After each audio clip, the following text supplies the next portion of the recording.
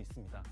매 그랜드 챔피언스 리그 종료 시 지역 내 순위에 따라서 RP를 획득하고 2번의 그랜드 챔피언스 리그의 RP 합산 기준 지역별 상위 8명까지 월드 챔피언십 지역 예선에 진출할 수 있어요. RP는 같은 지역 소속 선수들끼리 성과를 기준으로 계산됩니다. 동점일 경우 마지막에 치러진 그랜드 챔피언스 리그 순위가 높은 순으로 결정됩니다. 게임 내 지역 랭킹 메뉴에서 시즌별 그랜드 챔피언스 리그의 랭킹과 종합 랭킹을 확인하실 수 있습니다. 쿠키런 오븐 브레이크의 고수 여러분 모두 좋은 퍼포먼스로 월드 챔피언십에서 진가를 발휘하실 거라 믿어 의심치 않습니다. 쿠키러너분들의 열정적인 참여를 기다립니다. 자, 그럼 진출 순위별 RP 매트릭스에 대해서도 설명해드려야겠죠? 같이 알아볼까요? 순위가 한 계단 한 계단 올라갈수록 받을 수 있는 포인트도 기하급수적으로 높아집니다. 결코 짧지 않은 여정입니다. 하지만 그 여정을 통해 진정한 월드 챔피언이 탄생합니다. 2025년 쿠키런 오븐 브레이크의 그랜드 챔피언스 리그 그리고 월드 챔피언십, 여러분들의 뜨거운 참여와 응원을 기다립니다. 안녕하세요. 쿠키런 오븐 브레이크 e스포츠 담당자 레이나입니다. 좋은 소식으로 여러분을 다시 만날 수 있게 되어서 너무 기쁘네요. 자, 이제 그랜드 챔피언스 리그를 뚫고 올라온 최강자들이 어떤 무대에서 경기를 펼치게 되는지 살펴볼 차례입니다. 월드 챔피언십, 완전히 새로운 여정이 시작됩니다. 월드 챔피언십 지역 예선은 각 지역별 8강전부터 시작됩니다. 선수들은 정상까지 단계별로 치열한 대결을 이어가게 되죠. 8강은 라운드 로빈, 4강부터 결승까지는 선승제로 치러질 예정이며 3, 4위전은 별도로 진행되지 않아요. 선수들은 온라인으로 참여하며 월드 챔피언십 예선은 중계를 지원할 예정이오니 쿠키런 채널을 통해 우리 지역의 선수를 응원해주시는 것 잊지 마세요. 이제 대망의 본선 경기 구조를 알아봐야겠죠? 이제 남은 여정은 단 하나, 세계 최고의 자리로 가는 여정뿐입니다. 월드 챔피언십 본선은 오프라인으로 진행되며 첫 번째 개최지는 대한민국 서울입니다. 선수들은 항공, 숙박 등 대회 참가를 위해 필요한 항목들을 모두 제공받게 됩니다. 본선 장소는 추후 고지드릴 예정이며 쿠키런 오븐 브레이크의 유저분들도 현장에서 같이 관람하고 즐거운 시간 보내실 수 있도록 각종 부스 프로그램도 같이 마련될 예정입니다. 많은 기대 부탁드립니다. 월드 챔피언십 본선은 예선과 동일한 방식으로 진행되지만 본선이니만큼 3, 4위전이 별도로 진행됩니다. 챔피언이 탄생하는 순간까지 꼭 함께 해주시길 바랍니다. 이렇게 치열하게 진행되는 월드 챔피언십에서 부정한 방법으로 진출한 유저가 있어서는 안 되겠죠. 쿠키런 오븐 브레이크 e스포츠 팀은 어뷰징 및 비정상 행위에 대한 추적과 제재를 더욱 강화할 예정입니다. 정당한 승부 그리고 깨끗한 실력 대결이 될 수 있도록 모든 플레이어 여러분들의 협조를 부탁드립니다.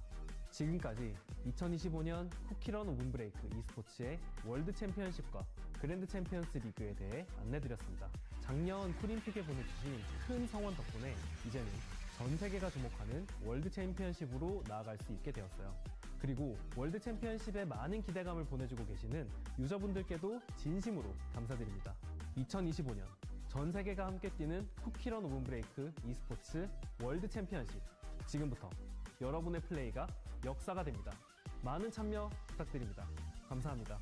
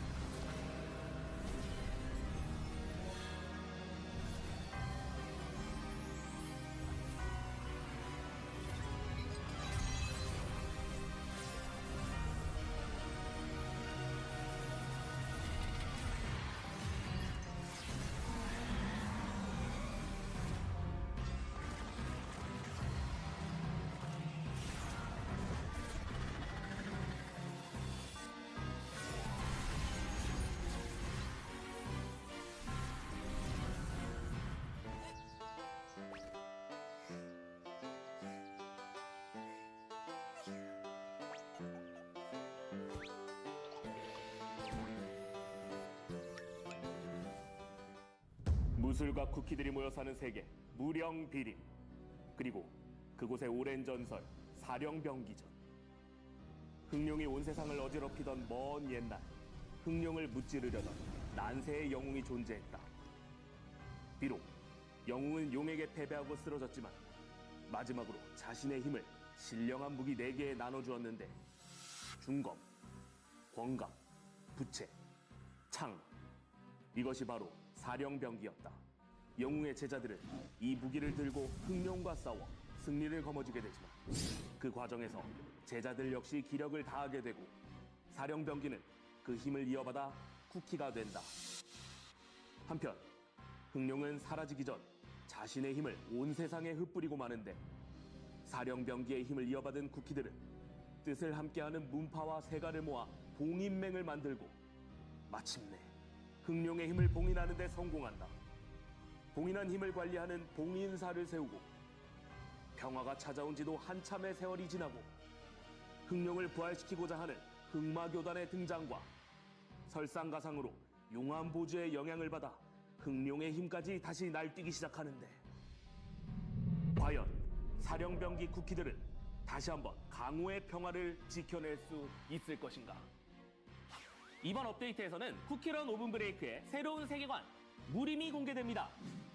신규 레전더리 쿠키, 신규 스킨, 랜덤 챌린지 대규모 개편, 무림 컨셉의 타이틀 이벤트와 때 탈출까지 이외에도 다양한 개선 사항과 이벤트들도 푸짐하게 준비했습니다. 안녕하세요. 이번부터 업데이트 영상을 책임질 게임캐스터 김영일입니다. 안녕하세요. 쿠키런 오븐 브레이크 디렉터 흠입니다. 저희 오늘 소개해드릴 내용이 엄청 많거든요. 소개를 시작하기 전에 구독과 좋아요 부탁드립니다. 이번 타이틀 이벤트에서는 무림을 배경으로 강력한 기운을 품은 마가 핵심이 됩니다. 일정 시간마다 쿠키 주변에 마기를 두르게 되는데요. 이 마기를 강화해 나가며 파천과 흡공을 활용하여 흑화한 젤리들을 모아보세요. 무림 업데이트와 함께 찾아온 레전더리 쿠키, 흑마교주 쿠키를 소개합니다. 흑마교주 쿠키가 능력을 발동하면 공중으로 떠오르며 광환이 화려한 형태로 변화하는데요. 이 상태에서 버튼을 누르면 흑룡의 힘을 한 곳에 모아 경공으로 번쩍 도약하며 일정 거리를 순식간에 가로지릅니다. 충분한 도약 이후에는 흑룡의 에너지를 폭발시켜 주변 장애물을 단숨에 날려버리고 흑룡 결정 젤리를 생성합니다. 마법사탕을 제작하면 일정 시간마다 흑룡의 기운이 전방을 핥히며 지나가 장애물을 파괴하고 그 자리에서 흑룡의 기운 젤리를 생성합니다. 흑마교주 쿠키의 펫, 뿔사슴버섯은 능력이 발동되면 검붉은 곰팡이 질주를 하고 질주하는 동안 검붉은 곰팡이 젤리를 생성합니다. 신규 보물 위험한 비급서가 추가됩니다. 위험한 비급서는 일정 시간마다 흑마공 비급 젤리를 생성합니다. 이 젤리를 3개 모으면 어둠 호신 강기를 발동시킬 수 있습니다. 어둠 호신 강기는 강력한 어둠의 보호막을 만들어낸 뒤 곧 전방위로 폭발을 일으켜 주변의 장애물을 모조리 파괴합니다. 멋진 스킨들도 바로 소개해드릴게요. 모든 생명이 빛을 잃고 절규만이 메아리치는 파멸의 세상. 그 세상 속에서 악신의 연애는 이제 시작에 불과하다는 악신의 탄생, 흑마교주 쿠키의 슈퍼 에픽 스킨과 그 악신의 곁을 지키는 종말의 수호자 펫 스킨, 종말의 시대 뿔사슴버섯. 그리고 지금까지 이런 맛과 식감의 만두는 없었다. 순식간에 찜기를 10개나 돌리는 만두빚기의 고수 자두맛 쿠키의 에픽 스킨과 자두맛 쿠키의 훈련을 돕다 만두 가게 사장이 된 펫스킨 홀서빙의 달인 사부 권자두입니다. 자두맛 쿠키와 펫스킨은 잼 교환소에서 만나볼 수 있습니다. 다음으로는 사실은 무서운 흑마교단 젤리 세트입니다. 이 젤리들 너무 귀여워 보인다고 방심하지 마세요. 흑마교의 힘으로 여러분들을 벌할 수도 있으니 조심하세요. 마교 교주의 등장과 함께 때 탈출에도 무림 컨셉이 찾아왔습니다. 초반 스테이지에서는 훈련을 하고 중반부 재미있는 기믹의 객잔을 지나 후반 스테이지에서는 본격적으로 마교의 내외부에서 마교 교주와 상대하는 쿠키들의 모습을 만나보실 수 있습니다. 이번 신규 때 탈출인 시작되는 강호의 전설은 5개의 스테이지 5주자로 진행이 됩니다. 여러분께서 직접 무림 속으로 들어가 마교의 교주를 물리쳐보세요. 정말 많은 분들께서 기다리셨던 랜덤 챌린지에도 많은 업데이트가 있습니다. 이제 천사의 레전더리 축복뿐만 아니라 다양한 새로운 축복을 골라 게임을 시작할 수 있습니다. 이번 시즌에만 쓸 수 있는 시즌 축복, 플레이 전략성을 더해줄 새로운 축복 등 다양한 축복이 추가되었으니 매판 새로운 플레이를 즐겨보세요. 시즌이 끝나도 남겨지는 나의 슈퍼플레이, 랜덤 챌린지 기록실도 추가되었습니다. 도파민 터지는 내 최고의 신기록을 돌아보고 기록 갱신에도 도전하세요. 버프에도 많은 변화가 찾아옵니다. 새로운 시너지를 낼 수 있는 신규 레전더리 버프 출시, 희귀도에 맞는 버프 밸런스 수정과 초보자도 1등을 노릴 수 있는 버프 조합 추천 기능, 드디어 랜덤 챌린지 패스가 업데이트됩니다. 랜덤 챌린지에서 점수를 쌓은 만큼 패스 레벨이 올라가서 보상을 받을 수 있어요. 그리고 프리미엄 패스를 활성화하면 축복 무료, 미리 달려보기, 그리고 한 게임에 한 번만 쓸 수 있는 필살 리롤 등 다양한 패스 전용 혜택도 이용할 수 있습니다. 또 전용 혜택을 최대한 많은 유저분들이 이용하실 수 있도록 랜덤 챌린지 패스는 결제 외에도 크리스탈을 사용하여 활성화할 수 있는 기능도 준비했으니 많은 기대와 관심 부탁드립니다. 새로운 시즌 이야기도 빼놓을 수 없겠죠? 이번 시즌은 업데이트 테마에 맞춘 무협 테마의 신규 시즌으로 여러분은 강호에 갓 입문한 수련생 쿠키로 시작합니다. 수련을 통해 다양한 내공을 높일수록 점수가 높아지며 4대 문파 중 하나의 B급을 획득하여 고수로 거듭나기 위한 여정을 떠나게 됩니다. 이번 시즌부터는 랜덤 챌린지 탑 100위에 든 유저분들을 위한 레전더리 칭호도 추가되니 무림의 지존이 되기 위해 도전하세요. 드디어 2025 월드 챔피언십이 다가옵니다. 이번 업데이트에 오프라인 대회 모드가 열리고 월드 챔피언십의 맵을 미리 만나보실 수 있습니다. 선수분들은 우승을 향한 연습을, 유저분들도 직접 선수의 마음으로 월드 챔피언십에 사용될 맵들을 달려보실 수 있습니다. 월드 챔피언십 안내도 빠질 수 없겠죠? 월드 챔피언십을 향해서 그랜드 챔피언스 리그부터 뜨겁게 달려온 쿠키러너들이 드디어 세계의 무대에 서게 됩니다. 지역 예선은 9월 16일부터 28일까지 진행되며 본선은 10월 25일, 26일 양일간 진행됩니다. 올해는 어떤 플레이로 전 세계의 쿠키러너들을 흥분시킬지 벌써부터 기대가 되는데요. 자세한 내용은 9월 1일 월드 챔피언십 사이트에서 확인하실 수 있으니 월드 챔피언십 웹사이트도 많이 방문해주세요. 이번 업데이트에서는 쿠키런 오븐 브레이크의 신규 유저와 복귀 유저, 성장이 추가적으로 필요한 유저분들을 위한 컨텐츠들도 함께 만나보실 수 있습니다. 먼저 튜토리얼의 개편과 함께 초보 유저분들을 도울 너무너무 귀여운 도우미 젤리곰이 추가되는데요.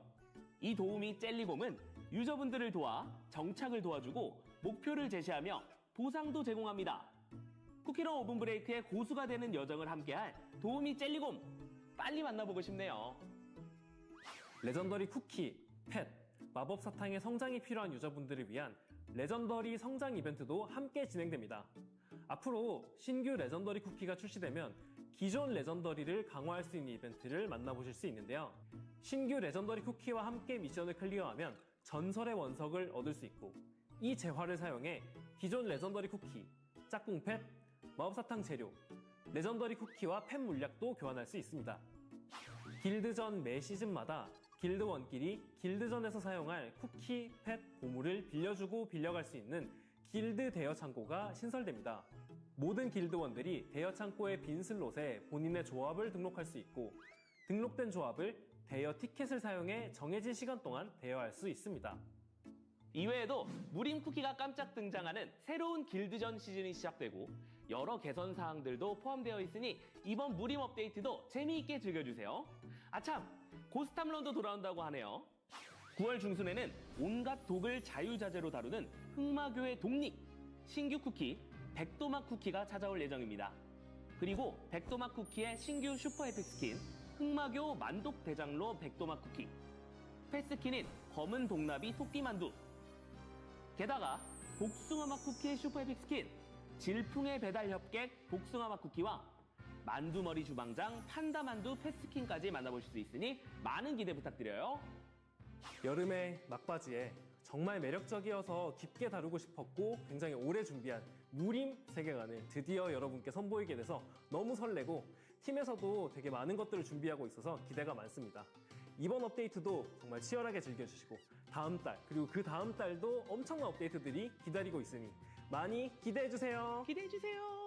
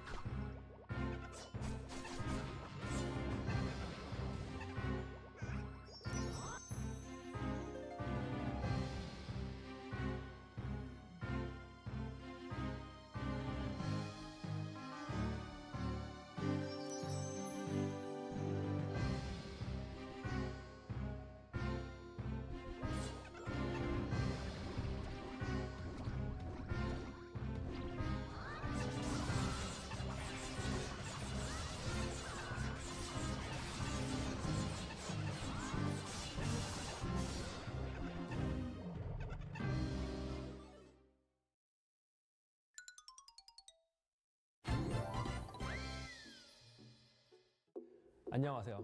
쿠키런 오븐 브레이크 디렉터 흠입니다.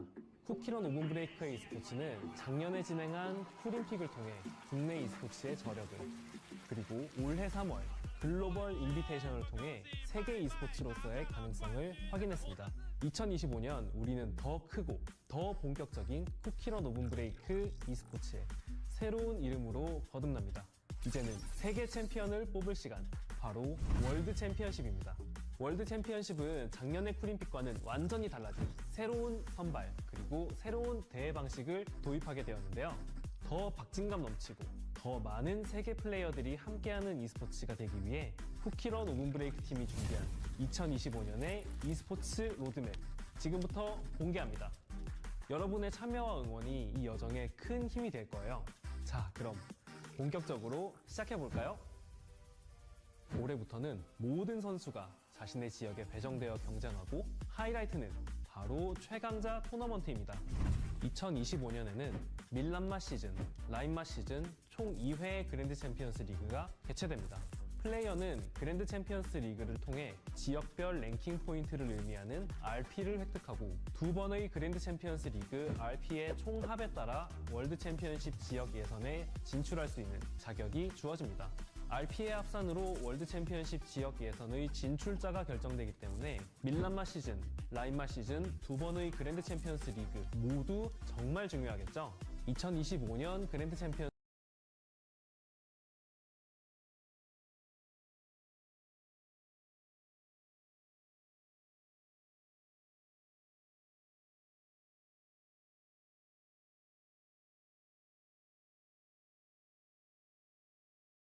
리그는 월드 챔피언십을 향한 여정이 될 것이기 때문에 기존 그랜드 챔피언스 리그에서 개편되는 사항들이 있는데요. 그럼 2025년에 진행될 그랜드 챔피언스 리그가 어떻게 개편됐는지부터 살펴보겠습니다. 첫 번째 변화, 바로 지역 시스템의 부활입니다. 설산, 바다, 초원, 사막 4개의 지역이 다시 돌아옵니다. 그랜드 챔피언스 리그에 처음 입장하면 무작위로 한 지역에 배정되며 내 소속 지역은 그랜드 챔피언스 리그와 프로필에서 확인할 수 있어요. 이번 밀란마 시즌부터는 관전자도 지역이 배정됩니다. 왜냐고요? 바로 지역 응원전 이벤트가 열리기 때문이죠. 멋진 응원 보상도 걸려 있으니 내가 속한 지역의 응원전 승리를 위해 열심히 참여해주세요. 두 번째 변화, 토너먼트가 돌아옵니다.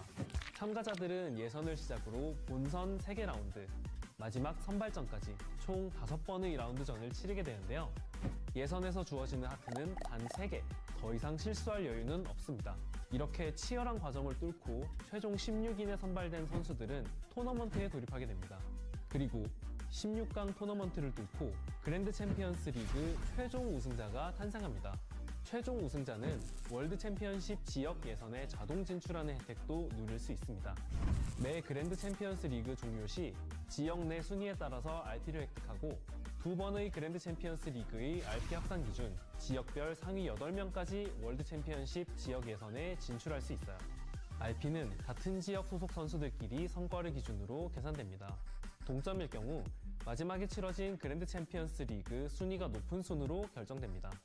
게임 내 지역 랭킹 메뉴에서 시즌별 그랜드 챔피언스 리그의 랭킹과 종합 랭킹을 확인하실 수 있습니다.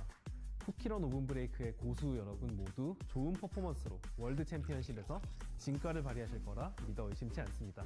쿠키러너분들의 열정적인 참여를 기다립니다. 자, 그럼 진출 순위별 RP 매트릭스에 대해서도 설명해드려야겠죠? 같이 알아볼까요? 순위가 한 계단 올라갈수록 받을 수 있는 포인트도 기하급수적으로 높아집니다. 결코 짧지 않은 여정입니다.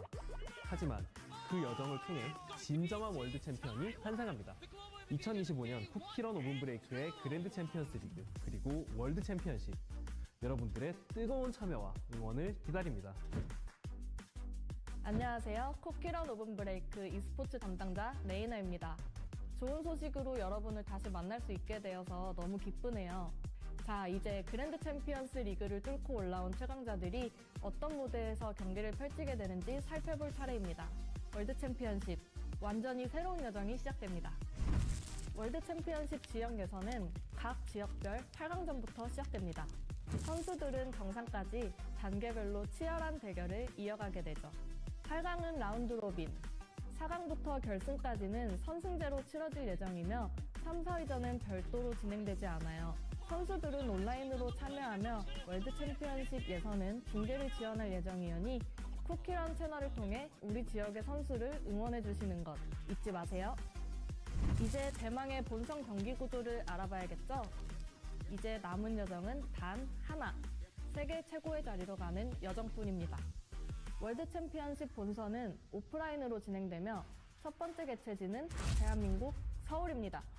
선수들은 항공, 숙박 등 대회 참가를 위해 필요한 항목들을 모두 제공받게 됩니다. 본선 장소는 추후 고지드릴 예정이며 쿠키런 오븐 브레이크의 유저분들도 현장에서 같이 관람하고 즐거운 시간 보내실 수 있도록 각종 부스 프로그램도 같이 마련될 예정입니다. 많은 기대 부탁드립니다. 월드 챔피언십 본선은 예선과 동일한 방식으로 진행되지만 본선이니만큼 3, 4위전이 별도로 진행됩니다. 챔피언이 탄생하는 순간까지 꼭 함께 해주시길 바랍니다. 이렇게 치열하게 진행되는 월드 챔피언십에서 부정한 방법으로 진출한 유저가 있어서는 안 되겠죠. 쿠키런 오븐브레이크 e스포츠 팀은 어뷰징 및 비정상 행위에 대한 추적과 제재를 더욱 강화할 예정입니다. 정당한 승부 그리고 깨끗한 실력 대결이 될 수 있도록 모든 플레이어 여러분들의 협조를 부탁드립니다. 지금까지 2025년 쿠키런 오븐브레이크 e스포츠의 월드 챔피언십과 그랜드 챔피언스 리그에 대해 안내드렸습니다. 작년 프림픽에 보내주신 큰 성원 덕분에 이제는 전 세계가 주목하는 월드 챔피언십으로 나아갈 수 있게 되었어요. 그리고 월드 챔피언십에 많은 기대감을 보내주고 계시는 유저분들께도 진심으로 감사드립니다. 2025년 전 세계가 함께 뛰는 쿠키런 오븐브레이크 e스포츠 월드 챔피언십, 지금부터 여러분의 플레이가 역사가 됩니다. 많은 참여 부탁드립니다. 감사합니다.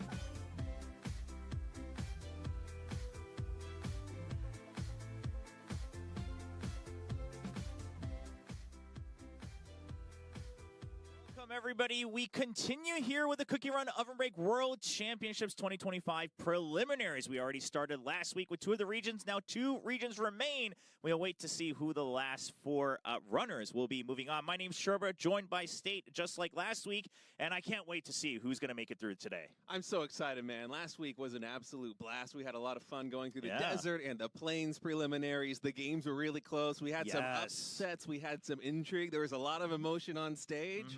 I'm excited to carry on the torch here this week. You know, we're going to have 2 more players advancing today into that finals in October and 2 more advancing tomorrow as we close out the preliminaries. Yeah, so of course we will explain a little bit more in detail once we see the graphics come up on exactly how this all works, just in case you missed out on the broadcast last week. And if you did, of course, you can always go back and check out the VODs as well and some of the highlights to see who made it through. But it was quite exciting, right? We saw some differences on some of the maps, but most of them, obviously, you kind of have a set thing. It really just comes down to who's just in better shape today, because a lot of, I mean, obviously you only get one chance really on most of the maps except in the finals, and during the round robin it's best of 1 against each of your opponents. If you're not able to get that win in that first opening match, it gets a little dicey. Yeah, it's been a lot of fun watching the players approach, because as you said, sometimes even the loadouts going in to different levels, they're a little bit different. Some people trying to optimize, playing maybe a bit more greedy, trying to get more points on the board, but it feels like the overarching theme from all of week 1 is that if you make basically 1 mistake, you're basically out of a round. You know? Yeah, exactly. It's crazy how perfect these players are, even on the 4- and 5-star levels. Exactly. And actually, I'm just looking at the chat really quick, and it looks like we have one of our runners who already made it through to the finals joining the broadcast today. Of course, Chuang Tim making it through in the desert preliminaries. Not sure if we're getting one guy. Not sure if it's the exact same person or not. Sometimes you can't tell with the IDs. But if it is, that's great to see, of course. We will review all 4. But last week we had Sikta, Chuang Tim making it through in the desert, and then Jungho and Kukushi making it through in the plains preliminaries. So now we await to see. We've got some big names coming up this weekend as well. Yeah, especially Goj Vaness playing later today is going to be a lot of fun. He's going to be here in Group A of the preliminaries, which means he'll be in the very first round. And I think a lot of fans watching at home are tuning in, wanting to see this veteran, you know, give a kind of show of force here in the World Championship, man. It's been a long time coming. Yeah, the name's been going around for several years now, so curious to see if they'll be able to continue on into the final rounds and, of course, moving on to the final main stage as we go through towards the finals later in October. Now, we do have 2 regions remaining, as you can see in the overview here. Last week we had Desert and Plains. Now Ocean and Glacier remains 1 day each. And then the big main stage is coming up later in October 25th and 26th. All heading towards that big prize pool. Yeah, so just to clarify, last weekend and this weekend, it's preliminaries to qualify for that World Championship Finals in October 25th and 26th. 2 players are going to be victorious here out of the Ocean group today, and 2 players will be victorious out of the Glacier tomorrow. For the rest of these groups, these 8-person groups, 6 of them are going home. Yeah, it's actually kind of brutal when you put it that way, right? You're just here one day, and only 2 of them will continue on. The rest of their journey ends here for this year's World Championships. Of course, you know, you can always say you can try again the next year, but obviously you've come so far. You want to try to extend that trip just a bit. Make sure you can come back for the quarterfinals and semifinals of the main stage later on, continuing on in Seoul, South Korea. So just as a reminder, we do have all of our runners coming in for the weekend to make sure they can compete here in the preliminaries. And it is going to be held in the studio, and they all were given the same exact equipment. Of course, for those of them who maybe play with something different at home, you had a little bit of time to get used to it, and we'll see who's able to come out on top today.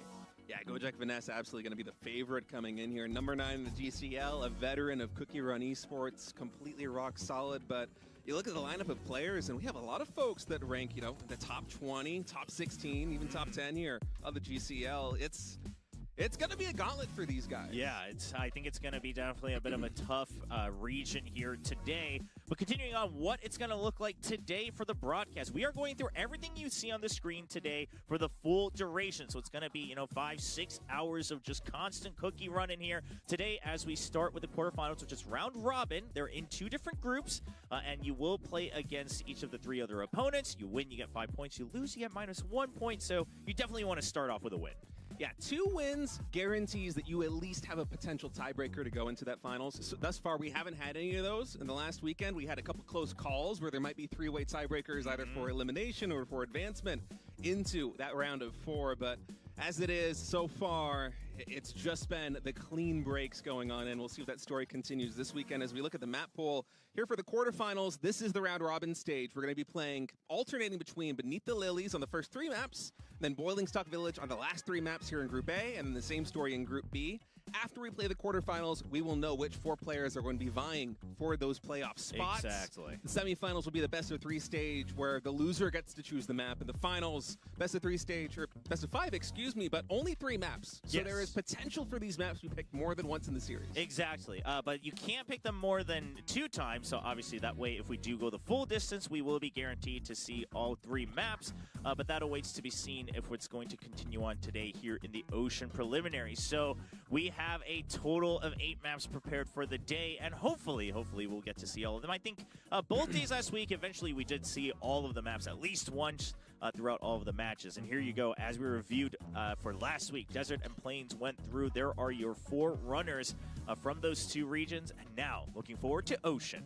Yeah, Ocean's going to be a lot of fun. We're going to find out who will be joining Sick Duck, Chuang Tim, Jung Ho, and Kukushi in October, and it's really tough to call here in Ocean. A lot of fans, as we said earlier on in the show, they're likely looking at Goj Vaness as one of the favorites to emerge, but I'm telling you, Trobra, I wouldn't be surprised if he finished, say, in 3rd place in this group, because it really is that stacked. I mean, obviously want to see good performances out of everybody, but there is a world where that could happen. I mean, for sure. I mean, last week in Desert and Plains as well, we saw, some of the runners, we thought they should be able to get through, especially with their performance earlier on in the day, and then you get to the semifinals, maybe you're there, but you only have that 1 extra best-of-3. Yeah. If you don't win it, you're out. Your journey, your run ends there. So everyone will have to make sure that they stay in tip-top condition. It is a little bit of a competition of endurance as well. Endurance focus, making sure that you pace yourself for the rest of the day as well, because if you do make it through, you're going to have to come back and continue on in the studio, maybe 1 or 2 hours later. Yeah, and it feels like a lot of the threats here for Goj Vaness, perhaps the favorite here in the Ocean group, they're lying in wait in Group B. Kokoshi is, ranked 7 in the GCL right now. Yote is ranked number 4. The other 2 folks, I think, are both top 16. So it's pretty intense here in Group B. But, of course, we are going to be kicking off with Group A. Kimho Jin going to be up there in match number 1 versus Jung Dex. And then just as we explained, this is a round-robin stage. So 6 total matches.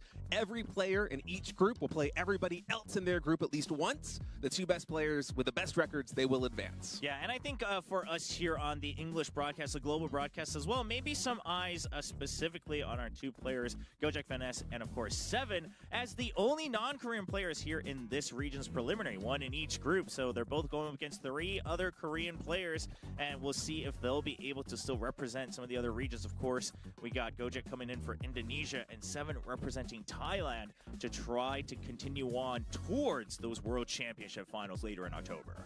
Yeah, and it's going to be really fun seeing who emerges victorious here in the Ocean group, because already the 4 players that advanced from last week. They're looking fearsome. They went through some really tough competition. There were some close calls on Saturday and Sunday, and I think the story is just going to continue to heat up here as we go through the ocean and the glacier, kind of ironically as we go from the desert and the plains to the ocean and the glacier, but it is heating up. Listen, I like it, though. I like going towards the cooler places. I'm not much for the heat. You know what? Get me out of the desert. Get me towards the glacier. I'd rather just be out there with just extra jackets and whatnot as we watch some cookie runs, so I'm excited for this weekend. Yeah, especially us out here in Korea. It has been a hot and sweltering summer here in Seoul, but the weather's starting to cool off. It is fitting that we're going to the ocean and the glacier, and I just cannot wait to get into these matches. Vaness, I really want to see this guy play. He's going to be going up in match number 2 versus Hudolnim. Yeah, Hudolnim. Yeah, we'll probably shorten that to the HDD. But for those who don't know, so the shortened acronym HDD, it comes out as Hudol in Korean, and that's kind of like a, ooh, like I'm trembling type of phrase in Korea. So maybe trying to put some fear into their opponents. But unfortunately, their first opponent's going to be Goj. I don't know if he's going to be trembling in fear. That's why he's Hudol, man. Oh, maybe he's trembling in fear. Yeah, maybe that might be it. Yeah, we'll have to wait and see. It looks like we do have a lot of people also kind of rooting on Goj. And I don't know, maybe the pressure gets to you, though, right? You kind of know that a lot of eyes are on this run to try to make it all the way to the finals. Well, one of the interesting things for me about Goj playing in this this tournament is that he is, I believe, the oldest player that's competing here in the Cookie Run World Championship. There might be one that is older than him, but he said in the interview heading into the tournament that he doesn't really have that much time to practice anymore, not as much as he would like, and so he can't really... class is permanent, form is temporary. I'm sure he is finding practice time leading up here to the World Championship. But even for a veteran like Goj, the trials and tribulations of life, come home from work, boot up the cookie run, get some practice in. Sure. Is that going to be enough to keep up with these young bucks who are playing as much as they want on their phones? Not a care in the world, you know what I mean?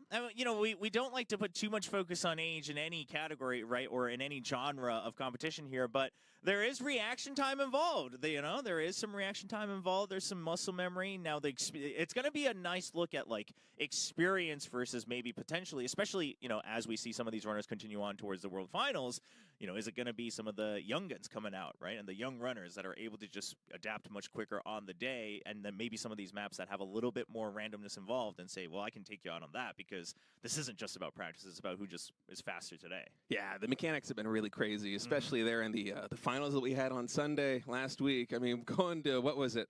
The snow map with so many, so much drama, so many mistakes being made, doubling down on that one. It's just... The mechanics on these high-speed maps with 5 stars, it's quite crazy. Yeah, in the finals, it gets pretty crazy with things like Ice Cream Land and things like that. Yeah, exactly. So we'll see. But again, those are the most intense maps, of course, will be later on in the day. We're going to start, we like to say, a little bit simpler. That doesn't mean it's any easier, right? Still a lot of perfection involved, and so one small mistake could cost you those first 5 points you want to get in the round robin. But once the players settle in the studio, we will be continuing on with Group A and Group B. So just as a reminder, but you know what? A bigger reminder, we've got crystals for everybody watching right now. Remember, these are time limited, as we also see our first 2 runners on there. It almost looks like they're presenting the crystals for you, so there you go. But it's ocean, ocean, go, go, go. So 2 oceans, 3 goes. Make sure you get that correctly. Share it in chat. Just because you got it doesn't mean someone else can't get it. You can all get it within the allotted 3 hours, so make sure you let everybody know in chat.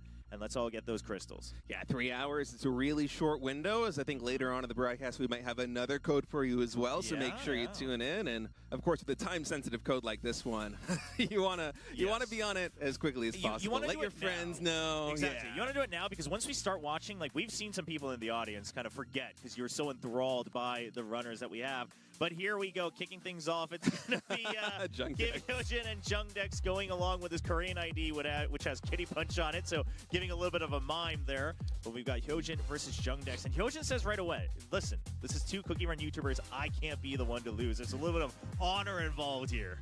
Yeah, both of them top 16 here in the GCL, so looking to be a very close match. And actually, the best score here as we open up on Beneath the Lilies for both of them. Remarkably close Chobra, 737 million apiece. Ooh, yeah. Just 200,000 point difference, which is really nothing. It's just going to come down to 1 or 2 gems. So we'll have to see. Hyojin kind of calling himself the weakest in the ocean region. But we've seen that, you know, the rankings coming in, the highest scores, it didn't really matter too much. It's really just whoever is able to reach the highest point today, the day of, in the studio. Yeah, form has been very important, especially with the pressure of playing on a big stage, knowing that fans around the world are watching, knowing that you're fighting for a spot in that World Championship Finals in October with all that prize money on the line. It can get to you. Yeah, so we'll have to see as Jung Dex looking quite focused. He's almost like warming up his wrist like a cat too. He's kind of like turning it like a cat. His little pin there on his head says Jung Dex as well. His ID just going the full route, really marketing himself out here as Kimho Jin looks a little bit nervous ahead of this first run. But again, they all get 3 runs. So just because you lose doesn't mean you're out, but you are starting on the back foot. I think so far everybody that's advanced into the playoff stage, the round of 4 stage, is 2 wins and 1 losses or 3-0. Yes. So you kind of get, unless you want to go to a tiebreaker, you have 1 life that you can play with. If you go 2-1, you know, say you drop the very first level here as Kimho Jin or as Jung Dex, obviously it's not the way that you want to start, but as long as you can lock it down in the next 2 levels, it should be okay. Yeah, and I would like to note that Jung Dex actually is kind of worried most about these 2 maps that you have to run through here in the quarterfinals, because this is the round where he was eliminated last year in the Cookie Run tournament in 2024. So Jung Dex trying to redeem himself, trying to go 1 step further here in 2025. Yeah, you know, it's kind of surprising too, but it makes sense because earlier on in the tournament like this one, we're playing on Beneath the Lilies here to start things out, and then later on we'll be switching to Boiling Stock Village for the final 3 maps of the round. These are the easiest maps that we have in the pool, in my opinion, for the entire day. Yeah. But it's not like you're just playing single player. You're not trying to get the highest possible score. The difficulty doesn't matter too much in that regard. It's more about how much are you going to be able to outcompete your opponent. And in some way, when the map gets easier and simpler, it really amplifies any possible mistake that you could make. Absolutely. And as we have just mentioned, we're going to begin with Beneath the Lilies, 3 best of 1s on this one. Then we'll move on to the other map here in the quarterfinals. The cookies they'll be using are the Spinach Cookie, Ion Cookie Robot, and of course the pet, the Caterpie. And again, 3 stars, but that really means that you are not allowed any mistakes. You have to maximize the points you can get. And of course, we've seen some of the runners kind of miss out on some of those big rows of Lotus Gems, and that happens, and you kind of know that you're pretty much out on that run. Yeah, especially because those big columns of the Lotus Gems with the drops, sometimes they happen later on in the map, and at that point, it's like, oh, there isn't much room for recovery. Yeah. And yeah, it is something to keep in mind. You know, when we go to maps such as Sprinkled Ice Cream Land, Torchlit Trial, you kind of feel like everybody is going to make some amount of mistakes just because of the inherent difficulty of the map. But this is, in my opinion, Beneath the Lilies right here with a player pool like we have here in this region, in the ocean region, 1 or 2 mistakes, and you might be losing this level because everybody is just so dialed in. Yes, exactly. And it really just comes down to, we've seen some runners try to make sure they're maximizing the points and they make more mistakes and things like that. We haven't seen too many big differences here, just 1 or 2, but it does look like it should be pretty straightforward here between Yojun and Jung Dex, as we see both of them going for the all jellies for the Spinach Cookie, and once more the all jelly blessings here for the Ion Cookie Robot as well. Yeah, exactly. The same loadout here in match number 1. I feel like sometimes we have a little bit of a change on Beneath the Lilies, but generally speaking, I think the majority of the games thus far have been all jellies. Yeah, sometimes we'll see that focus on the bear jellies, try to maximize that just a little bit here and there, but mostly everyone just going for that consistency for the all jellies, and that really does mean that it's going to come down to, you know, 1 or 2 of those destructions, especially during the first phase here with the Spinach Cookie. Of course, can you get that extra jump towards that relay with the Ion Cookie Robot, which then gives you that opportunity to secure 3 or 4 extra Lotus Gems at the end. And last but not least, you mentioned earlier, State, those big columns of 2, 4 columns of Lotus Gems. Can you make sure you're getting all of them on the drop with the Ion Cookie Robot? Yeah, of course, here on Beneath the Lilies, you get 100,000 points for each Lotus Gem collected. So that is typically the main focus, but because you're trying to find an edge over your opponent, and because the cookies here, the Spinach Cookie, those destruction points becomes a focus, yeah, whether you're able to get every single obstacle cleared, get all those destruction points and tally them up early is going to be very important. Do you know those combos? Do you know those timings? We're going to find out pretty soon as map number 1 going to be coming to you shortly. Our players nearly ready here on stage. Yeah, it looks like they're just waiting for the green light here from the admins to jump into this first run. Once again, this is going to be Kimho Jin and Jung Dex, 2 Cookie Run YouTubers here from Korea. Kimho Jin is first time competing offline, so kind of nervous coming in as a relative newbie, especially with some of these names like Jung Dex and Goj Vaness here, even Hudo Do actually within his own group, so going up against some more, I guess, legends we could say within this scene. but we'll see if he can leave a new mark as we get ready here for the very first match of the quarterfinals. Group A within the Ocean region. It's going to be Kimho Jin versus Jung Dex competing on Beneath the Lilies to see who can secure the first 5 points to kick things off today in the Ocean preliminaries.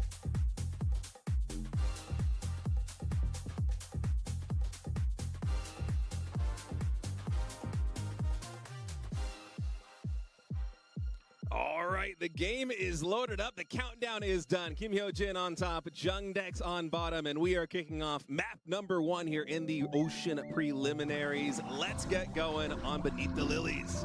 Yeah, just beginning off mostly pretty stable early on. We do see some runners miss out on some of those early Lotus Gems, but today it does seem like it's not going to be too much of an issue. The first thing we're going to be wanting to look out for, not only the Lotus Gems, but as we go through the next phase with the spinach cookie, can you get all the destruction, especially on those cogwheels? Yeah, destruction points coming in right there. Very close scores right now. Only a 20,000 point difference between these two as they're navigating the early game very well. Some more destruction points coming in. Okay, it's been nice and smooth. No big mistakes from either runner yet today to kick things off.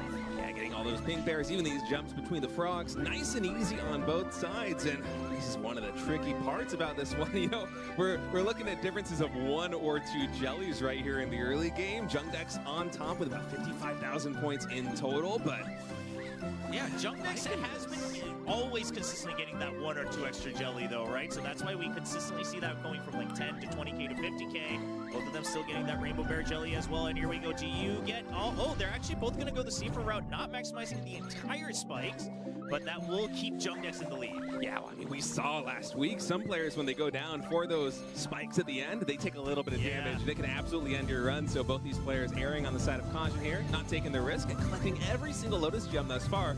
I don't believe one has been missed yet. Yeah, I don't think so, but this does start to put a little bit of pressure on Kimho Jin, right? If neither of you are making big mistakes, I mean, it doesn't matter how close you are, but if you're losing, you're losing. You got to find a way to catch up.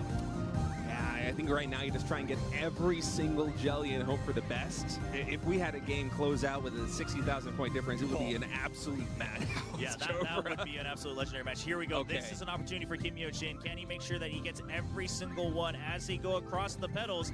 Jung Dex not missing one yet either, though. Jung Dex trying to make sure that he's keeping the lead, and both of them will continue on, and Jung Dex keeps his lead at approximately 200,000. Yeah, it increased by 100,000 points because Kimho Jin took the safer route and actually went for 1 skip right there. It's much easier to be able to lock down every single jump and collect, what, 99% of the Lotus Gems, only missing 1. But Jung Dex being a bit more risky there. Now, okay, here these jumps come in. Jung Dex did mix a couple of those on the bottom, and here's the first drop on the column. Yeah, and it's clean for both, which means once again, Jung Dex keeps his lead. Again, 1 or 2 of those, they both land pretty much at the exact same spot here on the relay. So Jung Dex still sitting comfy.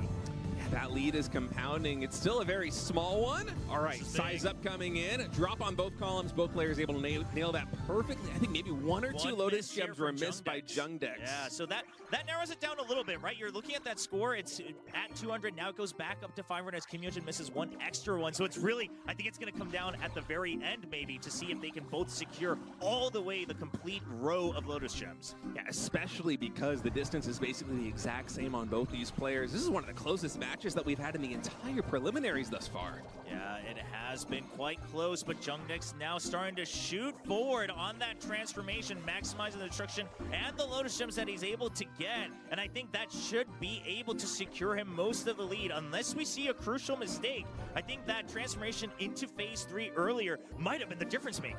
Yeah, he's all the way up to 2 million points right now, and he just needs to defend his lead. There isn't much map left here for Kimho Jin to try and close it out. He has to get every single jelly, every single Lotus Gem, but no! He misses 2 more Chobra. Yeah, and Jung Dex just making sure to utilize that phase 2 transformation, using the drop and then the rise back up in the transformation to collect all of them. He cleans up the final row as well, and that's going to give Jung Dex a 5 million point lead and a celebration as he gets his first win here in the quarterfinals. Yeah, great play right there by Jung Dex. That was a very close map through, what, like the first 75% of it? It was neck and neck, 200,000 point difference. Yeah. But in that latter section, it gets a lot trickier with the columns coming in, with some of these jumps and double jumps that you have to do to collect every single Lotus Gem. Even Jung Dex was missing a couple of them. It wasn't the perfect run, but just edging out Kimho Jin.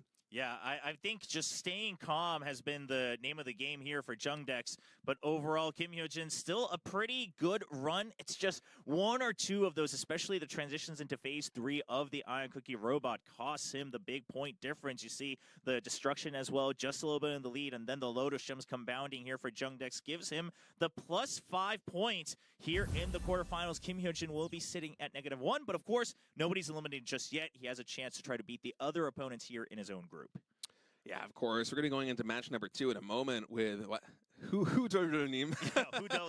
It's funny because I can read the Korean text, but then I try to pronounce it in English. Yeah, it's a little bit tricky the way you have to say it. Versus Goj Vaness, which I know a lot of folks in the chat have been very excited that he's going to be competing today. I'm also excited to cast him for the very first time, Chobra, and I think that's going to be a headliner match. Yeah, I think a lot of people just waiting to see if Gojek's going to put up the performances that we're kind of expecting and used to seeing online. If we can see that come out here live in the studio, offline, when you're given that one chance in some of these best of ones. But I think we should, the baseline should be that we're expecting a great run. Oh, of course. Yes. I mean, I think that he's the favorite absolutely here in Group A to advance into that round of 4. He is just a behemoth of a force to try and compete with. And we're going to be seeing him on Beneath the Lilies in just a moment. Yeah, it's going to be very exciting, especially to have a veteran like this come onto the stage trying to qualify for the World Championship here in 2025. I wonder how he's going to do. Yeah, I am very curious. Now, we are going to have to, of course, allow a little bit of time for the players to swap as they come onto the stage and make sure that they're settled in. It takes a little bit longer on the first time around, and then once everyone's had a go, it's a little bit quicker as we just swap one player each to go through the round robin. So we ask for your patience, but in just a moment, it will indeed be time to see Gojek here live in the studio to compete in the quarterfinals here for the Ocean preliminaries. Yeah, a legend in Cookie Run Oven Break. It's going to be really fun to watch him compete, and I'm wondering how he's going to hold up versus these folks, just because he was saying in his interview that he really doesn't have that much time to play anymore, and we all know the skill ceiling in this game when it comes down to, as we saw there in the very first match of the day, missing a couple of Lotus Gems in the later stage, especially when you have the cookie transitions, you pick up a little bit more speed. Sometimes it's harder to nail those combos, even at the top level.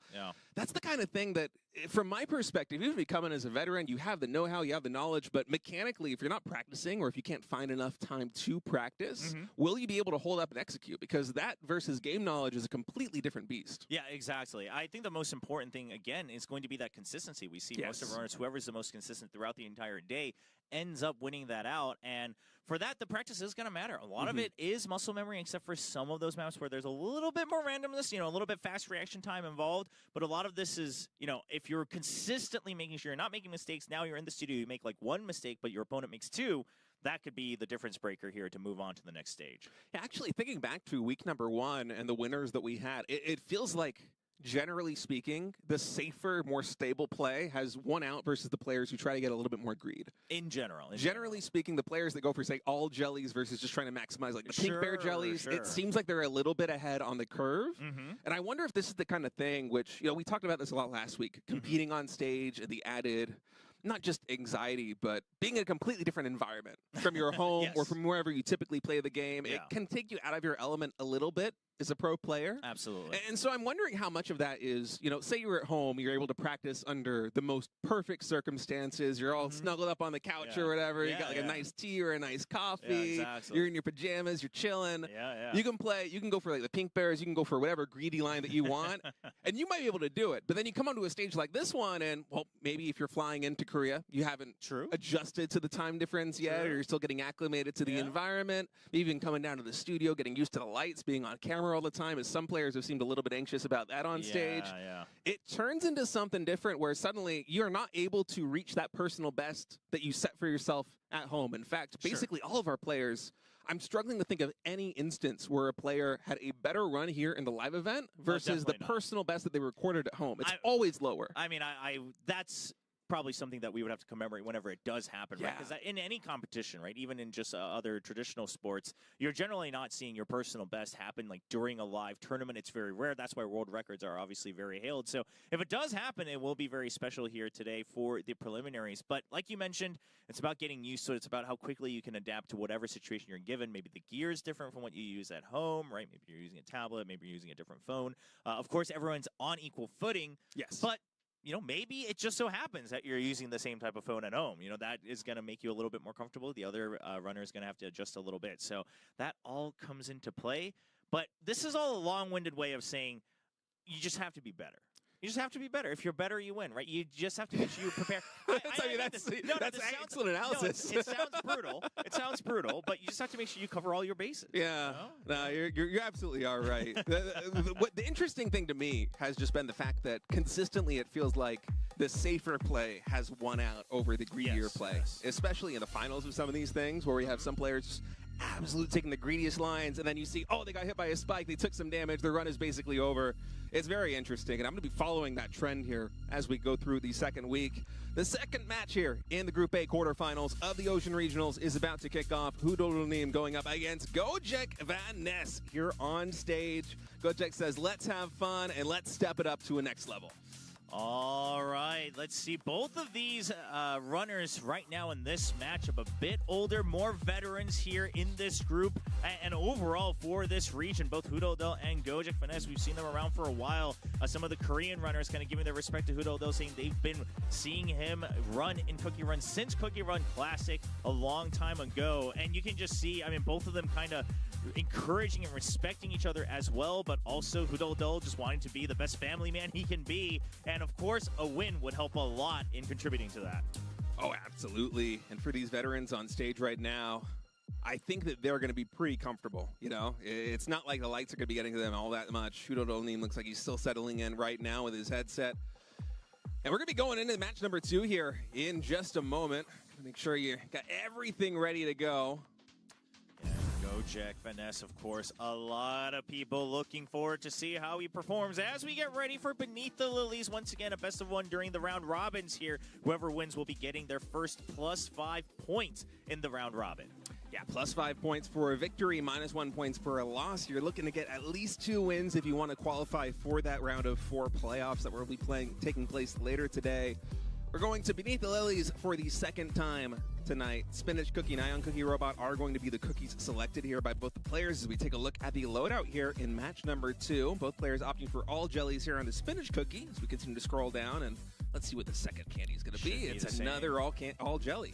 Yeah, there you go. So once again, just trying to maximize across all the jellies possible here in this run and on Beneath the Lilies. So once again, it's just going to come down to the 1 or 2 mistakes, the 1 or 2 Lotus Gems, potentially that 1 extra obstacle that you can destroy. And with these veterans, I think both of them also quite aware exactly what it's going to come down to, so that might add a little bit of pressure, as once again, this is going to be the first matchup between Hudoldo and Goj Vaness as they compete to see who will take the lead here in the round robin of Group A in the Ocean Preliminary Quarterfinals. A best of 1 on Beneath the Lilies, and let's find out which veteran will rise to the top and race towards the finish line.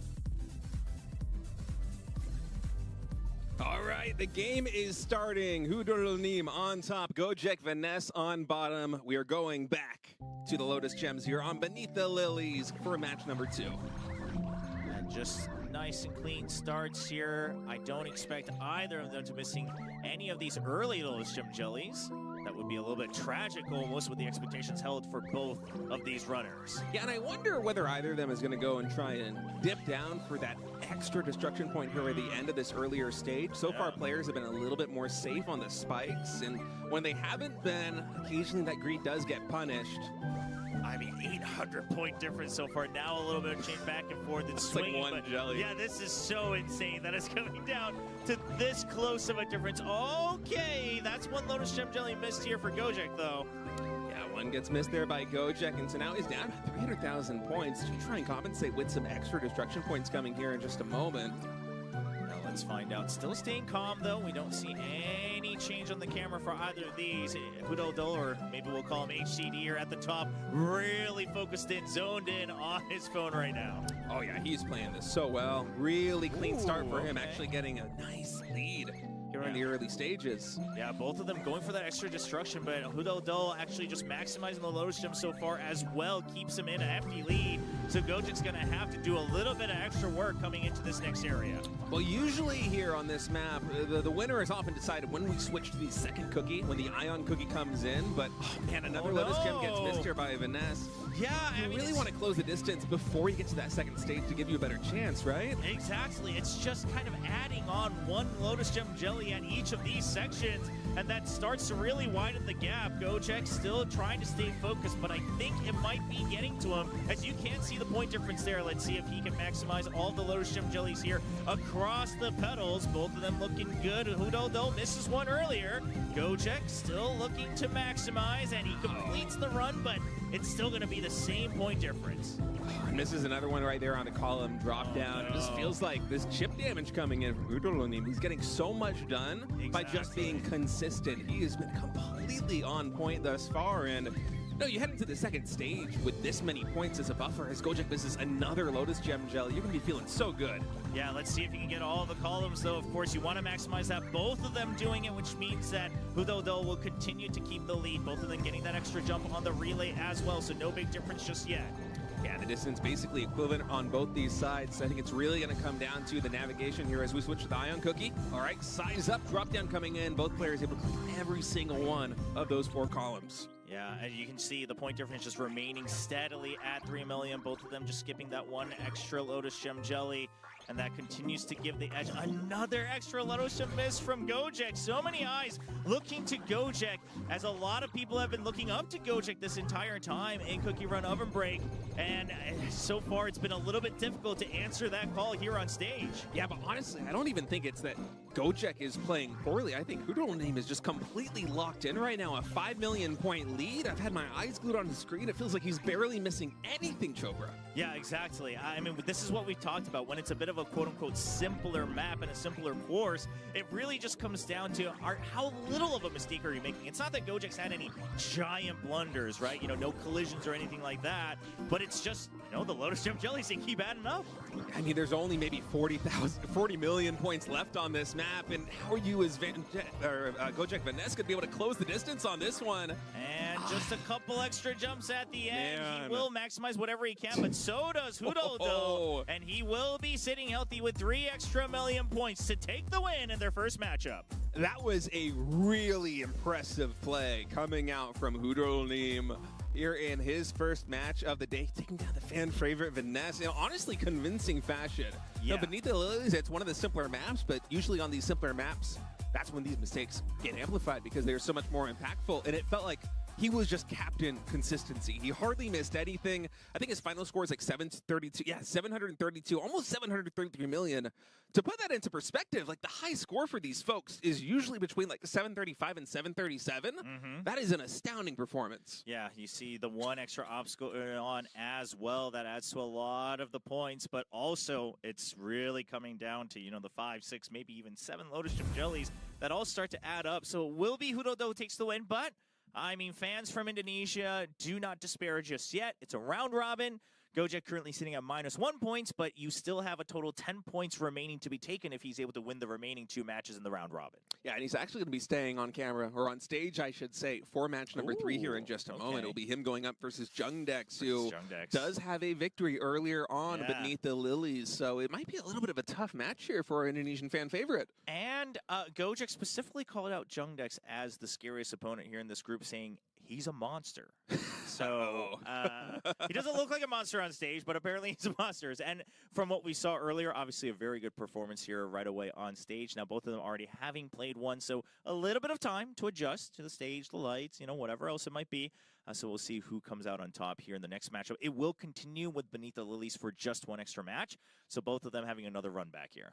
Yeah, again, the format here for this round robin stage, it's 6 maps in total because everybody's going to play everybody at least one time, or I shouldn't say at least one time unless there is a tiebreaker. Sure.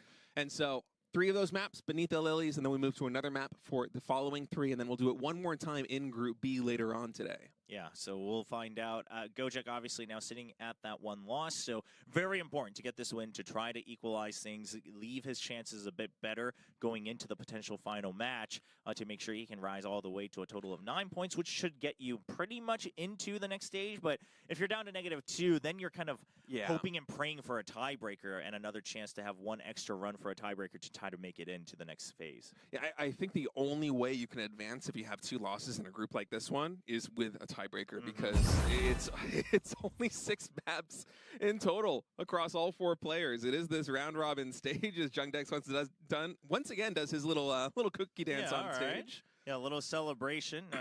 Jung Dex sitting at a best score of 737 million. He got very close to it actually earlier on in the earlier run with 736.8. So might be able to beat his best score here on stage if he goes for another go here against Gojek. Gojek warming up his hands, making sure that he's able to just secure, you know, a couple of those extra Lotus Gem jellies. Yeah, you got to lock in here as Goj Vaness because that first stage here on Beneath the Lilies on the previous level, it wasn't that great. It wasn't the cleanest. There were a lot of Lotus Gem jellies that were missed. Yes, your opponent, Hudolim, played perfectly on their top side. A really high score, I think 732, 733 million. But here is Vaness. You kind of need to brush that last match off. You can't let the momentum build up because this is a series and group-defining match coming in here for Vaness. Should you drop this second match, suddenly your odds of advancing from this group into the playoffs are very, very low. Yeah, you really want to make sure that you keep your chances. You don't want to leave your fate in other matches' hands. You want to make sure that you have full control. Preparing here for match number 3, the last match of this group on Beneath the Lilies. After this one, we will be switching to Boiling Stock Village. So both of these runners, I don't think we'll expect to see any changes in the loadout here. So it should just be blessings for all jellies across the entire run. And that means, once again, comes down to just 1 or 2 of those minor mistakes.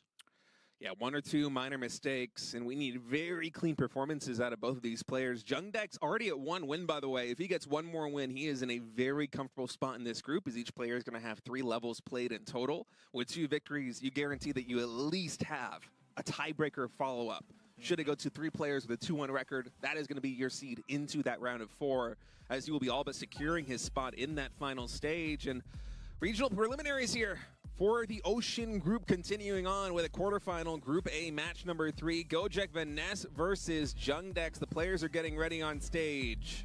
Yeah, Gojek versus Jung Dex. Gojek, the sole non-Korean representative here in Group A of the Ocean preliminaries, here representing Indonesia with fans from around the world and, of course, especially from Southeast Asia, cheering him on. Continues for another go against Jung Dex in the round robin of Group A in the Ocean preliminaries, heading towards the Cookie Run Oven Break World Championship. All right, and we run it back one more time here on Beneath the Lilies for Group A, match number 3. Goj Vaness on top, Jung Dex on bottom. And for me, Chopra, my eyes are going to be here on this early stage. How solid is Goj Vaness going to be in terms of collecting all these Lotus Gem Jellies and also getting all those destruction points? Yeah, exactly. You don't want to fall behind. It started to really, add up earlier on in that previous run, so Gojek going to try to stay focused for this entire run. Yeah, thus far it's been a very nice early start here for Gojek. No Lotus Gems missed just yet, and if he continues on this trend, I'm going to be feeling a lot more confident in his odds. Yeah, so far just keeping 1 or 2 jellies ahead for the time being.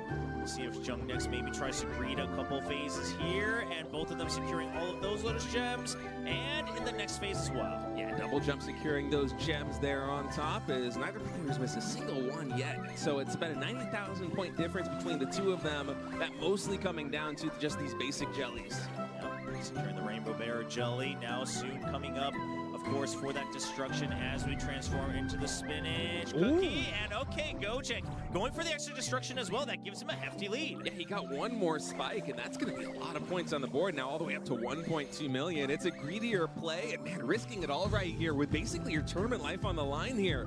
Has Gojek versus the favorite in this group, who's already won 1 match.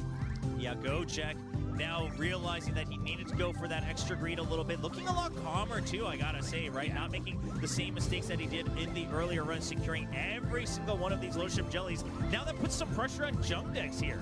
Yeah, this is the Gojek that we expected to see today. He has been rock solid, just brushing off that earlier match, locking in here for match number 2. Yeah, just looking absolutely fine. And let's see if both of them continue on. 1 Lotus Gem jelly missed from Jung Dex. Looks like he almost slipped up, but he regains. He's going to try to continue on, not missing any more. Wow. But that still gives a little bit of an edge for Gojek. Yeah, Gojek, he went for the greedy line again, and he didn't miss a single one on those lily pads. It's just an extra 100K points, but you can see that Gojek is playing for everything right now. 1.1 million point lead first drop coming in here. These are the small columns. Okay, 2 Lotus Gems do get missed. You do have a buffer to work with here as Gojek. Can he nail the double column? And both of them gets it clean. So Jung Dex still the one with a little bit of pressure to try to catch up. Now landing a bit more ahead on the relay as well. So that might help secure 1 extra Lotus Gem jelly at the end for Jung Dex. Jung Dex with a little tiny bit more distance. We'll see if that's consequential. But first, size up coming here on the drop down. Jung Dex actually missing one of those Lotus Gems all the way in the very top left. Yeah, and that brings it back to a 1 million point difference, doesn't it? So Goj Vaness realizing that he should still be okay, but we've seen a million flip. We can see that point gap flip for sure for the remainder of the race, so Gojek's got to stay focused.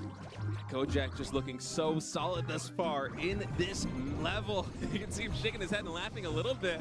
Not sure what's going on in that moment as he's considering what's so solid, Chogra. Yeah, I think wanted to try to secure both of the buffs earlier on, but he realizes that Jung Dex missed it as well as the point difference kind of stays consistent. So now both of them staying focused in the last couple phases here of this race. All right. Single jump coming in, gets a double jump too to collect every single Lotus Gem. Yeah, missed out on another one. So this is kind of flipped now from the previous run where Gojek started to miss 1 or 2 extra ones at each jump. Now Jung Dex missing 1 or 2 in the remaining jumps. Now he did have that little extra distance, but I think Gojek should also have just enough towards the end here to make the last jump to secure as many Lotus Gem jellies as possible. And exactly, it's only going to make the difference for a couple basic jellies. And Gojek will take the win with 735 million. Wow, that is a lot of points right there, Trower. That was a fantastic performance from Gojek. Now this group just got way more interesting. Yeah, with Gojek going 1-1 and now Jung Dex also being 1-1. That raises the odds of a potential tiebreaker coming down the pipeline significantly higher here. And you can see for Gojek on stage, he's feeling a lot more comfortable, but that win meant a lot to him. Yeah, exactly. I love it happens this way as well, right? With everything still in contention, anyone can still make it through as we're just reaching the halfway mark here for the round robin. We'll be taking a look at the scores and the overview for both, but you can see Jung Dex a little bit flustered, and he knows that the small mistakes start to add up, but it's great to see that Gojek has kind of regained here coming into the second run. Gojek coming into this tournament, his best score on this level, 735.5 million. He just did 735.2. Ooh, all right. Very, very close. I mean, nearly breaking his record. We can see there the obstacle destroyed make a huge difference, and then, maybe 2 or 3 Lotus Gem jellies here ahead for Goj Vaness. So I'm sure people around the world watching right now kind of cheering on Gojek, trying to represent Indonesia here in this group and this region, and he still keeps his chances alive. Yeah, only non-Korean here in Group A of the Ocean region, as a lot of the international fans are going to be cheering for him.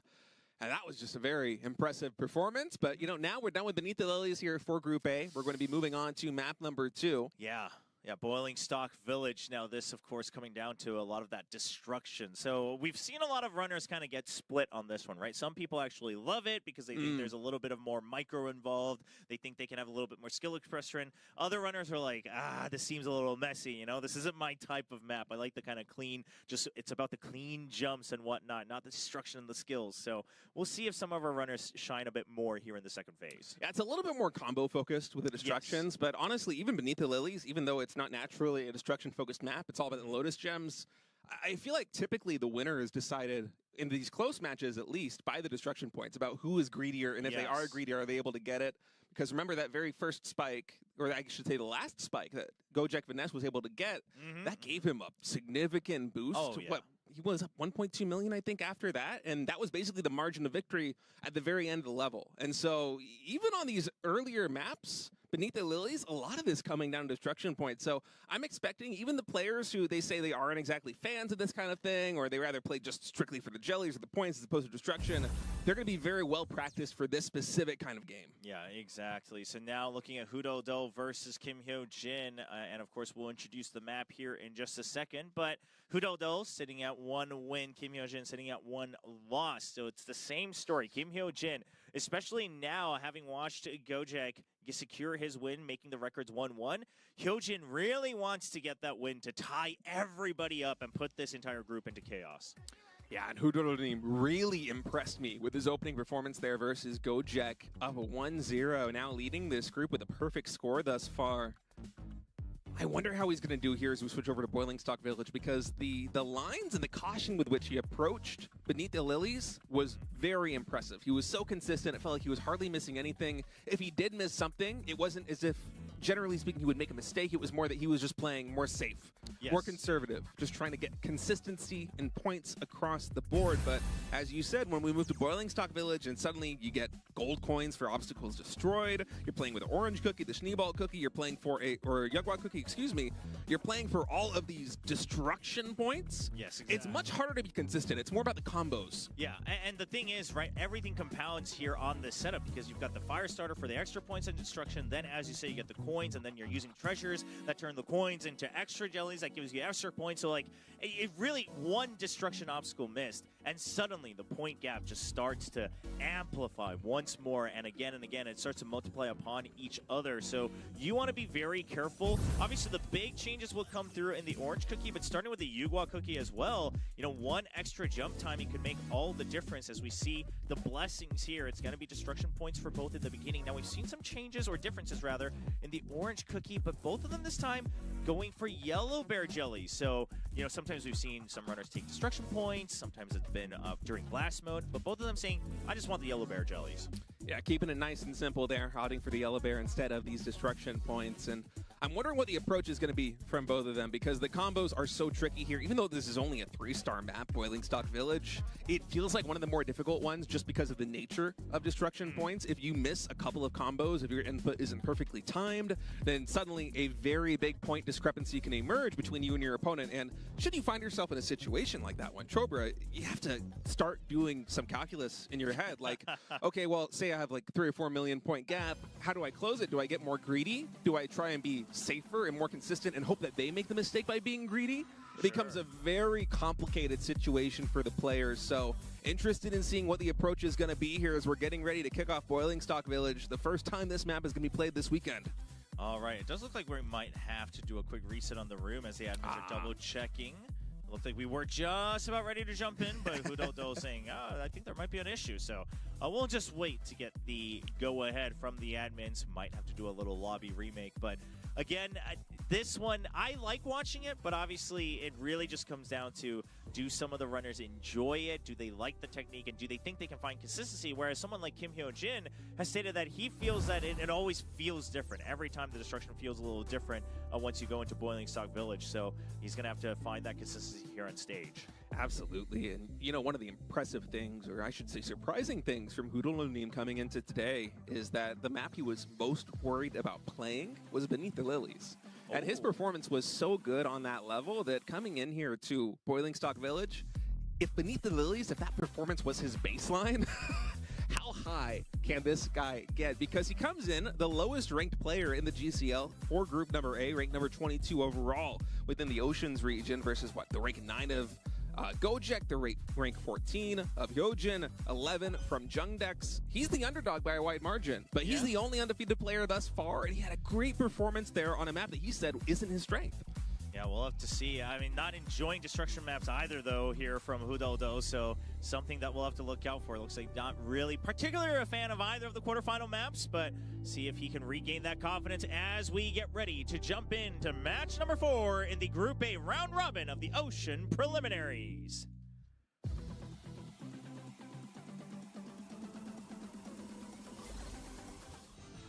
All right, match 4 kicking off here in the Ocean Preliminaries. It's going to be Hudolim on top, leading the group 1-0 versus Kimho Jin, looking to get his first win of the day.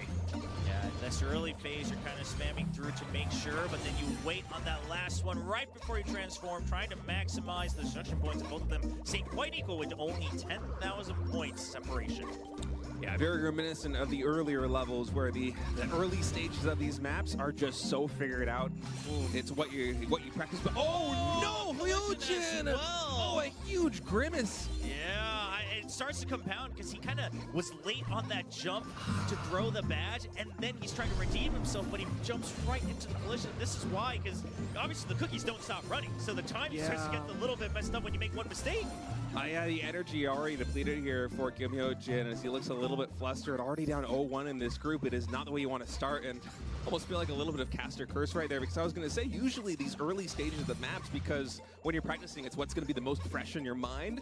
They're the most solved. It's the rarest situation to find a difficulty like that in the early stages, but Yojun, just one small misstep, and now Hudoronim in a very comfortable position here, up 2.3 million points. Yeah, he's been okay, Kimho Jin, since that mistake, but again, it's such a big difference that you're now just kind of hoping that Hudoronim has to make a similar sized mistake in the remaining part of this run.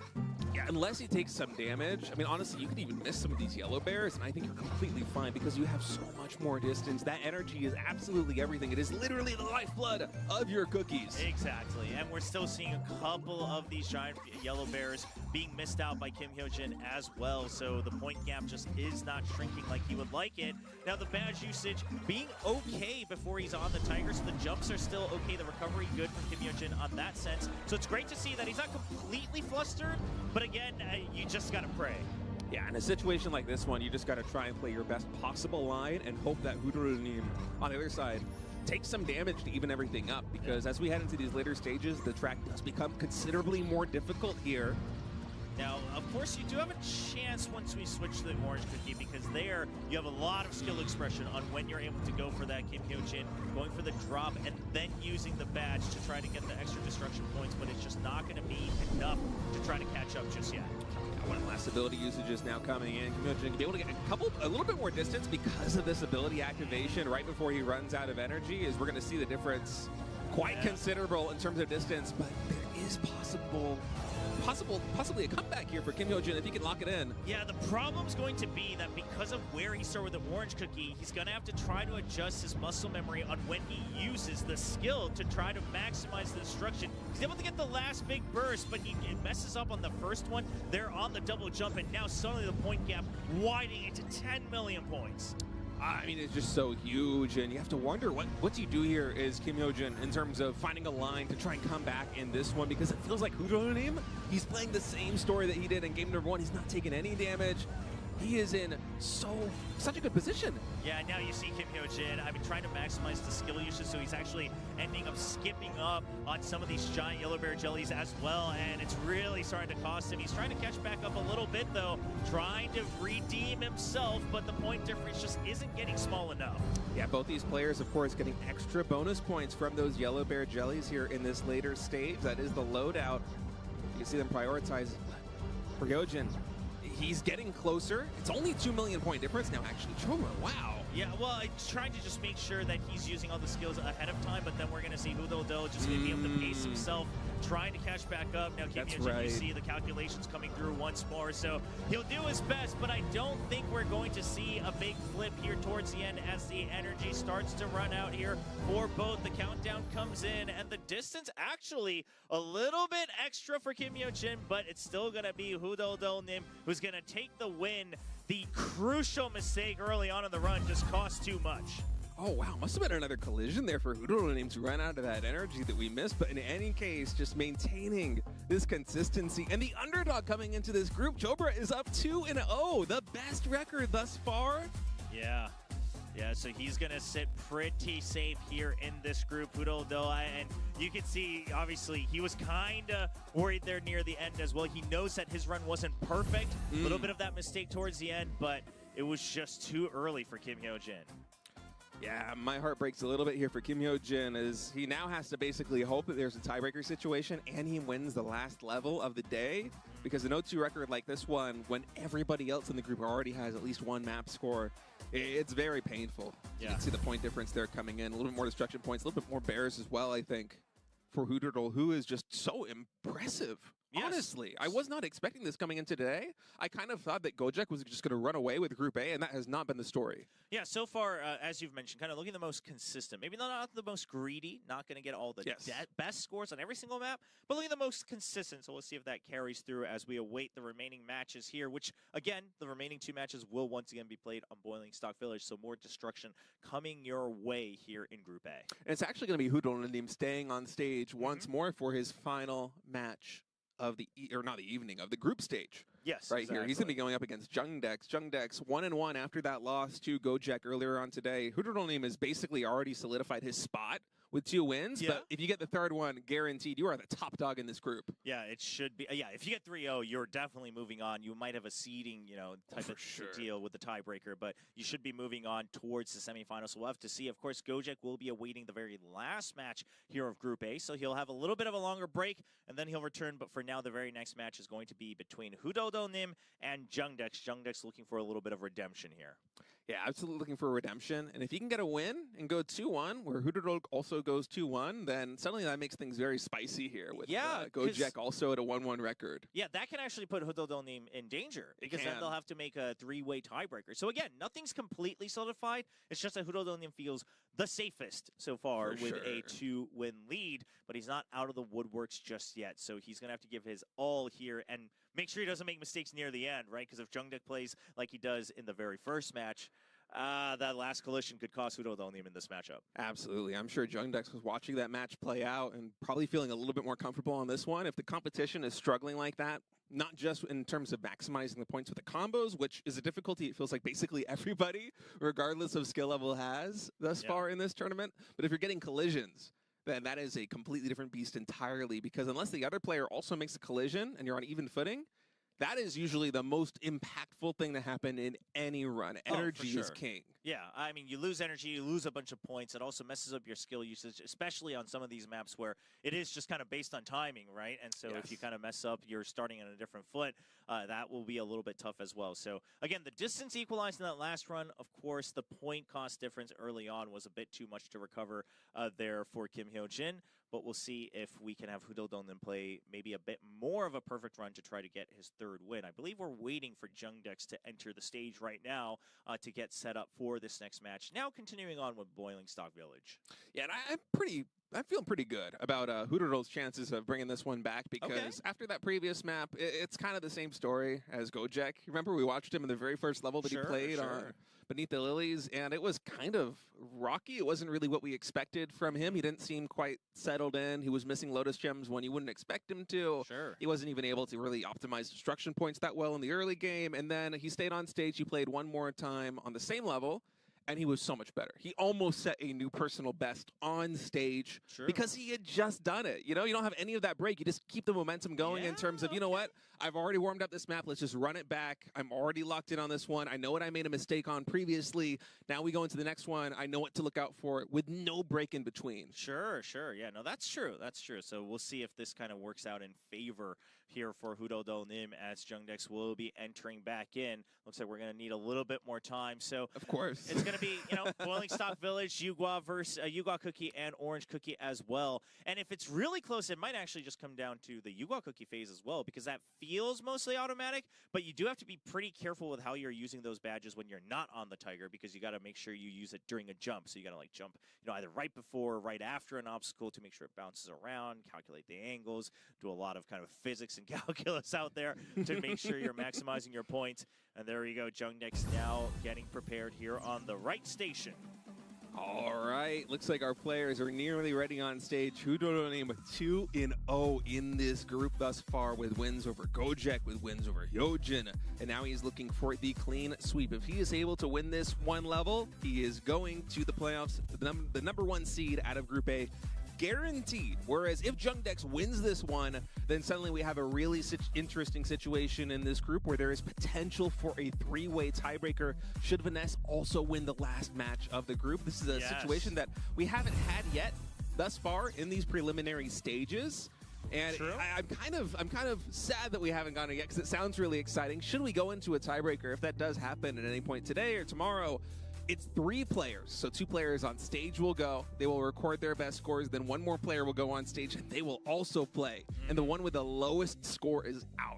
Yeah, in this case, right? It could in be this other case, cases where it's only to make the highest, right? But of course, today, if it does end up into that, or maybe even a potential 2-way, of course, the map will be randomly selected between the 2 different maps as well. But we'll explain that again once we get there, if it so happens. Boiling Stock Village now coming up between these 2. We already saw the loadout from Hudo, though he can change it, but I don't think he will, considering he's still got the win. Now taking a look more closely at Jung Dex. What's it going to be for the orange cookie? The blessings, once again, it's going to be all the yellow bear jellies, 2,700 points. Yeah, no differences just yet, as it seems like the theory for basically every single player here on this Ocean Regions Group A has been identical, whether we play on Beneath the Lilies or Boiling Stock Village. Very similar mindsets coming into this one, and for Hudoro Team, you just want to lock down that early stage, that later stage, make sure that you do not take any collision damage, because besides that one mistake, he looked absolutely on point there in the previous level, and now that he gets to run it back here in the very next match of Group A, there are very good odds that he's going to be able to close it out in a fashion that's much more consistent with his performance in the first levels. Yeah, Jung Dex does have a much higher personal best, though, coming into this destruction-based map. So let's find out if he can reach for that record to take down Hudoro Team here in Group A, the round robin for the Ocean Preliminaries. All right, Hudoro Team on top, Jung Dex on bottom, as we are waiting for the map to load in, and here we go. Off to the races with the Yuhua cookie, both on top and bottom of your screens. Little bit of that difference coming in, but it's not going to be too big. It can really just come down to how well you use your skill manually here. 3 charges, as you can see, above the head of the Yuhua cookie. Yeah, it seems like the destruction points, if there is going to be a margin of victory, it's going to be much greater than something like 200 or 300,000. Is here in these earlier stages, as long as you don't take any collision damage, you always have a fighting chance for a comeback, even if you're down, say, 500, 1 million points as we have right now. But you don't want to get completely careless. You don't want that kind of difference to start to scale up too much, because it can be hard to close distance. Yeah, Jung Dex earlier on with one of those manual charges, though, did get 1 or 2 extra obstacles. Once again, nice jump from both. So that gives him a decent-sized 1 million lead. He does miss that giant yellow bear jelly, though.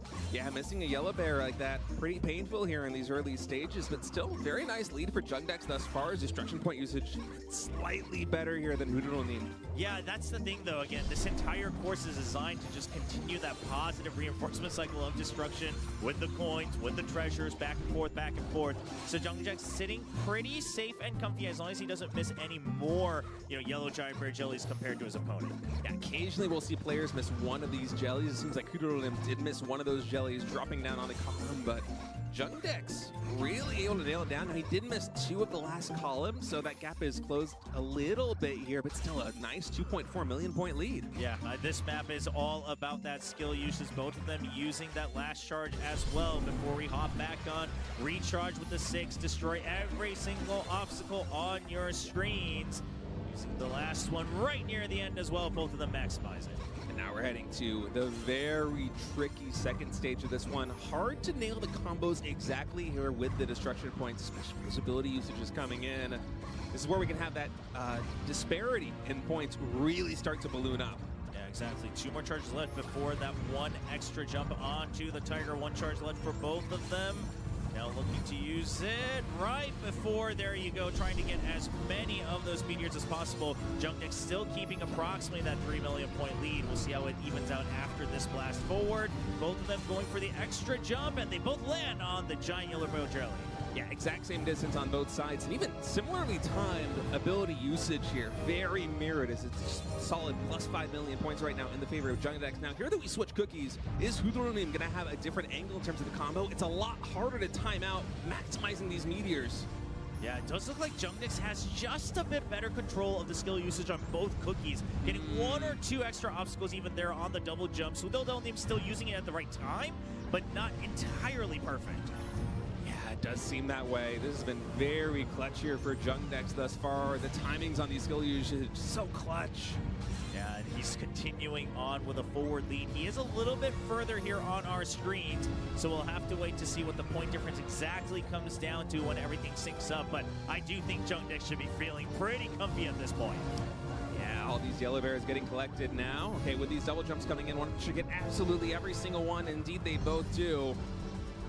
All right, now just collecting as many of the bear jellies as you can. Now, as long as there's no collision here from Jung Dex, I do think he should be okay. Both of them still topped up at 3 charges. Here we go, trying to use them here for the last couple obstacles. Yeah, looking very solid right now here for Jung Dex. The ability usage has just been so on point, and plus these jumps, these double jumps coming in, he's maximizing the yellow bears so well here in this second stage. Yeah, and I think it's looking all but secured here for Jung Dex as we go for the final countdown. Both of them getting the extra jumps, and Jung Dex will be taking the lead, or the win rather, with 858 million, very close to his personal best of 860.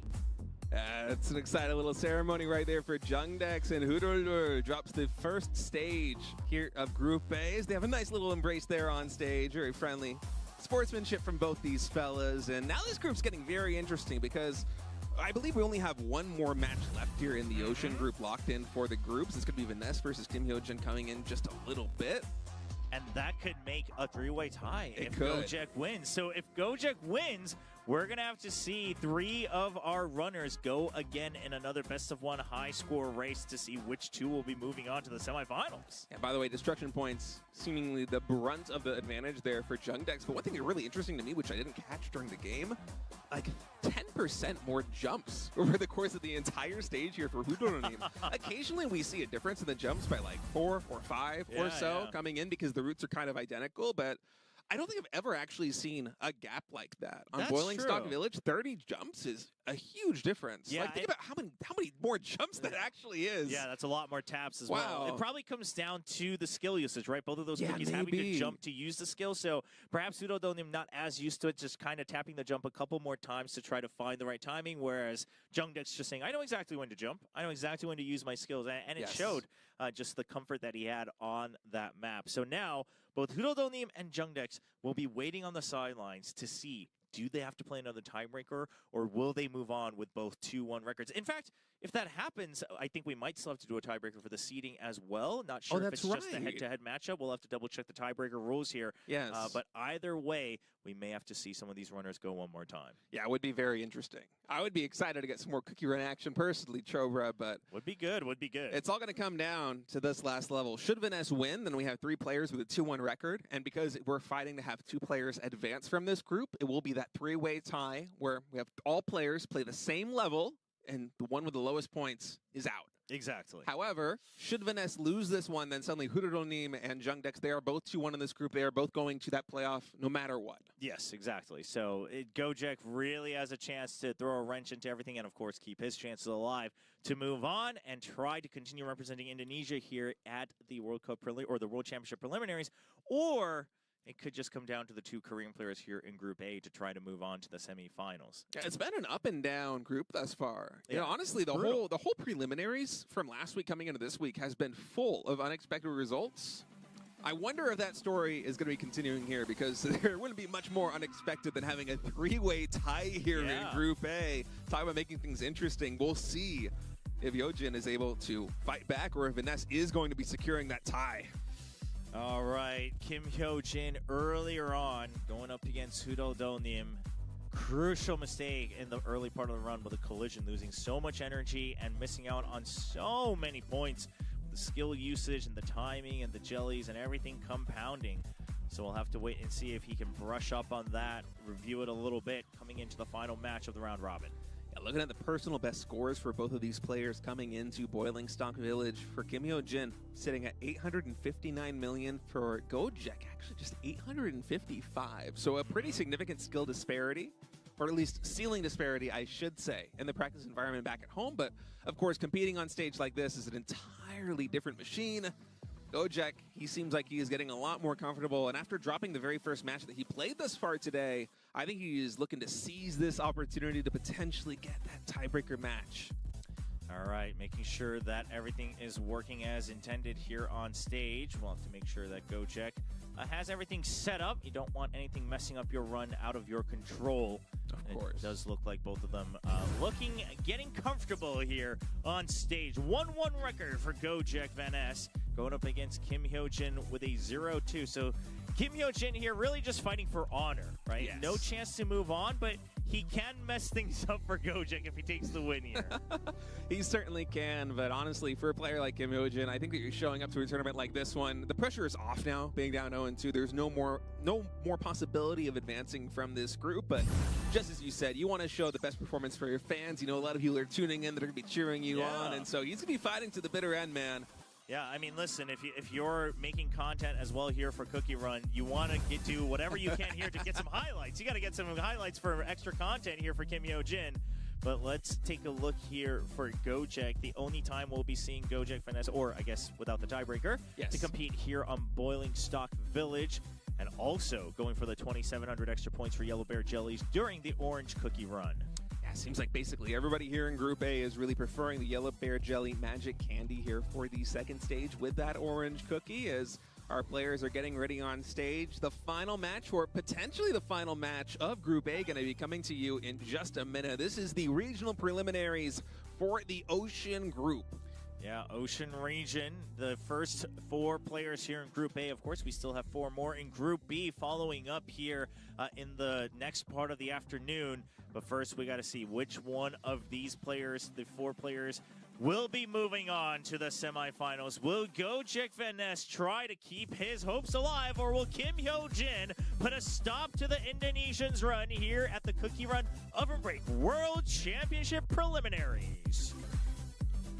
All right, we run it back here on Boiling Stock Village. The games are loading in. Goj Vaness on top, Kimho Jin on bottom. Goj Vaness fighting for his tournament life right now here in the World Championship of Cookie Run 2025.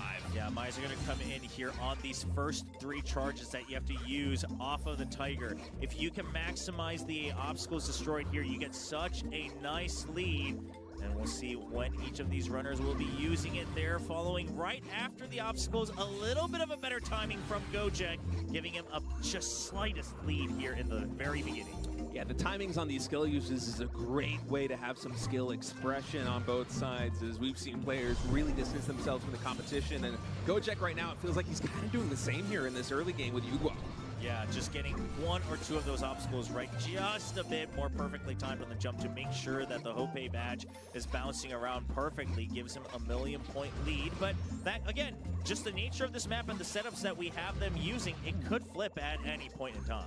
Yeah, actually 2 Yellow Bears get missed there by Gojek. It seems like he was prioritizing a different line, and as a result, point disparity actually going in the favor of Kimho Jin right now, so nice fight back. Yeah, just a little bit. Gojek, though, still going to have an opportunity to catch back up as we go through the Tiger phase. This one should be relatively equal once the blast mode ends, but afterwards, again, you're going to have another chance to go for these extra uses, and he's just giving up a little extra point. Yeah, that's 2 more Yellow Bears missed right there by Gojek, is the difference in terms of points just really adding up.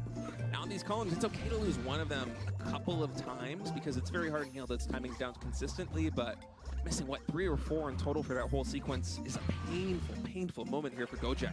Yeah, both of them securing all of those obstacles in the last charge of the Hope badge. Now you pop it back onto the Tiger here for Yugo Cookie, and we will be going into the next area for Boiling Stock Village as we recharge 3 charges for the Hope badge. This is where those point differences can really start to grow bigger, as the meteor timings, in terms of skill expression, trying to hit those combos can be so tough. The timings are very, very close, and also some players even have a couple of different ideas in terms of when the best optimal usage is. Yeah, both of them utilizing that drop to make sure they can get the jump into the Hope badge, and still perfect timing from both of them, using it at the exact same time. It's allowing Kimho Jin to try to keep the lead. We'll see how the points come back in the total calculation. They both land on the Yellow Bear Jelly, the giant Yellow Bear Jelly, I should say, but Kimho Jin just a step ahead. Yeah, that might be the difference of 1 or 2 Yellow Bear Jellies if he plays his card right here at the end of the run, and with a 3,000,000-point lead already here for Kimho Jin. Oh, he is really impressing in this final match. Yeah, it might really just be those, 1 or 2 extra bear jellies you mentioned earlier on from Gojek that starts to add up as we see Kimho Jin keeping the lead. Both of them now back up to 2 charges on the orange cookie. Little card coming in right now, double jumps here. So far, it looks like Gojek in this later stage, he's playing this very well. The problem is that so is Kimho Jin, and he needs to gain ground. With this ability usage, he does have 1 more in the bank. compared to Kimho Jin, but are you going to be able to close the distance as a result of that? I'm not sure. Yeah, we really haven't seen anyone try to maximize the use towards the end. If you haven't used it during those jumps with the meteors, it usually means you've missed out on a chance for a massive point boost. As you can see, Kimho Jin sitting at about 15 million lead, up and down, plus or minus. But if you miss out earlier, you're missing out on the coins, you're missing out on the treasures. It all starts to add up. Yeah, it just feels like a war of attrition right now in the advantage of Kimho Jin. He has been incrementally a little bit better than Gojek in terms of executing. But oh, was that a collision there for Kimho Jin? That could turn the entire match on its head. His energy goes down a lot earlier here for Kimho Jin. We'll see if we can get a catch-up here from Gojek.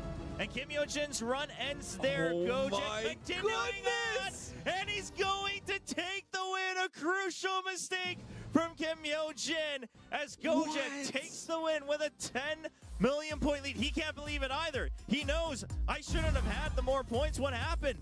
That is unbelievable. We were in the final stretch of that level, and just one collision comes in for Kimho Jin, and he loses that magnificent lead that had accumulated over the entire map. That was like, what, 10 million plus, and then one collision ends the whole story. Goj Vaness, he was fighting for the tournament life, and a miracle just came to him. Wow. You got to feel for Kimho Jin a little bit, right? You got to feel for Kimho Jin a little bit. He was feeling so good, but the distance itself, a giant, giant difference. The collision, the points lost, and that all starts to compound. Even had more obstacles destroyed still by the end because of that one charge not being used by Gojek. We were all wondering, what was the plan for Gojek? Well, the plan was somehow making Kimho Jin make even a bigger mistake. He stayed alive. Yeah. You know, making a collision like that. We've seen it end people's runs today already. We've seen it last week. It is the difference maker at this kind of skill level. And for Gojek, I think he's counting his lucky stars right now because up until that point, yeah, he was probably a little bit more conservative and more safe with his approach to the map compared to his opponent. And that actually did come back to Yojun at the very end. I mean, Gojek just got gifted a massive extra chance then, because now not only are you not eliminated, you get to fight in a tiebreaker to maybe even potentially take the first seed of this Group A to go to the semifinals, the higher seed. You could really flip things around. So this is going to be intense. Yeah, we have 3 players now with a 2-1 record. We are going to be going into that tiebreaker. I'm quite certain. Gojek at 2-1. Hudorol is 2-1. Should be. And Jung Dex also is 2-1. And only 2 players can advance from this group. We can't have all 3, although I would love it. Yeah, only 2 of them can make it in. And so we're going to have to wait and see what the admin's decision is going to be. But I'm quite sure that we will be having a tiebreaker match coming up here very shortly. And yeah, I mean, what a crazy, crazy development to kick off week 2 of the preliminaries. Exactly. So tiebreakers happen when we have players with the same exact win-loss record in the round robin. So Kimho Jin is eliminated. With that loss, I mean, even if he had won, he didn't have a chance to compete in any of the tiebreakers. So he is eliminated in the 4th seed of Group A.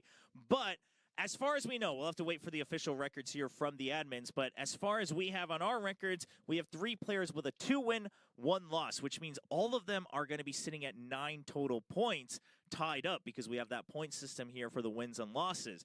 And that does mean that we have to figure out which 2 of the 3 will be moving on to the semifinals here for the Ocean preliminaries. So if that is going to happen, the map will be randomly drawn between the 2. So it could be Beneath the Lilies, it could be Boiling Stock Village, and then they'll just compete for a high score again. Yeah, it's a score match.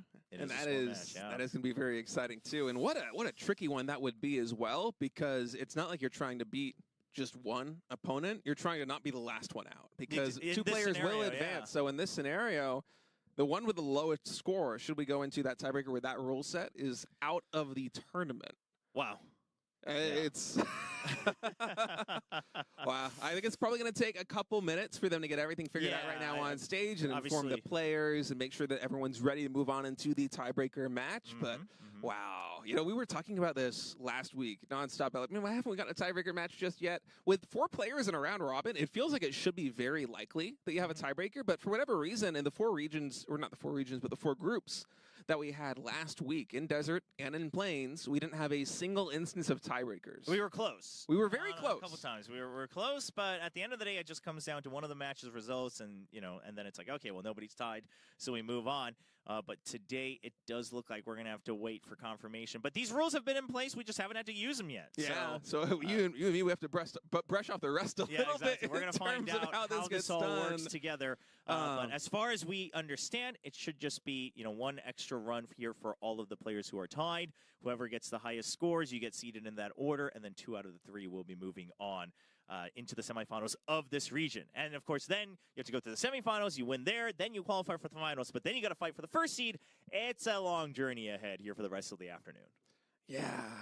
Man, I still can't get over that last match. That was just absolutely insane. The 10 million point lead going down the final stretch, and then you get a collision that turns the entire group on its head. Gojek literally gets a second life here because of that. Yeah. I feel for Kimho Jin. Crazy. I feel for Kimho Jin a little bit. But I feel for Kimho Jin a little bit, but sometimes these are the best type of content for YouTube. So that's a silver lining. That's a silver lining. Listen, for YouTube, I don't want to make decisions for him, but it is sometimes it's the best type of content. But alas for Kim Hyojin, it does feel like Hyojin throughout the day today just wasn't able to show his best, right? His preparation, a lot of these big mistakes coming in that we haven't seen from the more experienced players who have maybe competed last year in the 2024 Cookie Run tournament, or even earlier this year in the Invitational. So there is a bit of an experience gap, and hopefully we can see Kim Hyojin in the future as well. But still awaiting an update here from our admins to find out exactly which order we're going to go through this tiebreaker here in Group A. Yeah, and I think we will be seeing Kim Hyojin no matter what later on, because his performance was really good thus far today. I mean, he almost took down Gojek. He was up 10 million points on a map that is really tricky with the combos, with destruction points coming in. He was just outplaying until that final stretch, and sometimes mistakes happen. Sure. It happens. It happened in like the finals, like 2 or 3 times in a row last week. Yeah, we had these collisions. We had collisions galore last week with like millions of point differences, and then the other way around and back and forth. So, listen, again, you can't pause and retry. You can't just go for a higher score. You just have to do it once, and you just keep going. The cookie just keeps running. That's why they call it Cookie Run, Chobra. The cookie can't stop running. Is that why it's called Cookie Run? I had no idea, Stay. I had no idea. All right, we're waiting for the stage to get ready for our players to be coming in here in just a moment. But, whew, what a kickoff here to the Ocean Regionals. I was really expecting this one to be spicy. Gojek is one of the favorites coming in here today, but there's a lot of underdogs like Hudoror who have a lot of potential. But, whew, the way that we're kicking this off, and it's only like the first half of the day, not even. Okay, so here we go. It's going to be the tiebreaker. Looks like first up is going to be Gojek and Jung Dex. So it looks like we'll have them run. We'll have to wait to see which map it's going to be. Yeah, the admin did do a random draw. I'm sure the players, or at least most likely the players, already know by this point, but I am eager to find out what the map choice will be coming in on this one. It can be either one of Bonita Lilies or Boiling Stock Village.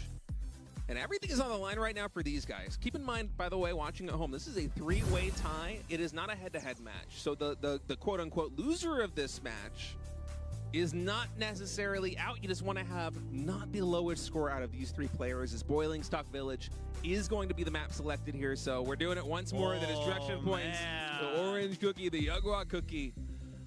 I gotta say, a little bit tough here for Gojek, right? Not the best performance here on the destruction-based map today.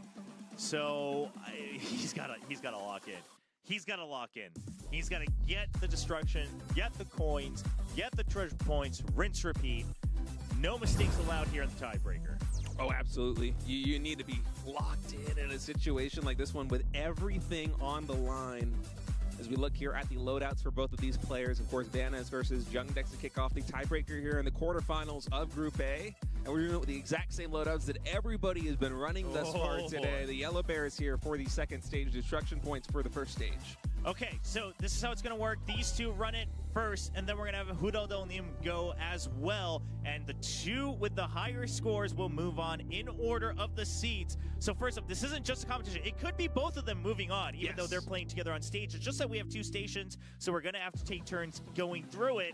So even if one of these players loses, no despair just yet, but you want to reach as high as possible. First up, Gojek and Jung Dex in the 3-way tiebreaker, continuing on in Boiling Stock Village.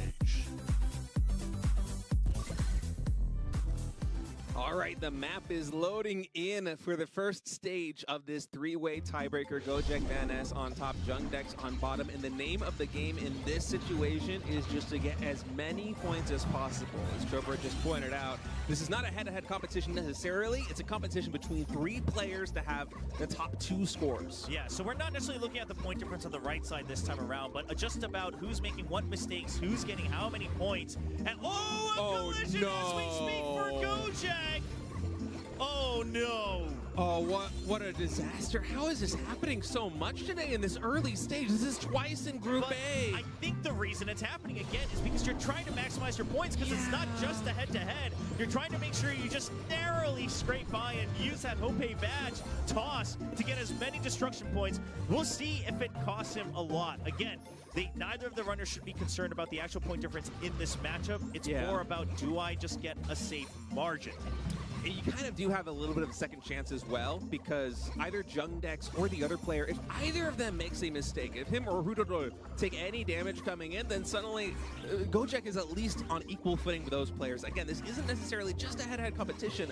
It's a competition to get the highest score out of 3 players. The top 2 will advance. The bottom score is going out. For Goj right now, it's a very painful start with that collision early on. But there is still a hope. Yeah, you gotta just not think about it, right? You gotta not think about looking at the point difference, how far Jung Dex is ahead, because we have no idea what's gonna happen with Hudodo when he plays next. Yes. So Goj just has to lock in for the remainder of the rest. Meanwhile, Jung Dex also can't be too comfortable here. Obviously, if you beat at least one player, you know that you're moving on to the next, but you want to try to get that first seed as well. So Jung Dex is gonna make sure that he stays calm for the rest of this run. Yeah, he is absolutely locked in right now. A really terrific first half of this map thus far as we head on to the later part of this stage. Yeah, going into the lava section here. And now both of them, Jung Dex just staying calm, not going for anything too crazy, nothing too flashy.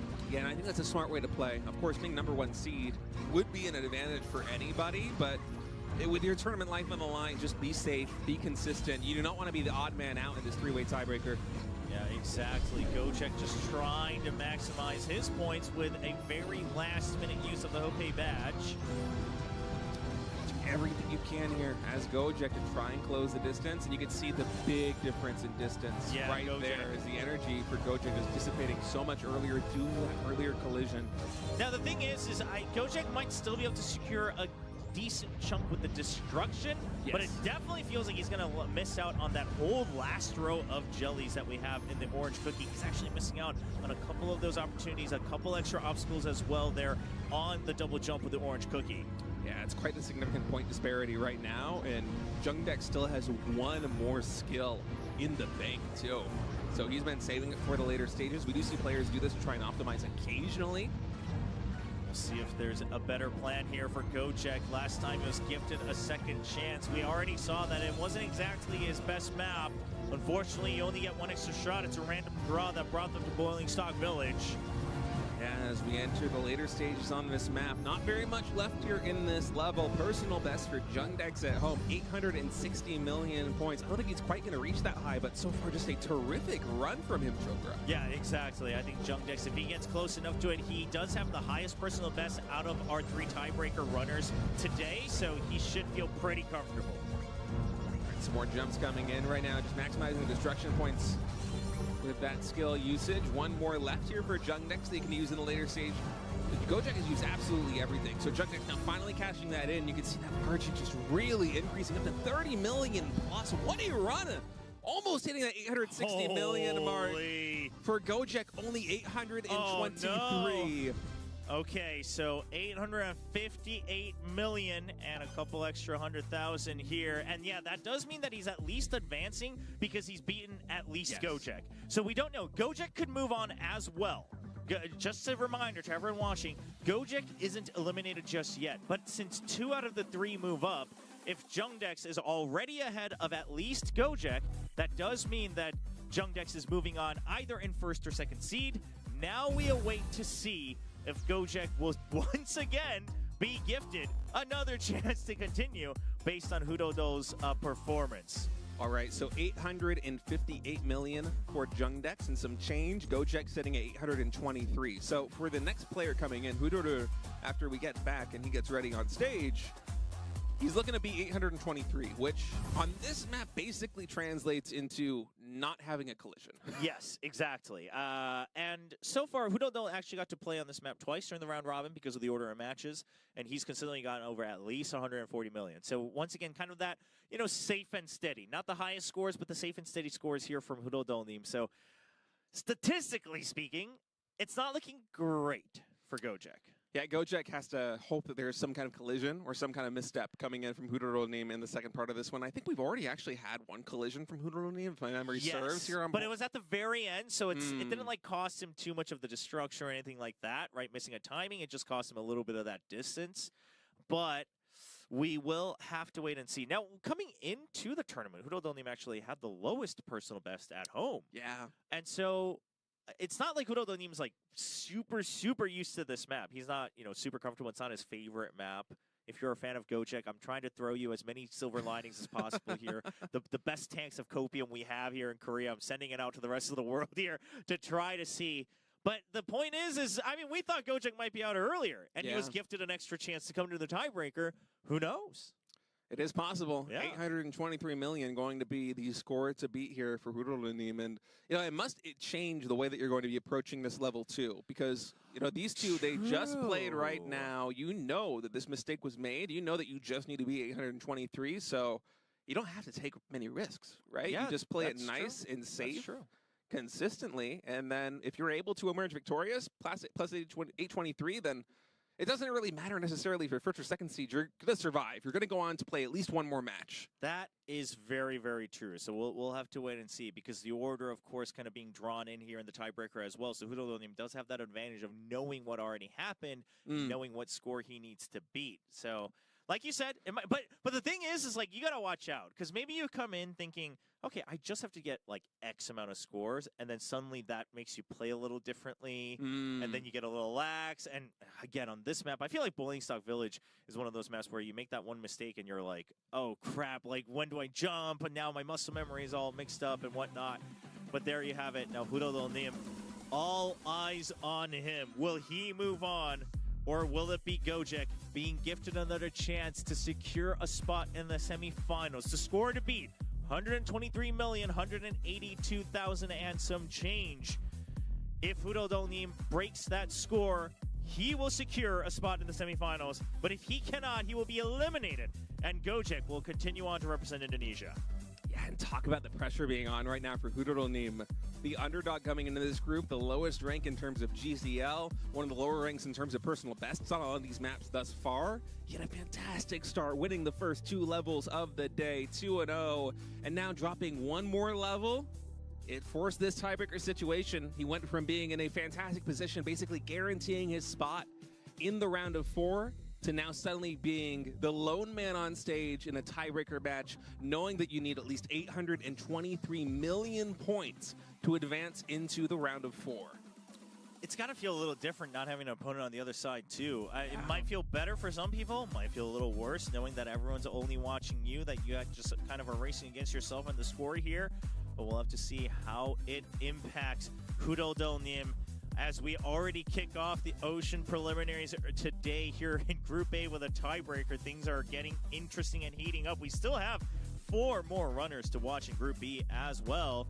I think we're just waiting for the final go-ahead checking, and it does say a little nod from Hudoro should let us know that we are ready to enter our race. Yeah, and talk about pressure on stage right now for Hudoro. All eyes on him as we look at his loadout. It's kind of weird seeing the player info with only one player here. Okay, he's going to run the destruction points here for Magic Candy number 1. Let's see if he goes back.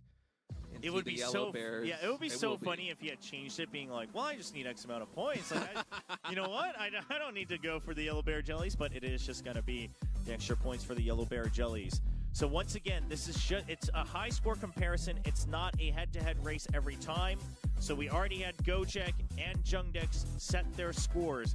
858 million and some extra for Jung Dex.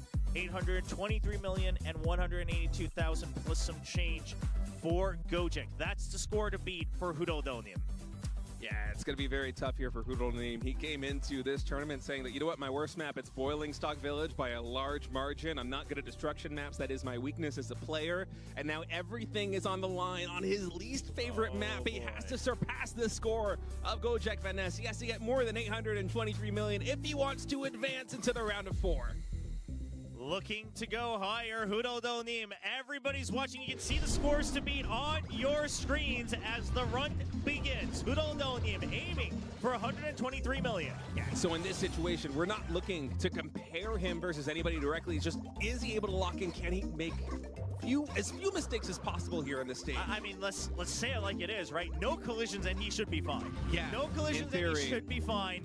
But we await to see if he's still able to maximize all the destruction points again, because he could beat Jung Dex and take the first seed as well in Group A. You're playing for more than just 823 million. If you get more than 823, then you do survive. But if you pass 858, you pass Jung Dex's score, then suddenly you're the first seed. That means you are likely going to have an easier opponent in the round of 4 today, giving you a better shot at qualifying, because that round of 4 match is a qualifying match for the finals in October.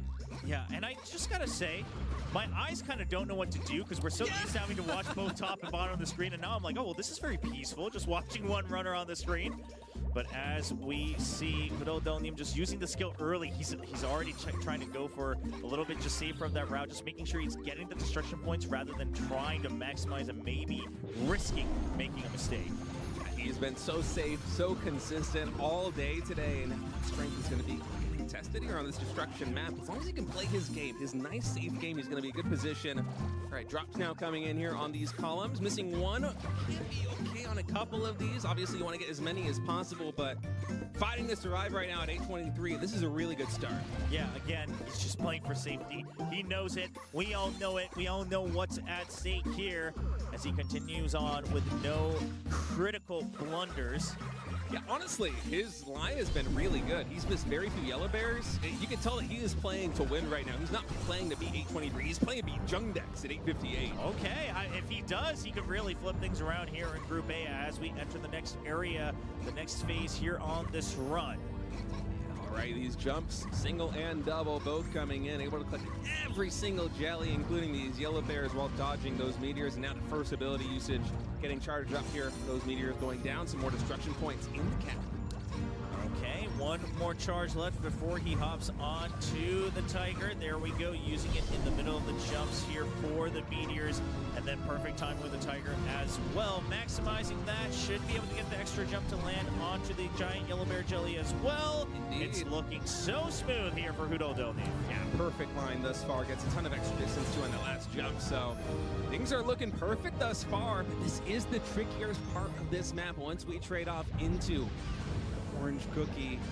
Not only the skill expression here trying to take down the meteors, but also the risk of potentially taking damage from one of these many obstacles. Yeah, exactly. So Hudolnim, again, just has to play it safe.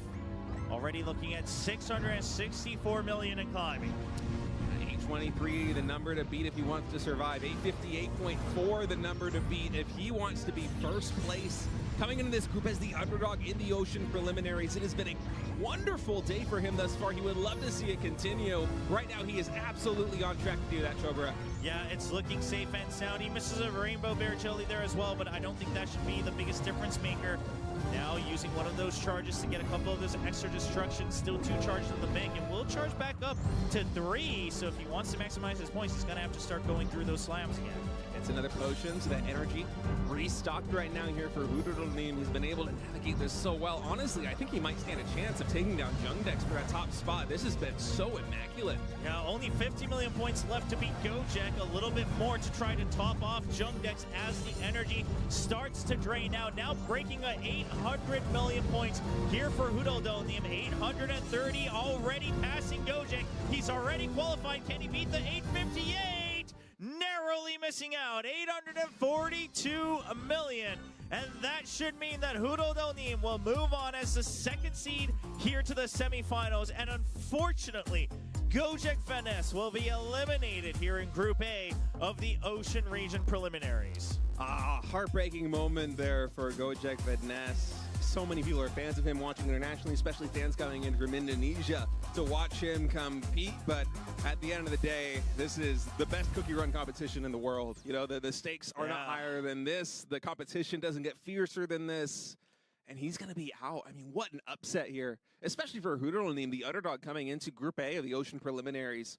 To beat all of these known players in a stacked group and advance in second place, that is impressive. Yeah, Hudoronim coming in with the lowest points here in the GCL, but still has been playing since Cookie Run Classic, right? Kimho Jin kind of giving his respect, saying, well, I've seen you around since before, but it's just that right now, kind of as that older veteran, not able to get the highest score. So Hudoronim saying, you know what? I've still got the form to continue on. Don't worry about it. I've got the experience under my belt. I've been playing this game for I guess, a decade plus if he's been playing since Classic, and just proves why that's going to matter. So Hudoronim securing his spot, and unfortunately, that is the end of the run here for Goj Vaness. I mean, we haven't seen this before. 3 runners with 9 points, but one of them has to be eliminated. What a shame.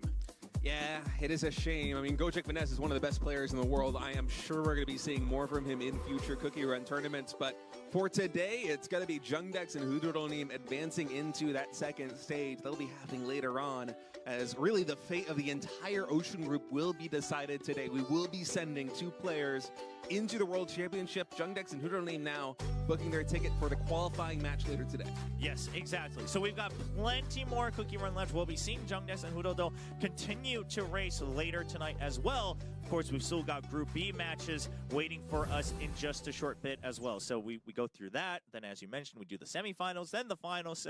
So lots of action, maybe even an extra gift somewhere in between there. Of course, if you haven't submitted it yet, we should still have time, right? Yeah, we still got about an extra hour here. So you've got about an hour left to input the code from below.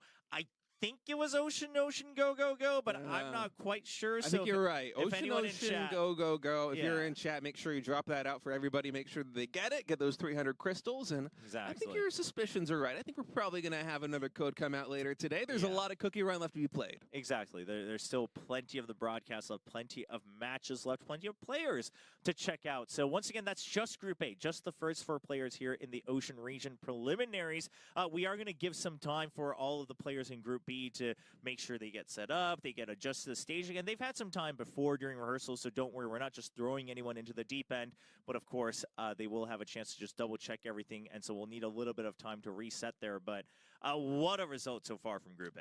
Oh, it's been such a spicy start to the Ocean preliminaries. I feel like basically anything could happen right now. We were talking up about the potential of some of these underdogs. We're going to see how they do in Group B of the Ocean preliminaries when we come back from this break.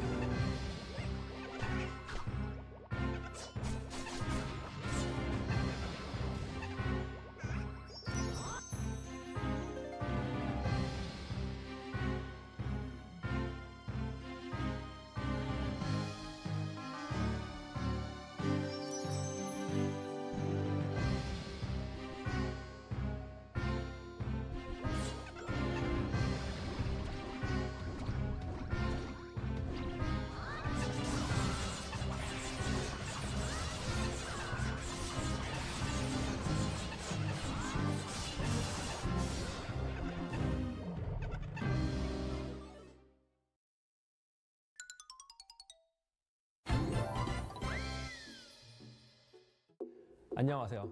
쿠키런 5분 브레이크 디렉터 흠입니다. 쿠키런 5분 브레이크의 e스포츠는 작년에 진행한 푸림픽을 통해 국내 e스포츠의 저력을, 그리고 올해 3월 글로벌 인비테이션을 통해 세계 e스포츠로서의 가능성을 확인했습니다.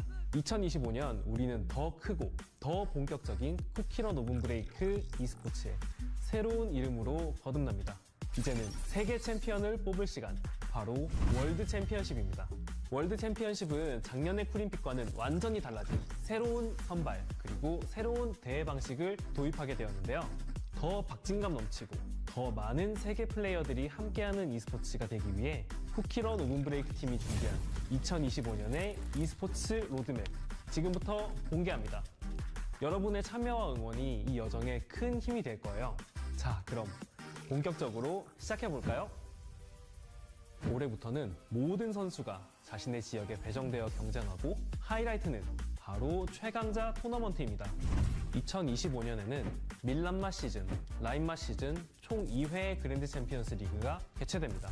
플레이어는 그랜드 챔피언스 리그를 통해 지역별 랭킹 포인트를 의미하는 RP를 획득하고, 2번의 그랜드 챔피언스 리그 RP의 총합에 따라 월드 챔피언십 지역 예선에 진출할 수 있는 자격이 주어집니다. RP의 합산으로 월드 챔피언십 지역 예선의 진출자가 결정되기 때문에 밀란마 시즌, 라인마 시즌 2번의 그랜드 챔피언스 리그 모두 정말 중요하겠죠? 2025년 그랜드 챔피언스 리그는 월드 챔피언십을 향한 여정이 될 것이기 때문에 기존 그랜드 챔피언스 리그에서 개편되는 사항들이 있는데요. 그럼 2025년에 진행될 그랜드 챔피언스 리그가 어떻게 개편됐는지부터 살펴보겠습니다. 첫 번째 변화, 바로 지역 시스템의 부활입니다. 설산, 바다, 초원, 사막 4개의 지역이 다시 돌아옵니다. 그랜드 챔피언스 리그에 처음 입장하면 무작위로 한 지역에 배정되며 내 소속 지역은 그랜드 챔피언스 리그와 프로필에서 확인할 수 있어요.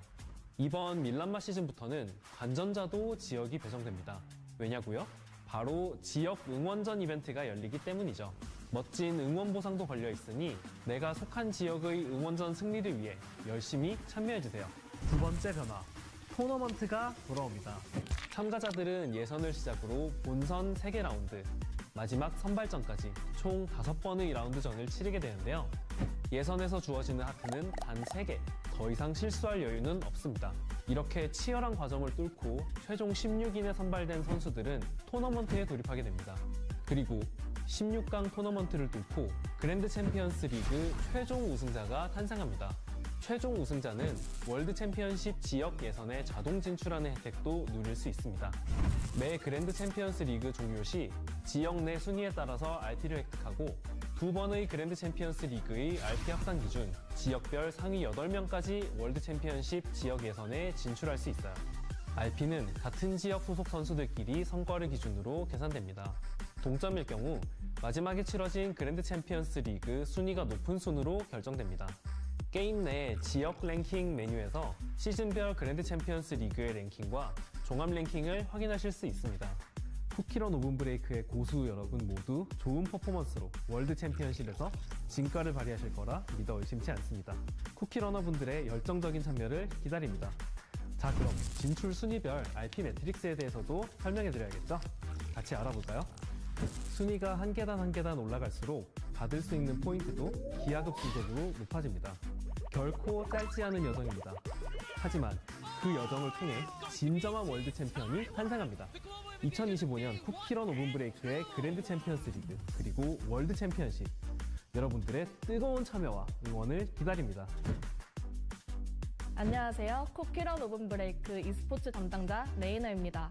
좋은 소식으로 여러분을 다시 만날 수 있게 되어서 너무 기쁘네요. 자, 이제 그랜드 챔피언스 리그를 뚫고 올라온 최강자들이 어떤 무대에서 경기를 펼치게 되는지 살펴볼 차례입니다. 월드 챔피언십, 완전히 새로운 여정이 시작됩니다. 월드 챔피언십 지역 예선은 각 지역별 8강전부터 시작됩니다. 선수들은 정상까지 단계별로 치열한 대결을 이어가게 되죠.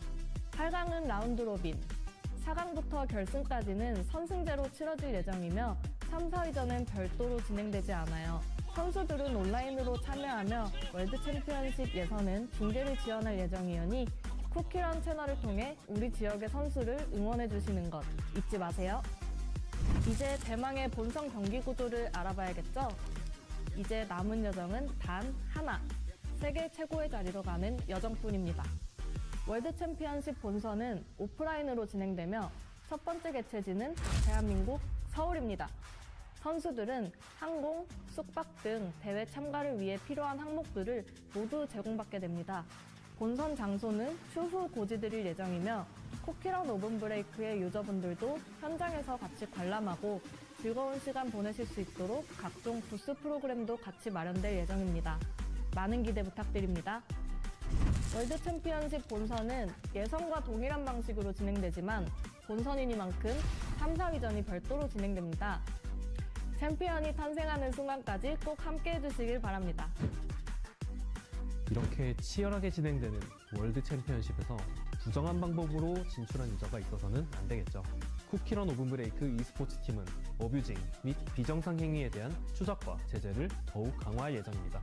정당한 승부 그리고 깨끗한 실력 대결이 될 수 있도록 모든 플레이어 여러분들의 협조를 부탁드립니다. 지금까지 2025년 쿠키런 오븐 브레이크 e스포츠의 월드 챔피언십과 그랜드 챔피언스 리그에 대해 안내드렸습니다. 작년 프림픽에 보내주신 큰 성원 덕분에 이제는 전 세계가 주목하는 월드 챔피언십으로 나아갈 수 있게 되었어요. 그리고 월드 챔피언십에 많은 기대감을 보내주고 계시는 유저분들께도 진심으로 감사드립니다. 2025년 전 세계가 함께 뛰는 쿠키런 오븐 브레이크 e스포츠 월드 챔피언십, 지금부터 여러분의 플레이가 역사가 됩니다. 많은 참여 부탁드립니다. 감사합니다.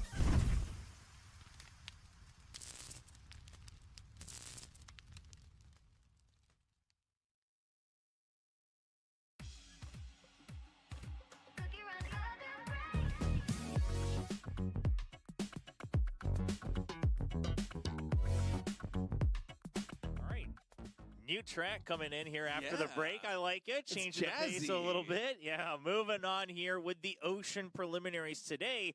We've already seen 4 of the players and 2 of them securing their spot. Moving on, of course, big crowd favorite from Indonesia, Goj Vaness, not able to continue this year here in the Cookie Run Oven Break World Championship. Yeah, and what a crazy upset it was in Group A here of the Ocean Regionals. The fact that we had a 3-way tie here to kick things off today, it's already been a very, very spicy region. I wonder if Group B is going to be delivering the same kind of chaos, because we have a lot of very highly skilled players. They're topping the GCL rankings. A lot of them, it might be their first time on a big stage like this, like the Cookie Run World Championship, but I think there is a lot to prove. Yeah, it should be very interesting. It's funny also because I'm looking at the bios here. This group is all younger than Group A. Like is that true? Group A was a bit of the older generation. This is a bit of the younger generation coming in for the Ocean Region preliminaries. So curious to see if we maybe see some maybe different builds and loadouts here for some of these runners. Yeah, I feel like I've noticed a trend where the younger players tend to take the greedier, greedier candies in terms of trying to optimize the points, whereas, you know, they might say, like, if you're an older gen, you might be going for, like, oh, I'll go for all jellies, whereas the younger folk, typically I feel like it's them that we're seeing go for, like, you know what, just give me the yellow bears, let me get the extra points from that. If I play perfect, which I think I can do, which I'm confident I can do, it will net me more points. So, yeah, I do wonder, because it feels like there wasn't all that much risk-taking with the old guard in the very first start of group number A, but coming into this one, maybe it'll be a bit more, I don't know, chaotic. It might be. I mean, already the best score is very, very close by here for our very first matchup. Now, of course, we will be returning to Beneath the Lilies. We'll introduce that in a little bit. But in this round robin, it's all best of ones. And kicking things off here for Group B of the Ocean Region preliminaries, it's Yote versus Kokis. Yeah, Yote versus Kokis. Remarkably similar best scores here coming on to map number 1 is just the same way that we did in Group A here of the Ocean Regionals. We're going to be going to 3 maps on Beneath the Lilies and then 3 maps on Boiling Stock Village here for the round robin stage. So we're going to find out which 2 players will be joining Jung Dex and Hudodo in the round of 4 playoffs. All right, Yote versus Kokis. You can see the points they each had in the GCL. Yote racking up just a bit more. In at overall number 4 for the entire region. So our highest ranking runner so far, as we will see them run on Beneath the Lilies. Yeah, Spinach, Cookie, and Ion Cookie Robot. At this point, it's day 3 of this thing.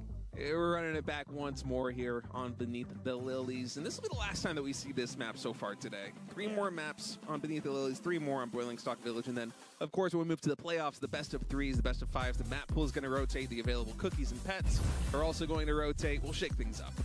Taking a look at their builds and loadouts here for Yote and Cookies. I don't think we're going to see any big differences here. All jelly bonuses blessing here on the first Magic Candy, and then moving on to the Ion Cookie Robot. It will be the same blessing here for both players. Yeah, this is the same build that we saw out of the 3 maps that were played on Beneath the Lilies earlier on today. So these all jellies, really getting popular. I thought we might see some more greed here, where people trying to optimize for the yellow bears, just add some risk reward into the mix. But no, it seems like the meta right now so far here in the Ocean region has been to play it nice and safe there with the loadouts. All right, so it's going to come down to that control. Both of them actually preferring Boiling Stock Village, but we are going to have to start with Beneath the Lilies, so we'll see how each of them perform. Yote coming in, saying that he only practices 6 hours a day. Is that enough to move on to the semifinals? We kick off the round robin of Group A of the Ocean Region Preliminaries. All right, Yote versus Kokisu for match number 1 here in Group B of the Ocean Regionals. Let's get to it. The game is loading in, and the spinach cookie is ready to run, and we are getting started. Yote on top, Kokisu on bottom. Yeah, Yote just a bit ahead on our sync on the screen, so we'll be able to try to keep track one by one who's going to make a little bit of the more perfect run here. Hopefully no crucial mistakes from either of our runners, as they both secure all of the Lotus Gem Jellies so far. Yeah, so far looking remarkably similar thus far, getting destruction points right there on Dragon, jumping over the spikes, everything dodged really perfectly here. Just a nice clean early game on both sides. Yeah, nothing of note. My eyes always are going to be on that second transformation here from the spinach cookie to see if you can really get all of the spikes here on the wheels. Yeah, some players, they tend to take the more safe line. I wonder whether we're going to have a difference here. Are you going to go all the way down here? No. Oh, and we do see an extra Lotus Gem Jelly being missed by Cookies there, so that gives the lead back over to Yote up top. Yeah, as we get closer and closer to that spike decision, we'll see if those points decide to come in. As it is right now, just really safe play coming in from Yote. Not getting that bottom spike there with the power-up. Yeah, it did look like Cookies wanted to, but he didn't want to risk falling off, so he just goes right for the jump. He tried to stay a little bit longer on the slide, but at the end of the day, they are both going to just take the slightly safer route. Now, Cookies able to try to keep the lead here for himself. Yeah, I wonder if Cookies was actually able to sneak in some bonus destruction points at some point there, because a 3.3 million point difference when I'm watching Yote and it feels like they're getting every single Lotus Gem. It's surprising.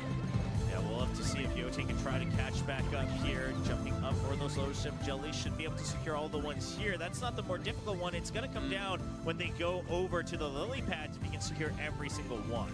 Yeah, a lot of players here on the lily pads will skip just one of these Lotus Gem Jellies to play it safe. We'll see if either of these players decide to go for it. Yote with a head start. Okay, they do go for one skip. That's going to make it much easier to secure every single one here in the second. But actually missing a second, too. Yeah, Yote missing 2 total on that run. That's going to continue to give extra point leads here for Cookies as they go for that extra destruction here with the spinach cookie. And this means there's not too many opportunities for Yote to try to catch up. It's going to come down to whether Cookies makes any mistakes once you switch over to the Ion Cookie Robot. Yeah, oftentimes the point difference determining a winner here on Beneath the Lilies is about 1 million points. The first column drop comes in. Both of them able to navigate that very well. And so for Yote, I'm kind of concerned right now. It feels like they have a little bit more distance, but I don't think it's enough compensation for a 3.5 million point lead. Yeah, the early destruction points really costing Yote just a little bit. We'll see. He's still going to be able to secure all the Lotus Gem Jellies, but it just might come down to the fact that he might not have enough opportunities unless Cookies messes up, right? The destruction points add up to so much. Cookies actually getting the clean Lotus Gem Jellies there as well, continuing to get extra point leads. Yeah, Yote missed one more Lotus Gem right there, and he really can't afford any misses in a situation like this one head-to-head. You got to close the distance right now. Size up coming in, able to collect all of the Lotus Gem Jellies are both players.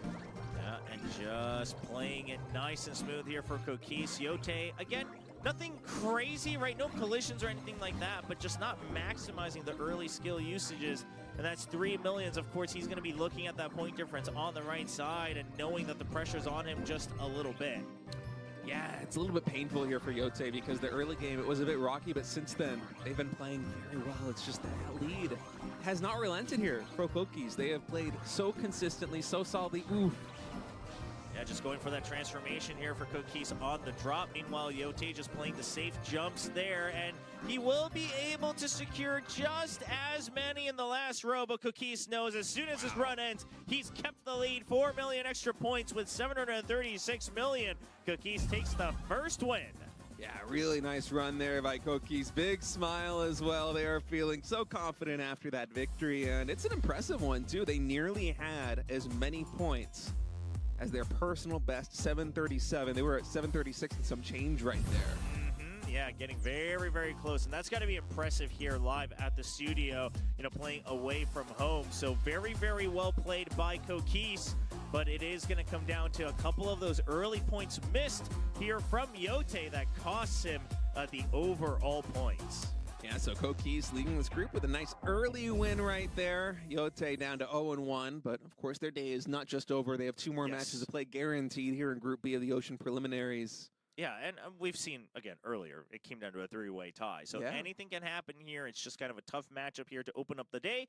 But this also means that now both players have had their chance to play live during a broadcast. Now they're both used to it for the day, and we'll see how that affects them for the remaining matches. Yeah, I feel like basically everybody has played better after their first match so far today. You got to get used to being under the lights and on the stage, knowing that all the fans are watching from around the world, knowing they're judging your performance, knowing that we're commentating their performance. Oh boy, I hope I don't make a mistake. It can be stressful even for some of these veterans. And so, yeah, I'm hoping to see Yote bounce back here in match number 2. Yeah, I mean, again, you have the most points here in the GCL for your region coming into the preliminaries out of all the qualified players. So hopefully we do see Yote bounce back, but it could just mean that Cookies is maybe built for a little bit more stability in the offline stage. Yeah, it's possible. We have seen overall, not just today, but also last week, the safer, more conservative play tends to win out because on these very difficult maps, of course, we're starting with the easiest maps here in the preliminaries, but then as we move on to the round of 4, it's going to get even tougher. But even here, you see players make mistakes. I mean, how many collisions did we have in Group A here of the Ocean Preliminaries? Just playing safe and playing solid. It might not be super flashy. You might not be flexing the skills. You know, might be reaching your personal best scores. But in an environment like this one, where you're trying to survive a 4-player group that's going to be whittled down to 2, I think it's a very smart approach.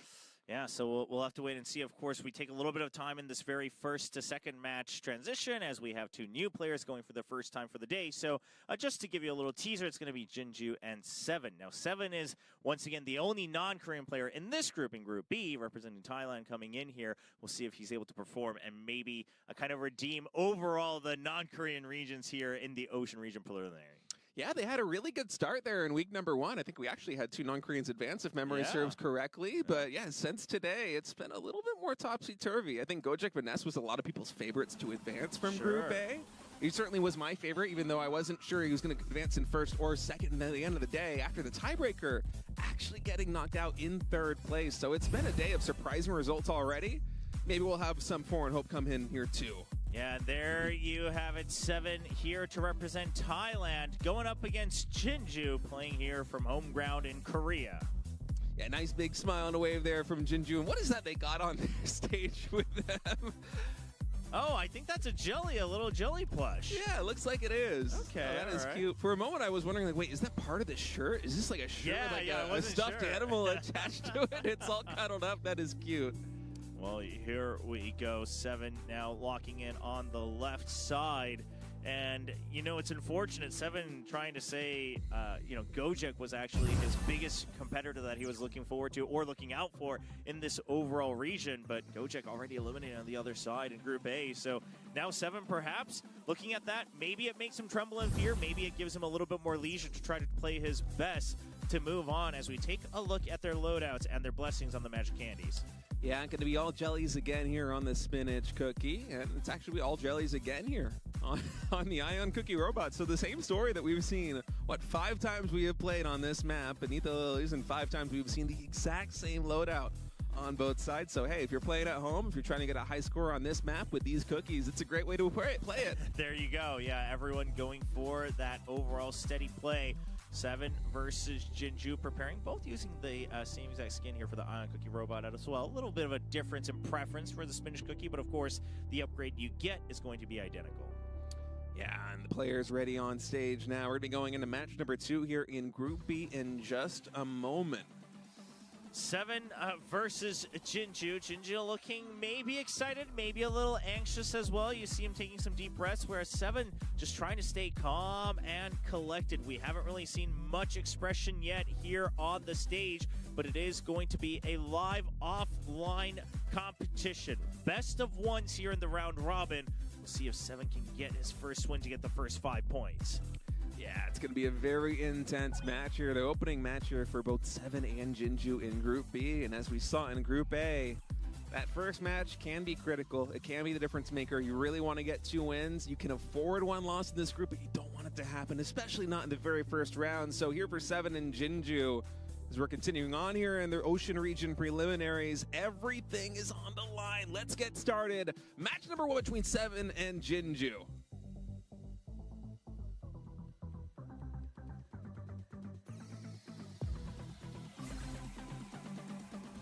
And they are off beneath the lilies once more. 7 on the top of your screens, Jinju on the bottom. And let's see if they start off smooth with the maximum amount of points here in the early phase. Yeah, my eyes will be glued on 7 on top to see exactly what kind of route they want to take here today. Will they be going for the earlier instruction points that we've seen pay off times here in Group A and Group B of the Ocean preliminaries? Or will they be playing nice and conservatively?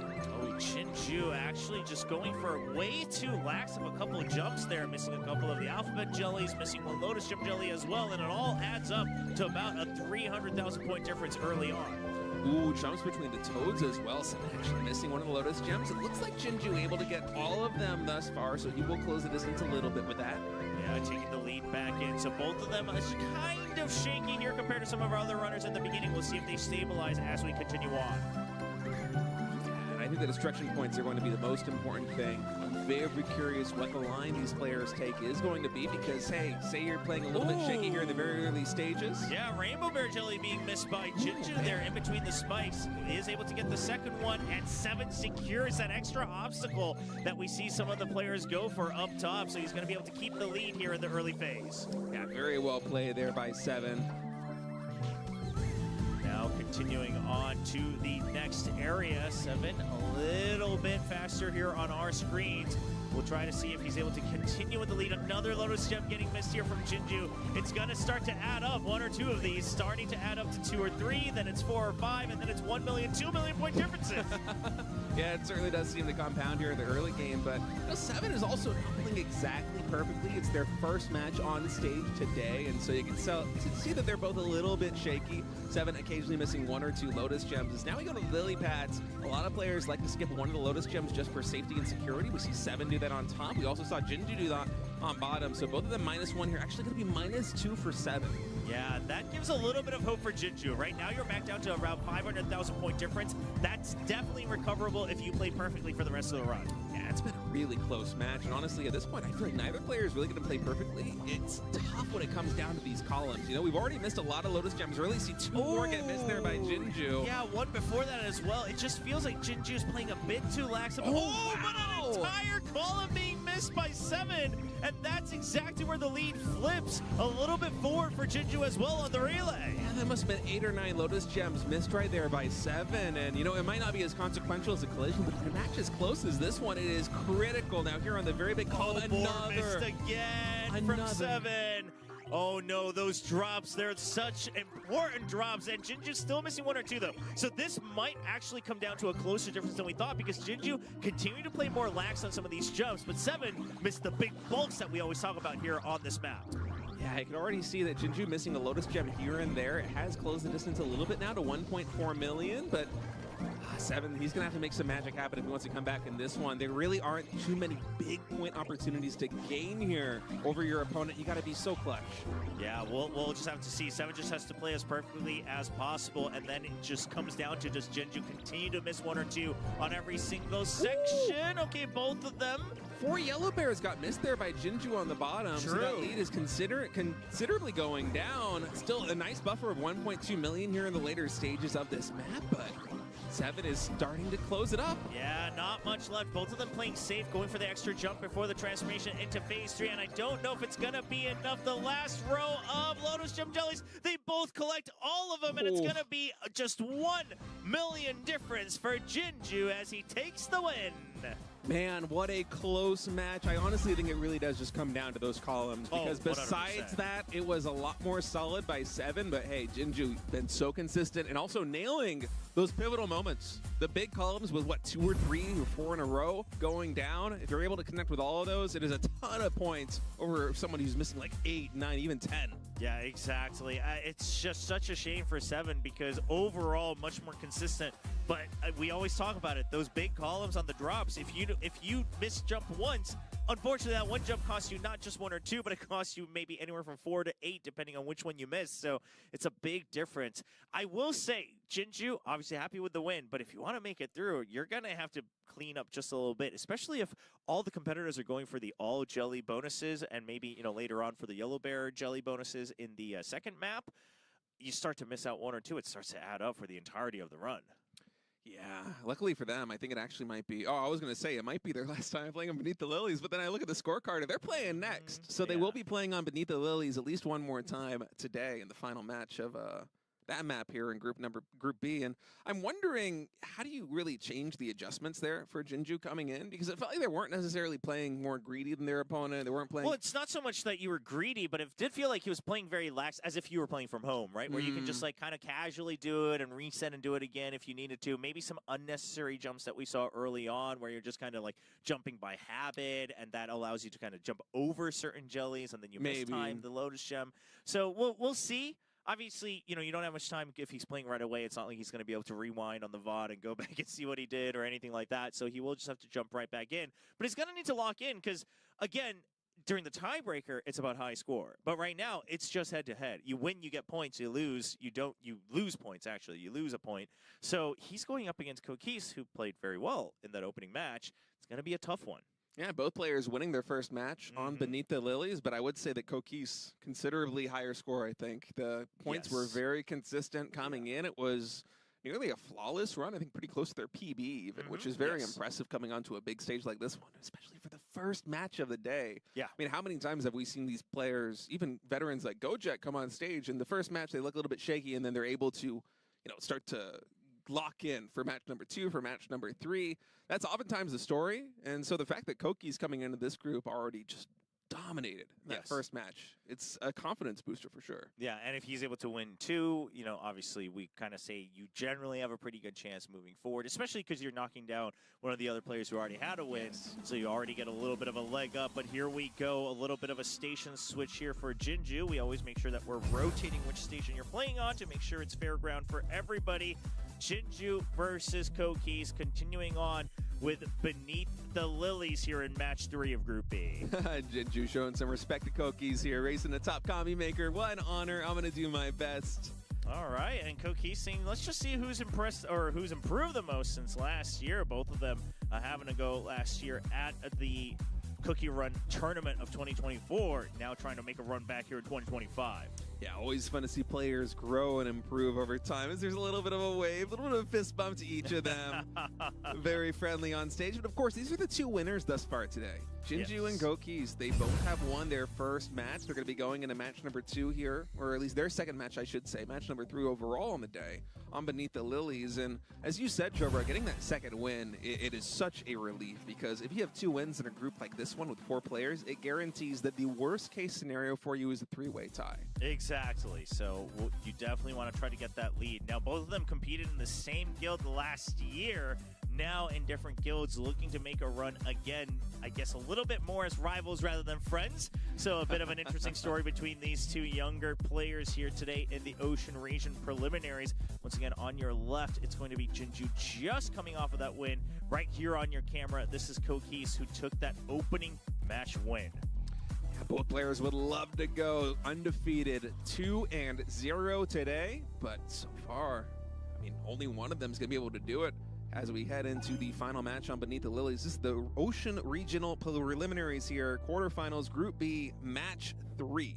Yeah, we go through a full round robin in each group, so there will still be 3 more matches after this one. But both of these players sitting at a 1-win, 0-loss record. 1-0 record, you win, you're knocking the other guy down to a 1-1. You go on with 10 points here already in the round robin. It's going to be Jingu versus Kokis on Beneath the Lilies here in the round robin stage. All right, the map is loaded in. Jingu on top, Kokis on bottom. Let's get going here. Both these players undefeated thus far, looking to go 2-0 in this group. And now Kokis on the bottom side, looking nice and calm. My eyes a little bit actually tied to the top side for Jingu. See if he skips out on any unnecessary jellies here. Once again, maybe it's just habit. He's kind of skipping over that. Again, another early Lotus Gem jelly loss as well. Yeah, it is quite interesting. As you said, it's a little bit lax. It's comfortable to kind of play this style and not try to min-max absolutely everything, because usually the difference maker in terms of who wins and who loses the match is 1 or 2 big mistakes. And so I kind of respect just being in your element, just being like, you know what, I'm not going to play for the high score. I'm just going to play to try and get through nice and safely. But as you said, when you miss Lotus Gem jellies like this again, it can start to add up. Yeah, and now you're kind of hoping that Kokis makes a mistake at that point, right? Because if you're just playing to not make crucial mistakes, but you're missing out on 1 or 2 extra, well, if the other guy's playing perfect, that's going to be a bit of a deal breaker. Both of them getting that first Rainbow Bear jelly. What about the second one here? Oh, another no. one once again missed by Jingu. Yeah, Jingu missing that. Didn't even go for the extra destruction point either, so I think it's going to be harder for them to close the distance. Will they get this spare? Yes, they will indeed. So at least able to catch that one. But already after this early stage here on Beneath the Lilies, 1.3 million lead here for Kokis. That is a rough start here for Jingu. Yeah, but I'm going to hold my breath a little bit, right? We made a bit of a bigger deal on that last run, and then, of course, his opponent, 7, missing those big drops. So we'll see. Kokis looked calm during the opening match, but you just never know since it's just 1 go in a best of 1. Yeah, there's a lot of big moments left here on Beneath the Lilies that both players have to be ready for. This 1.3 million point lead could vanish in a moment on either side as we have the single jumps coming in right now. Just collecting these coins and bouncing down onto the lily pads. Will we have the same 1 gem skip here coming in from Jingu? Will they try to close the distance? It actually is going to be that 1 gem skip. So playing it nice and safe once more. Yeah, 1 extra one missed by Kokis, a couple extra jellies as well. So that brings the gap back down to around 400,000. Jinju's going to be looking at that. Happy to know that there's still a good shot remaining here on Beneath the Lilies. Yeah, I mean, 400,000 halfway through Beneath the Lilies is basically nothing, right? I mean, that could change in an instant, especially with the columns that we have coming up in a moment. First one here, double column. All right, nice and clean for both players. So Kokis going to breathe a little bit of a sigh of relief, I'm sure, and both of them getting a little bit of the jump here for the relay, not entirely the furthest distance. Jingu missing another Lotus Gem there right before the relay. You can't afford those in a situation like this one, but another big column. Oh man! See what I said? It happens again. Jinju's just got something hovering over his opponent's heads. Yeah. Makes them miss the big drops. That's incredible. Jingu just so good at the most important part of this map, catching those columns, because it's not just 1 or 2 Lotus Gems if you mess up. It's what, 6, 7, maybe even 8 or more? It's huge. How is that happening every time? Hey, man, they're feeling relaxed. You know, there's no pressure. They're chilling. They're taking it nice and easy. They're not trying to get the best possible score. They come to the columns like, it's no sweat. I nail this and I'm cooking. That's exactly what Jingu does. Now look at this, 900,000 point lead. I love it. I can't believe it. I'm in awe. The race isn't over yet, but I am in awe that this has happened twice in a row for Jingu, where he's able to just play calm and a little bit lax, but he's somehow got opponents missing the biggest drops here on this run. Hey, it's working thus far. You can't knock it, right? If it gives you 2 leads like this one heading into the later stages. The last couple seconds here, a couple Lotus Gem jellies missed, and not getting that extra jump here from Kokis. And that is going to give the victory to Jingu. What a win there for Jingu. Just that nice, calm demeanor paying off. Nice little admiration there to the opponent, to acknowledging their good performance. Wow. It really did just come down to 1 column. Those columns are absolutely everything on Beneath the Lilies. I don't know. How does that happen? I mean, yeah, everybody's human, but 2 times in a row. Very impressive from Jingu here. Yeah, I mean, Jingu also nailed them every single time perfectly, and I mean, I feel like it's almost a coin flip. Obviously, it's a skill-based thing. It's not luck when I say coin flip, but it's 50-50 on whether the players are both going to be able to nail it or not. And yeah, Jingu on these opening maps here beneath the lilies, just absolutely a lock. They didn't have quite as many rainbow bear jellies. Of course, they missed that one at the very start. Same number as destruction points as well. But hey, being able to get all the Lotus gems, that is the moneymaker there. 100,000 extra points each. Do you think it's maybe that Space Donut plushie that he's brought? It really gives him the extra comfort. So he's a little lax, but he's also just not making any crucial mistakes.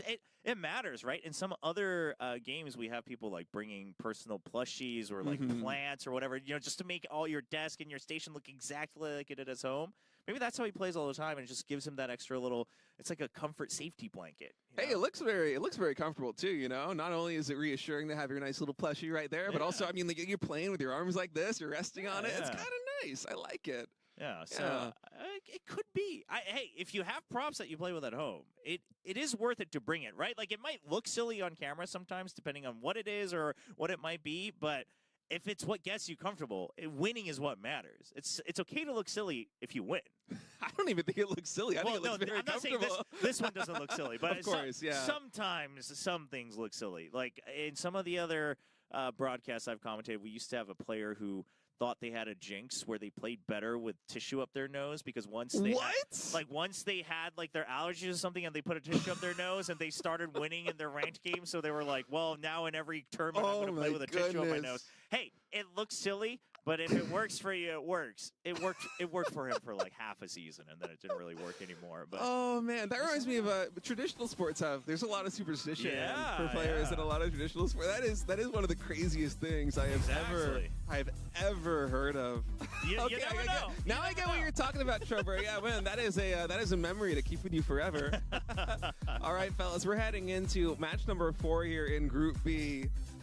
All right, Seven and Yote, both of them looking to redeem themselves, both sitting at 1 loss. And now that we have Jingu moving up with a 2-win record, Tokis back down to a 1-1, it's anybody's game out of these two. 7 versus Yote here. And by the way, we are moving on to Boiling Stock Village. What we just saw was the last instance of Beneath the Lilies so far here today. Of course, it will be re-emerging tomorrow as you fight through another region. But now, Boiling Stock Village here. Orange cookie, Yugwa cookie. You know the business. We're getting destruction points. It's going to be fun. This is going to be an interesting one, as it always comes down to it. It doesn't look like it's going to be too big of a difference, and then suddenly just like one skill usage, half a second off, and it just starts to spiral out of control because of the setups that we have with how you use the Hope bounce points into the destruction points. You've got the fire starter pet, then you've got the treasures that use the coins from the map with the destruction. It all goes through. Now we do have a little difference. Yote, the first player today in this region, bringing out the extra blessing here for the blast mode jellies. Yeah, yellow bear jellies, magic candy here for 7, and for Yote gonna be the blast mode. The blast mode coming out, I feel like it's very tricky to do this. I admire Yote's confidence in doing it because trying to get those destruction points with the orange cookie, it is tough to do. Yeah. Nailing those combos on the comets, especially timing them out, trying to maximize the points, it's a very tricky thing, and adding that in for blast mode, hey, it makes it even more complicated. You know, now there's so much more on the line in those final moments of the game. We'll have to see if it works out, because if you do it perfectly, obviously you're going to be able to use the skill, getting the extra blast mode, collecting all those jellies. You don't get as many bonuses per, but because of blast mode, also how it works, obviously you're speeding through, you use it at the right time, you're getting extra jellies, so it could work out. But let's find out as we jump in to Boiling Stock Village. It's a match between 7, and we have Yote on the other side.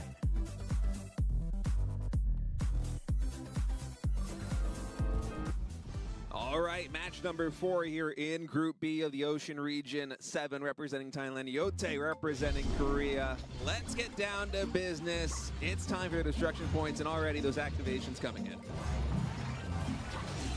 through that first phase, now it comes down to the 3 charges you get off of the Tiger. You have to use them with a single jump. And of course, you want to make sure you maximize how you use them. You have to take some risks as you get right by the obstacles, just like we did see there. 7 using it at the same time as well. Yeah, it's very tricky going for that. As we saw earlier today, I think 2 collisions on Boiling Village already thus far today. As Yote and 7, it seems like they're able to get past it without too much trouble. Yeah, Yote just He's focusing more on the skill. Missed out on a couple extra jellies, it looked like, but had a little bit of a lead earlier on. Should be able to keep it, actually coming down just to pretty much the same score here at 100,000 difference from either player.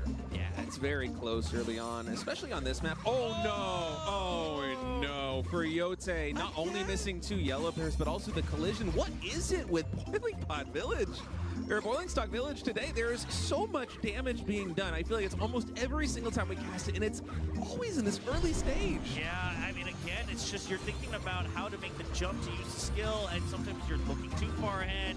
Whatever else it might be, that's going to be a little bit costly here for Yote. No further big mistakes from Yote on the bottom screen, but again, you're already a little bit behind. He's trying to catch up just a bit, though. Yeah, but we saw this earlier on today, especially in that tiebreaker. Even if you play perfectly from here on out, you need your opponent to still make some kind of mistake if you want to come back. And so for 7, they might not know exactly that this happened yet. The point discrepancy isn't very significant. Okay, well, now it finally is 3.7 million. But you're not really going to know until you have that relay handoff. And once you do here as 7, I think you just try and play as safe as possible. Exactly, because the distance is also kind of come into play with a collision like that, because you're losing out on energy. Now, with the Yugwa, you can still try to regain a little bit because you go onto that Tiger in the last phase, and you can try to extend it, get a little bit of that jump for the relay. But we'll see how Yote handles it. Still 2 charges on both before they hop onto the Tiger. One more Hope badge bounce here. Yote gonna use it on the last jump right onto the meteors. Goes on. Still only misses out on 1 destruction there. And you can see Yote barreling on with no energy. You are able to get his Jobbers a little bit more distance there on the transition, but that's still a lot of space. Now, let's see. The blessing might come into play here as well for Yote. Of course, going for the extra blessing here during blast mode. Got to get as many destruction points as possible in a situation like this one. You really need them to close the distance. It does look like he missed the timing a little bit on that second wave of meteors falling down, so Yote not maximizing the destruction points. 7 just going through safely with a nice chunky lead so far. Yeah, 7 at 11 million knows that something went wrong on Yote's side of the stage. And right now, just confirming some more of these, dodging the obstacles, making sure they take no damage. It's a really clean finish here thus far. Let's see if they can keep it up, because there are some tricky moments left here on this match, but it's looking to absolutely be going 7's way. Yeah, now we just see late collisions earlier as well so far in the ocean region. So you can't let your guard down just yet. 7 has to stay focused. You can't look at the score and be like, oh, the race is over. You never know in Cookie Run Over Break. Yote's still doing his best as well, hoping that there's a slip up on the other side. Yeah, but thus far 7 defending the lead very well. Timing's coming in on the destruction points here too, avoiding all these obstacles. That points lead has gotten smaller, but do not forget the extra energy that 7 has. Yeah, Yote just trying to get whatever extra jellies he can, get the points as well, trying to get those extra treasures to activate. But you're right, it doesn't look like it's possible. The energy ending just about still the same distance, but it's going to be 7 who takes the win without any crucial mistakes here on Boiling Stock Village. Honestly, really impressive by Yote to be able to come back from that one and almost win the match. It was, what, 6 or 7 million point difference? Yeah. Usually when we see a collision like that one early on in a stage, it translates into tens of millions. But 853 versus 846. Yote really fighting on there despite that early mistake, but still 7 going to be confirming that win, going up 2-0 now. Oh no, that's the first win, right? Yeah, that's the first win here. So rising back up to 1-1, that does put Yote down into 0-2 though. Yes. And Yote did have the most GCL points here in this group coming in. In fact, in the overall region for all the players that qualified to the preliminaries. So bit of a disappointing showing so far for Yote. It's been a day of upsets. We saw that earlier on in Group A. True. And now here in Group B, the same thing is happening again. It's kind of surprising. It feels like kind of the whole story of these preliminaries early on is the GCL points. Of course, they mean a lot for the players in terms of what their standings are when they're playing at home. But when you come to the main stage like this one, you have the cameras on you, you're under the lights, you know everybody's watching, and there's prize money on the line. Some players are able to put up way better performances, better than you would expect. These underdogs just emerging. Yes, exactly. So it's really about how fast you adjust, or adjust again if you've been in similar situations before. Maybe you participated last year, maybe you participated in the invitation earlier this year for some of the players. So that does make a difference. But 7 redeems himself, gets back up to 1-1. So that ties him in the score so far in the round robin with Kokis. Interestingly enough, they're facing off against each other in the next match. Oh, yeah, that's right. Could be 7 versus Kokis in match number 5. There are 6 matches total here in Group B unless we go to that tiebreaker. And that means one of them is going to be going 2-1, and one of them is going to be in a bit of trouble. And I actually think, don't take my word for it because I'm not an admin, and we always know casters shouldn't do math on screen live, but I think if you win this next match, you're at least making it to the semifinals no matter what. Oh, is that a guarantee? And then if you lose, because we already have Yote with 2 losses, so he can only get maximum 1 win. Both of these players on stage right now already have 1 win each, and if one of them wins, they get 2 wins, and the other one ends with only 1 win. So that already puts 2 players at 2 wins, 2 players at 1 win max, and then it's just a matter of seeding that comes down to the last match. No, I think you're right. Yeah, that does make sense. Yeah, that sounded all very confusing, but bottom line, if I'm correct, this is a qualifying match here for the semifinals. Yeah, I believe you are right, especially because it's the last match either of them are going to play. One of them will be 1-2, one of them will be 2-1, and we're going to do it again here on Boiling Stock Village. Now, 7 was able to win the previous match on this level, but it's important to remember that a large part of them winning was because their opponent suffered an early collision. Yes, exactly. And despite that, the score was relatively close. So I think even here for 7, you got to nail those combos in the later stages, because it felt like probably the weak point of the gameplay for me on this level was those destruction points coming in, the combos, the timing. I think as long as you're able to buckle that down, you should be in a better position. As we have both players going for the yellow bear jellies in this case. Yeah, Kokis also favoring the yellow bear jellies here for that blessing on the magic candy during Orange Cookie's run.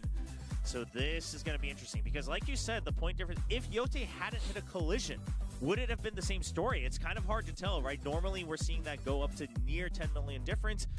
We saw him able to try to catch back up here, especially with trying to regain a little bit of that extra distance on the relay as well.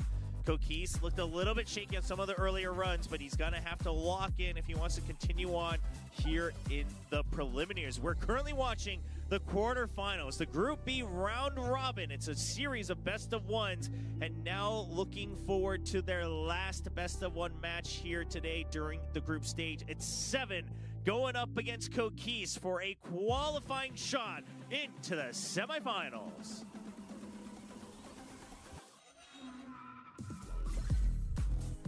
All right, Boiling Stock Village once more here. 7 on top, Kokis on bottom in the Cookie Run Ever Break World Championship preliminaries. And let's see how 7 is going to be able to do on this one. Actually, let's see how both of them are going to be able to do, because honestly, I have been so surprised by the numbers of collisions that we've gotten here on Boiling Stock Village. It has been kind of unexpected. It's going to be a little bit interesting to see if we see any. Oh my goodness, it happens again. What is this? How does this keep happening? You have to greet it. You have to jump so close to try to use the hoping badge bounce, and it just leads to a collision here for Kokis. How does it happen again? I'm losing my mind watching this. Because it feels like in week 1 of the preliminaries, in the desert and the plain regions, I think we might have had 1 collision in total on Boiling Stock Village. Don't quote me on that. That was a week ago. There were a lot of matches that were played, but this is like the 4th or the 5th time today that we have had a collision come in with one of these players, and especially in the early stage of this match. Now, I know the timings are very tricky because, as you said, you have to cut it as close as possible to the obstacles to play optimally to maximize the points, but oh my goodness, it just feels cursed today. Exactly. It is a little bit tough here, so it's going to be hard to tell, but we'll see. We'll see if Kokis is able to redeem himself a little bit as we continue on here with the Yugwa Cookie. Yeah, of course, in the early stage with the Yugwa Cookie, you can make up some of the lost energy with this skill activation, and so there is some potential here for a comeback. It's not as consequential as it would be, say, on Beneath the Lilies, but of course, any time that you take damage like that, it's going to be a critical moment. Yeah, and I just had to go back and double check because we were kind of focusing on if we had some differences during the blessing of the magic candy. Yeah. But I also believe Kokis actually coming in with a disadvantage on the skin effect for the orange cookie. Much less points for the orange pole jelly. So with that early collision, Kokis already very far back on his back foot. All right, well, we're entering the second stage of this level now. Kokis down remarkably few points given everything that's happened thus far, that collision coming in, but the energy bar really tells the story there for 7. Well, let's see if Kokis able to at least get that extra distance coming off of the Tiger, see if he can just get a little bit more to redeem himself. One last charge left on the Yote badge bounce. Actually, it's a nice clean and only missed out on the 1 meter, which is the maximum here for either player. So we'll see exactly what the distance advantage is going to be for 7 here in just a moment. As they hop on the Tiger, the energy runs out, and S7 maybe a little bit shorter than you would expect to be in the situation, but still miles ahead of Kokis. Yeah, and 7 once again should start to realize that I can just play this safe. It's not going to be a big deal. You're already so far ahead on the points. All right, the combo's coming in for Kokis. If Kokis wants to win this match, they need to be able to get as many points as possible. We also have to keep our eyes on 7 because we have also had, not just in the early stages, but in the late stages, collisions on this map. Yeah, you gotta watch out. You can't let your guard down just yet, Kokis. Not making too many more crucial mistakes here, but again, you're so far behind now, 13 million. Trying to get whatever destruction you can, but it looks like he's starting to try to use them just a bit early as well. Just a tad bit fidgety, not as perfect as you want to be. Yeah, and 7 just playing great defense on top right now. That lead comfortably at 10 million, plus the extra energy that 7 has got. And the double jumps coming in, collecting all of these jellies, getting the extra energy as well. Now still sitting at 10 million lead here for 7. Probably glancing at that, realizing that I just have to make sure I'm not really hitting any collisions and I should be okay. Just don't save up those charges for the skill here for the orange cookie. It's gotta just be a nice safe game right here as 7. Saving actually one of those points. Okay, now finally uses it. It actually is Kokis saving one of those destruction points. So finally the skill activation comes in. That does lower the lead a little bit here. It's still 5 million with basically nothing left, Trevor. Yeah. I think 7's done it again. Yeah, not able to get the full distance jump for either player either, but once again, 7 is going to be able to take the lead, closing things out. Not the cleanest finish from either player, but again, a crucial mistake from Kokis early on is going to cost him this match in this best-of-1 round robin. Yeah, and that means that now Jingu and 7 both have 2 wins. The next best is Kokis with only 1. There is still 1 more match left to be played, but I think you were right, Trober. I think this is likely going to be 7's seed into that round of 4 playoffs here as we look at the stats from that map.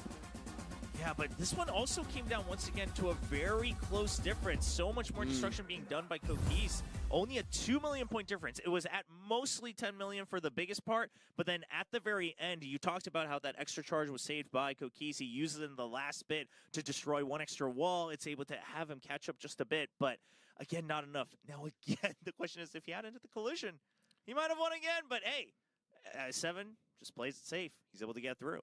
I mean, playing it safe, it has been a winning story thus far, especially in these earlier stages of tournaments where you're just trying to fight for survival in the round robin because a lot can happen in a best-of-1. You know, 1 mistake determining the winner and loser of a series like this when you only have 3 possible chances, it's very critical. And, you know, the good thing for 7, too, is, yeah, they played safe. They were able to get those 2 wins. They're now going to the round of 4. It's going to be a completely different map set. Yes, exactly. Now, we will have to see, of course, if maybe there's a tiebreaker required for seeding depending on the next match. Now, Jingu looking to try to go undefeated in this group.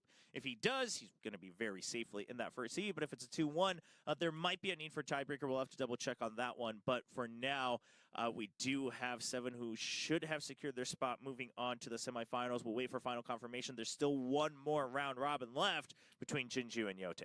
Yeah, Jingu and Yote. Yote not yet with a win on the board, fighting for honor right now, down 0-2, already out of contention for the round of 4, but just like we saw in Group A earlier today, you got to give it your all to the very end right here. You want to give a good show for your fans. Yeah. Go home with something to be proud about, you know? Yeah, exactly. Also, just as a quick reminder, as we have our players getting ready, I believe there's only about 20 minutes left to enter that code we shared earlier. So make sure you remind everyone, whoever's joining late on to the broadcast right now, let them know. If they're not watching the broadcast, if you've got friends and family not watching the broadcast, let them know, watch the broadcast, but also input the code into your games to secure those extra crystals. Yeah, 300 crystals. I believe the code is Ocean Go. If memory serves. Don't quote me on that. I'm sure the folks in chat are going to know much better than me, the ones that typed the code in already. So, yeah, help your friends out there in the chat. Make sure everybody gets those extra crystals. All right, now the power of the Space Donut coming in for Jingu. We'll see. We'll see if he's able to mind control his opponent once more with his comfort zone here on stage. Jingu, 2 wins so far, going for a clean sweep here in Group B, and now entering Boiling Stock Village. Yeah, going to be the final time we see Boiling Stock Village today. Orange Cookie, Yogurt Cookie, and the Firestarter Pet as well.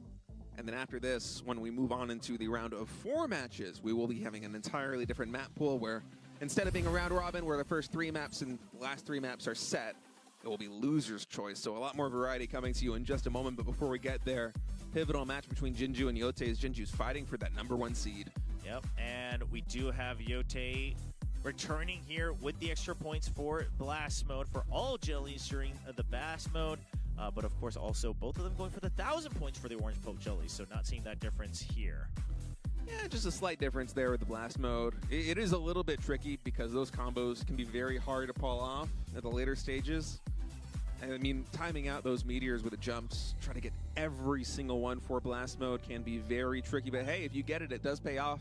There you go. Yeah, we'll see. Yote, if he can maximize. Yote already eliminated in contention for semifinals, but looking for honor and redemption, trying to get at least 1 win on the board here during the regional preliminary quarterfinals for the Ocean region. Jinju on your screens, going for a undefeated run so far against Yote. Our last look at Boiling Stock Village today. It's going to be the last match of the round robin in Group B. All right, Jinju on top, Yote on bottom here in the last match of the round robin. And Cobra, my one question to you, are we going to have a collision early on, dude? Listen, Jinju's got some magic going on here on stage, so whether it's missed jellies, whether it's collisions, he might get Yote to make another blunder here. See if it happens. That first crucial jump right here, right past the obstacles. Both of them make it. No collision. They get the destruction as well. Very well done on both sides. You know, it's kind of wild because after last week casting the preliminaries for the Desert the Plain regions, my impression of Boiling Stock Village typically is that here in the early stages there isn't much of a difference. The game is mostly decided in the later stages when the destruction points are coming in, who can better nail those combos. But the story so far today has just been the collisions thus far. Yeah. And luckily for both these players, they have been able to navigate at least that tricky earlier part with the timings very cleanly. And I hope I'm not jinxing it too much by talking about it. I would love to have one map at least here without a collision. Yes, a clean run hopefully from both of our players. Now, Jinju still barely staying ahead. It's really coming down to just a couple jellies missed here and there for either one, just exactly when they're jumping. They're all getting the crucial big ones, you know, the giant bear jellies, things like that. And now going through with the destruction on Tiger, we go back to another 3 manual charges on the jump. And coming down here on these drops, oh, one of these yellow bears does get missed there by Jinju. Occasionally you do see players miss 1 of them, occasionally 2 if he missed 2 on the jump in a row. In fact, that's exactly what we see there by Jinju. Oh, did they both miss it? I was watching Jinju on top. It's tricky, man. That timing has to be perfect. Exactly. So very consistent. Barely any difference here for both players. This might 9,000 come down to the extra blessing change of the Orange Cookie at this point. Yeah, the blessing change or just the destruction point straight up. You know, who can hit the most comments is, looks like our screen actually go out there on top. Yeah, we will just be keeping our eyes here on Yote as we continue to see the points just stay very consistent for both. Yeah, and of course, if you're watching at home, it's the first time that happened today. You don't need to worry. The players, they're completely locked in. They can see the screen all the time, so Jinju's not going to be worrying about that. It's just the feed sometimes gets a little bit hiccupy. And both of them going for it. Jinju going for the drop and then jump back up to use the Hope, whereas Yote just trying to stay up top, but Yote actually taking a bit of a heftier lead. Yeah, it's looking pretty good. Jinju actually missed one of those yellow bears, which I think is the main reason, the main culprit behind this deficit here. I wonder if they got any distance as compensation. It seems like they didn't. Yep, both of them just landing in the exact giant yellow bear jelly here on the relay. Now onto the Orange Cookie, and we do have a magic candy difference. The blessing here for Yote is going to be jellies during blast mode. Let's see if it comes in to pay off for Yote. Yeah, some really good skill activations there for Yote on bottom as, man, they're getting so much. Actually been able to turn or work up to a, 3.1 million lead there for just a moment. Then the scores settle once more. We're closer to 1 million. That is so close here for Boiling Point Bridge. Yeah, it's really going to come down to whenever they use their skills, of course, because that can really change how that burst of scores come in. But so far, it looks like Yote looking pretty comfy here to be able to combo the skills into the blast mode to try to get those extra points and try to get a heftier lead. Yeah, now the big difference in points is because Jingu is saving one more charge on the skill activation. So let's see if that's going to translate into a lead here. They're going for kind of a Hail Mary right now, trying to close the distance. Yeah, this is going to be tough because even if you're able to get that extra wall that we saw earlier from one of our other players, Jingu, you're not going to be able to close an entire 10 million gap, I don't think. It might be closer than you think, though. We do have that one extra charge. It does get a lot of points. Yeah, the bear party being missed by Yote, so it brings it right back down to about 5 million as we see the extra destruction come in as well for Jingu. All right, going into the final moments, though, that skill activation did get used, and still there is a lead there for Yote. I think that might just be it. Yeah. 857 to 849, and Yote is going to be winning. Much further distance for Yote as well. A giant lead towards the end, going further than we've seen, actually, from any of our runners so far here in Boiling Stock Village. So an impressive run. Unfortunately, not one that's going to change his fate here during the preliminaries, but what a showing here in the last match of the round robin. Yote, hey, that's a way to go out, you know? You did not advance here in the group stage, but at least that was a terrific win. Yeah, and it did look like the run ended quite early here for Jingu, so it might have been a collision that we missed here on screen as well, but overall distance, nearly 1,500 extra for Yote, making it as far as possible. Tons more obstacles destroyed as well. So we got to say GG well played to Yote. Still a great showing on his way out here in the last match of the round robin. Yeah, it's a good way to end the day here for Yote. You know that you're going to be a little bit unhappy about not being able to advance into that round of 4 for a chance at the finals in October, but hey, at least you had one really good showing. So yeah, that's going to wrap the preliminary stage, I believe. Now, Jingu and Seven are both 2-1 overall, and I'm not sure if that's going to come down to a tiebreaker match or it might just be the head-to-head match between the two. We'll have to wait for confirmation on that to see if there's a tiebreaker or not between the two, but we will be able to review the overall records as well. So we'll just wait for the admins for the final confirmation. But again, just talking about Yote a little bit since they will be eliminated. Again, not just sitting in complete last place with 0 wins. You at least came in to play against some of the best players, and you're able to go for that. And it does look like it's going to be the head-to-head here when it's just the two-way tie. So Jingu will be able to take the win here with 9 points. Seven also with 2 wins, sitting in second since he lost to Jingu in the first match for both of those players. Yeah, so that's going to be Jingu there in first, Seven in second. And means we're going to have what? Jung Dex versus Jingu there. Jung Dex versus Seven. Oh, yeah, excuse me. Yeah, cross seeds. There we go. Yeah, I don't have to try and make this up. Yeah, there you go. Hudoldonium versus Jingu. Should be some interesting matches coming up in the semifinals. Once again, reminder, the semifinals are going to be best of 3, and then the finals is going to be lined up with the best of 5 to determine who gets first seed once you've already qualified for the main stage of the World Championship Finals later on in October. So still plenty of action, and of course, all new maps now. We're done with Beneath the Lilies and Boiling Stock Village for the day. We're moving on to new map pools in the semifinals. Yeah, and as we progress further and further today, the maps are going to continue to get harder and harder. Those star difficulties are going to increase. The mechanics and speed are going to increase. Yes. It gets very tricky in these later stages. And also when we go into those best of 3s, because it is now a best of 3 and not a round robin situation, the first map will be predetermined, but after that, loser gets to choose. So there is some strategy involved as well in selections. Exactly. You'll have a time to recover for yourself. But ladies and gentlemen, we're going to give a chance for all the players to recover here for the semifinals. We're going to take a short break. When we come back, it's best of 3 semifinals here in the Ocean Preliminaries.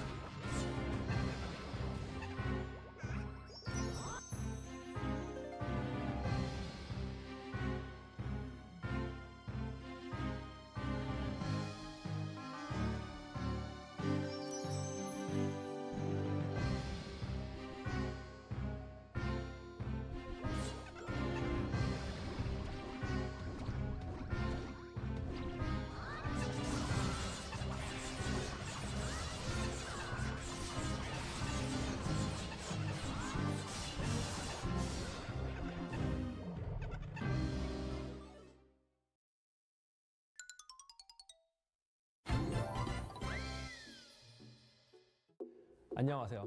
쿠키런 5분 브레이크 디렉터 흠입니다.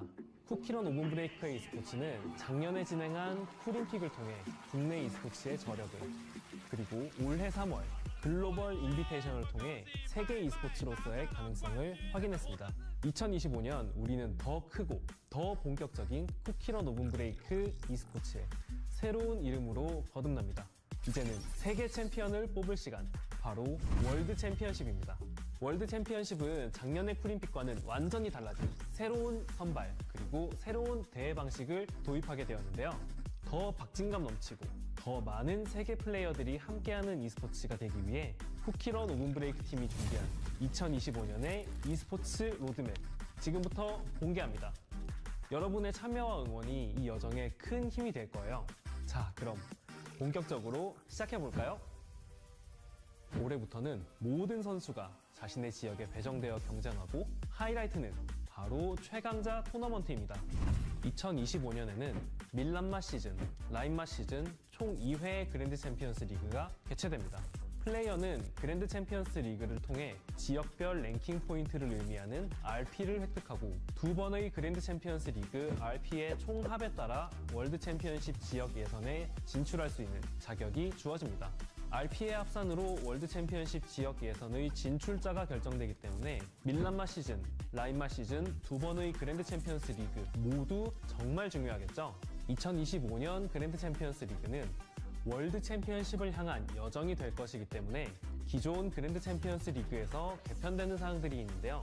그럼 2025년에 진행될 그랜드 챔피언스 리그가 어떻게 개편됐는지부터 살펴보겠습니다. 첫 번째 변화, 바로 지역 시스템의 부활입니다. 설산, 바다, 초원, 사막 4개의 지역이 다시 돌아옵니다. 그랜드 챔피언스 리그에 처음 입장하면 무작위로 한 지역에 배정되며 내 소속 지역은 그랜드 챔피언스 리그와 프로필에서 확인할 수 있어요. 이번 밀란마 시즌부터는 관전자도 지역이 배정됩니다. 왜냐고요? 바로 지역 응원전 이벤트가 열리기 때문이죠. 멋진 응원 보상도 걸려 있으니 내가 속한 지역의 응원전 승리를 위해 열심히 참여해주세요. 두 번째 변화, 토너먼트가 돌아옵니다. 참가자들은 예선을 시작으로 본선 3개 라운드, 마지막 선발전까지 총 5번의 라운드전을 치르게 되는데요. 예선에서 주어지는 하트는 단 3개, 더 이상 실수할 여유는 없습니다. 이렇게 치열한 과정을 뚫고 최종 16인에 선발된 선수들은 토너먼트에 돌입하게 됩니다. 그리고 16강 토너먼트를 뚫고 그랜드 챔피언스 리그 최종 우승자가 탄생합니다. 최종 우승자는 월드 챔피언십 지역 예선에 자동 진출하는 혜택도 누릴 수 있습니다. 매 그랜드 챔피언스 리그 종료 시 지역 내 순위에 따라서 RP를 획득하고, 2번의 그랜드 챔피언스 리그의 RP 합산 기준 지역별 상위 8명까지 월드 챔피언십 지역 예선에 진출할 수 있어요. RP는 같은 지역 소속 선수들끼리 성과를 기준으로 계산됩니다. 동점일 경우 마지막에 치러진 그랜드 챔피언스 리그 순위가 높은 순으로 결정됩니다. 게임 내 지역 랭킹 메뉴에서 시즌별 그랜드 챔피언스 리그의 랭킹과 종합 랭킹을 확인하실 수 있습니다. 쿠키런 5분 브레이크의 고수 여러분 모두 좋은 퍼포먼스로 월드 챔피언십에서 진가를 발휘하실 거라 믿어 의심치 않습니다. 쿠키러너분들의 열정적인 참여를 기다립니다. 자, 그럼 진출 순위별 RP 매트릭스에 대해서도 설명해드려야겠죠? 같이 알아볼까요? 순위가 한 계단 한 계단 올라갈수록 받을 수 있는 포인트도 기하급수적으로 높아집니다. 결코 짧지 않은 여정입니다. 하지만 그 여정을 통해 진정한 월드 챔피언이 탄생합니다. 2025년 쿠키런 5분 브레이크의 그랜드 챔피언스 리그, 그리고 월드 챔피언십, 여러분들의 뜨거운 참여와 응원을 기다립니다. 안녕하세요. 쿠키런 5분 브레이크 e스포츠 담당자 레이나입니다. 좋은 소식으로 여러분을 다시 만날 수 있게 되어서 너무 기쁘네요.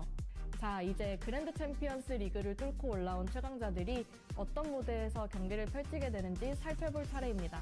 월드 챔피언십, 완전히 새로운 여정이 시작됩니다. 월드 챔피언십 지역 예선은 각 지역별 8강전부터 시작됩니다. 선수들은 정상까지 단계별로 치열한 대결을 이어가게 되죠. 8강은 라운드 로빈, 4강부터 결승까지는 선승제로 치러질 예정이며 3, 4위전은 별도로 진행되지 않아요. 선수들은 온라인으로 참여하며 월드 챔피언십 예선은 중계를 지원할 예정이오니 쿠키런 채널을 통해 우리 지역의 선수를 응원해주시는 것 잊지 마세요. 이제 대망의 본선 경기 구조를 알아봐야겠죠? 이제 남은 여정은 단 하나, 세계 최고의 자리로 가는 여정뿐입니다. 월드 챔피언십 본선은 오프라인으로 진행되며 첫 번째 개최지는 대한민국 서울입니다. 선수들은 항공, 숙박 등 대회 참가를 위해 필요한 항목들을 모두 제공받게 됩니다. 본선 장소는 추후 고지드릴 예정이며 쿠키런 오븐 브레이크의 유저분들도 현장에서 같이 관람하고 즐거운 시간 보내실 수 있도록 각종 부스 프로그램도 같이 마련될 예정입니다.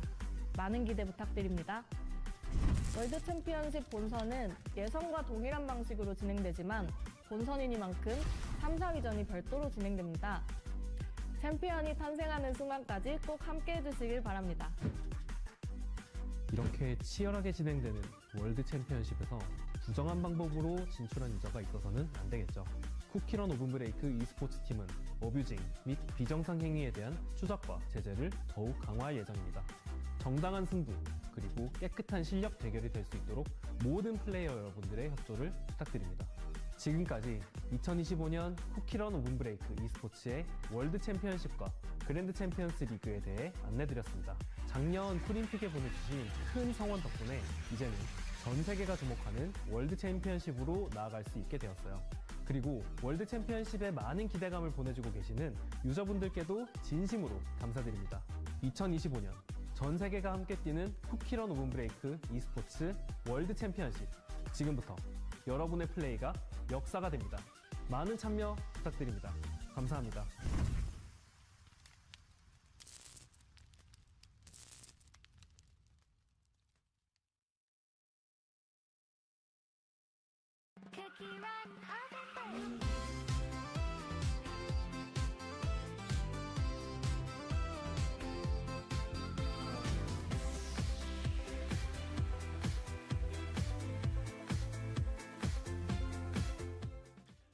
Welcome back, everybody. We hope you had a nice little break, got some water, maybe did a couple runs in Cookie Run Oven break, as now we will be continuing on with the semifinals here in the Ocean Region preliminaries. Yeah, it's getting intense now. If you didn't think it was intense already, well, buckle up, because these next best of threes are qualifying matches for the finals in October, the grand finals. Now, of course, we're also be playing the finals today here. Yes. We have the best of threes, then we have the best of five at the end for seeding, but these first two matches are everything to these players right now. Yeah, there's a lot of finals going on. These are semifinals of the preliminaries and the finals of the preliminaries, and then obviously we have the finals of the actual World Championship happening later on in October for that main stage. Then whoever qualifies, you'll be invited back to Seoul, South Korea to compete there live in front of a crowd. So it's going to be quite exciting. But it comes down to that one best of three, right? You got to win 2 out of the 3 maps. Obviously, if you lose, you get to choose the next map. So you have a little bit of way of redemption, but we'll see. We'll see what the first maps are going to be for each of these being randomly drawn by the admins. But just to remind you of how things have happened so far, here are our matchups. Jung Dex and Hudodonim moving on here from Group A, 7 and Jingu. Moving on from Group B.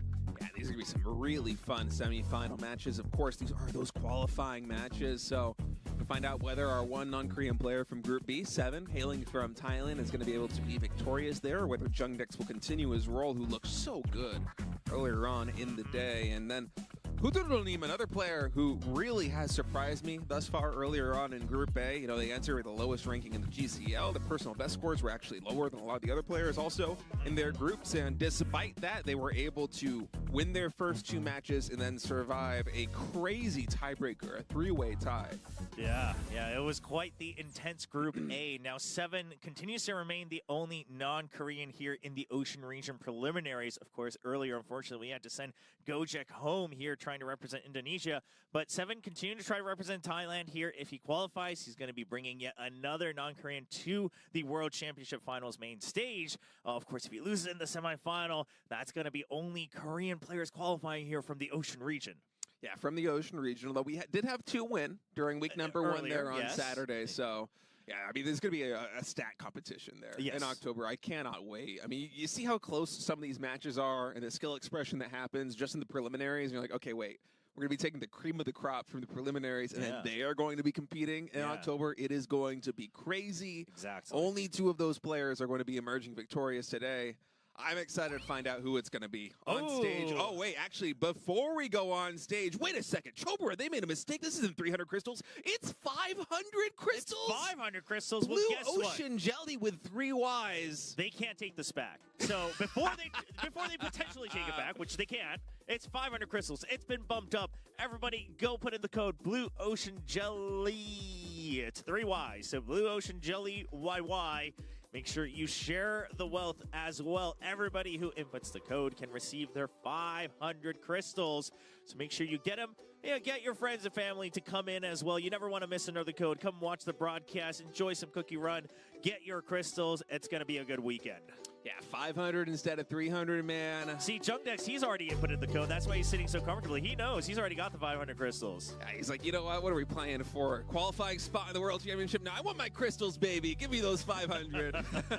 Exactly. Again, these are time limited, so only 3 hours. So wherever you're living, if your friend's asleep, go wake them up. You know what? If it's like 2 a.m., 3 a.m., doesn't matter. Wake them up, get them to input the code, and then you can go back to sleep after that. Yeah. Don't do that, by the way. You just know someone's going to do it and blame you. Yeah. Nah, get those 500 crystals, man. It's the way to do it. And as Trevor said, they're only available for the next 3 hours. So if somebody new hops into the chat, asks what the code is, make sure that you help them out. Yeah, and of course, as you are all opening the code, the players are preparing for their best of 3. Now, moving on up, we can already see their best scores. You might be able to maybe take a gander at what the map is going to be. We'll have a formal introduction for it later, but I have been told that the admins have randomly drawn Temple here of the Sun Central Arena here as our first map. Oh, that's going to be a really fun one. We've got some high-speed cookies there on the Temple of the Sun in this tournament, and I'm curious how it's going to go. Look at the best scores on both of these two, 560 million apiece. Now, of course, we haven't yet had any player at the Cookie Run World Championship exceed their personal best. It is way more difficult playing on a stage with cameras on you where you only get one shot in one moment to try and win, but it's actually going to be Temple of the Sun Central Arena. Vampire Cookie, Skater Cookie with the Oak Barrel as the pet. Oh, it's going to be fun. Yeah, of course, the map itself giving you the big bonuses for the Giant Star Jellies, but the tricky part here really comes down to that Vampire Cookie. How many times are you passing through those obstacles to get those extra points? Because that requires a lot of finesse and a lot of just very, very minute controls, quick reactions to make sure you're maximizing all of that. And guess what? Both of these players chose this as their most confident map coming into the semifinal map pool. Wow. So I'm very curious to see if we're going to have a neck-and-neck match. Yeah, we very well might. So that Vampire Cookie, of course, needing to get those grape juice jellies for extra energy. If you miss them, it's pivotal. It's almost like having a collision. Can be brutal. Plus the Skater Cookie coming in. I like the Skater Cookie. I like the speed. I like the distance.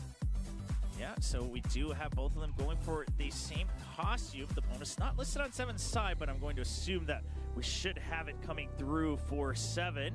Yeah, to make sure we double check, but I will be able to tell very quickly as well. I'm sure it's the same. Should be all right, but of course, otherwise, no blessings here for the Skater Cookie. It's just all about the speed as we have our players jumping in. It's going to be a best of 3, so even if you lose this first map, you can choose the next map out of the remaining 2. Here in the best of 3, you can't repeat maps, so this is the one time they're going to play here on Temple, but we will see who takes the lead and tries to get that 1-0 score. Win 2, you move on, not just today, but on to the end of October towards the main stage of the Cookie Run Oven Break World Championships, and if you lose, you are eliminated. It's going to be Jung Dex going up against 7 here in the semifinals of the Ocean Region Preliminaries. All right, Temple of the Sun loading in. Jung Dex on top, 7 on bottom here. Match 1, set 1 of the semifinals. A qualifying best of 3 for a seed in grand final. Again, a lot of attention has to be paid closely. And no. A collision to kick things off here for 7. 7 took his hand off the phone for a moment there. He's like, what just happened? Are you serious? Yeah, it looks like 7 might actually be looking for maybe a little bit. Yeah, he wants an admin call here. Wow. Perhaps a bit of an error. we'll have to wait. I think we might still have to go through the run first, and then we'll have to do a review. But Seven, he's completely taking his hand off. We're going to have to wait for the admins to give us a clear call here. But for now, let's focus on Jung Dex, as we will have to wait for an admin call on the bottom side of the screen. Jung Dex continuing on. Let's see how clean his run is. Yeah, he doesn't care if the score is already up to 13 million lead. He knows he's just not going to make any mistakes right now. Almost like a time trial. Highest score trial. He's going through the zip lines. Eventually, we'll see what this decision is going to be with Seven. I didn't actually catch the collision. I saw at the bottom of my screen the red flash, but I didn't really see exactly what happened. I wonder what the issue was. We'll have to wait. We'll have to wait. It might be a button press. It might just be, it could be, gear issues or whatever. But regardless, collisions can't happen very well on this map, right? We don't want to speculate. We're not going to talk about it until we get the final call. But the point is on this map also with the Vampire, because you also want to pass through obstacles sometimes. It can be a little tricky, but we'll have to wait and see. There definitely does seem to be a request here. So the admins are reviewing. So once once we're told, we'll let you know. It might take some time. Obviously, we also have to have some translations on stage, back and forth. So we will have to wait, to see what the final call is. Could be a rerun. But we didn't get too far. So we'll just have to wait and see, because there's not too much to break down, because not much has happened yet here on this run. I mean, we had the one collision, and then Seven just immediately signals to an admin like, hey, we got to talk about this. Something happened.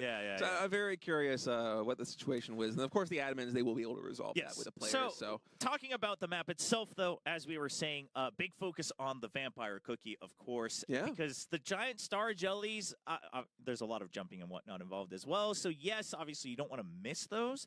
But the real difference comes into, are you maximizing your pass-through points? And it's funny, because while both players said that they were confident on this map, Jung Dex specifying that he's specifically very confident in passing through all the obstacles to get the bonus points with the Vampire Cookie. So, I mean, that almost tells me that you've, specifically trained for this map. Yeah, it might be, should he lose map number one, say this wasn't the random draw, he might be going back to this as the failsafe, Exactly. So this is, I'm very curious, because I want to continue watching Jung Dex again, if we're able to see the map again, to see if he's really perfect. Is he going to show us something where it just blows us out of the water, even compared to some of the runners that we had last week? Because we did see all of the maps in all of the map pools last week in both regions, in some way or another. And so I'm very curious if Jung Dex is going to kind of stand out from the rest of the crowd. Yeah, those pass-throughs, they often feel like they are the difference maker in terms of who is going to win the map and who isn't. We have occasionally maps like this where obviously anything can happen. You could have a collision early on, and that's going to be able to spell disaster for one player. But in terms of if both players play straight up, there's usually one pivotal moment, one pivotal section of the map that determines who the winner is going to be. Yeah. Whether we play on the lilies, say you miss some of the columns on the drop downs, well, you're probably, if all else is equal, you're losing that map, right? It's the same on Boiling Stock Village. The destruction points are critical at the very end. On this one, going for the pass-throughs. It seems to be the definitive factor. So having that confidence coming in for Jung Dex bodes well, I must say. Yeah. Now, of course, we said that Seven in his bio also said that he is most confident for this map as well. Just kind of saying that you just have to play it cleanly, which, you just have to play every map cleanly, Seven. It's a very simplified way of saying it, but again, just get more points. Yeah, just see more jellies. What? Yeah, just run well, jump well. It's no big issue. Cookie run over and break it, easy game, right? Everybody, obviously, according to Seven, that's how it goes. But we'll have to see if he's able to live up to that. Now, it does sound like we are going to restart that map. So back to Fairground, back to square one. It looks like there was a slight error on the input here from Seven. So we're just reviewing that. But the admins have said that we are going to go through another run. So we're back to square zero. It's 0-0. We're going to start on Temple of the Sun Central Arena, and we're going to see who takes that first win. Yeah, and it might take the admins and the tech team an extra moment just to make sure everything is safe on stage for the players. So bear with us for just a moment longer as everything gets ready and we get ready to jump back into this one. But what a spicy day it has been here in the Ocean region preliminary thus far. We had the three-way tiebreaker to kick things off. We had some really big upsets with one of the favorites actually getting eliminated here in Group A. Vaness, Goj was just knocked out in a really surprising fashion at the end of a tiebreaker because of a collision at a critical moment. And now over here, we already have some drama starting out in the round of 4. It's been an exciting day. So we'll see. Things continue to get a little spicy. Lots of collisions, tiebreakers. So many collisions, actually. 4 or 5 in total on Boiling Stock. kind of nuts. Yeah. Well, thankfully, we're not seeing any more Boiling Stock Village today. It'll come back tomorrow, though, in the Glacier region. So, Glacier region players who are playing tomorrow, please practice the Boiling Stock Village so we don't have any crazy collisions tomorrow. But for now, here in the Ocean region, we are in the semifinals. We're preparing once again just a quick last gear check here for both of the players. Make sure, we don't have any more errors here on either side. Make sure it's fair grounds here between the two players. Once again, you're watching the semifinal between Jung Dex, the first seed from Group A, and 7, representing Thailand here, the second seed from Group B in the Ocean region preliminaries. Yeah, and the winner of this best of 3 is going on to the grand finals, the main event in October. Yeah, they'll be back here in Seoul, South Korea. That's exciting. It's kind of intense. One best of 3. Well, not one best of 3. They had to play, the round robin. But, yeah, but now, still. At this moment, one best of 3. So you win. You're moving on. You get to play for the bigger prize, the prize pool against all the other regions, the best players from the other regions. And if you lose, we're going to have to see you next year. Yeah, it is kind of a brutal format, honestly. But this also guarantees that when we go into the Oven Break World Competition in October, the main event, the finals, it's going to be stacked. Yeah. I mean, you are going to have the absolute cream of the crop. Yes. In terms of cookie runners. You could say the best of the batch. The best of the batch. Yes. Yeah, I guess you could. We're at that point in the the cookies with the frosting. They got the extra chocolate chips in there. If you have a sweet tooth, those are the cookies you want to eat. If you're a cookie runner, those are the cookies that you want to watch. Do you want to eat the cookies, though? I mean, the cookies that want to run. Yeah, they wouldn't like it. I guess they don't really want to get baked that much there in the oven. But hey. Yeah, we're at that point, if you're watching, where we're just waiting for the match to start. And just in case anyone's ever confused, if it's your first time watching any esport, we actually don't control when the match starts. That's are you sure it's not us?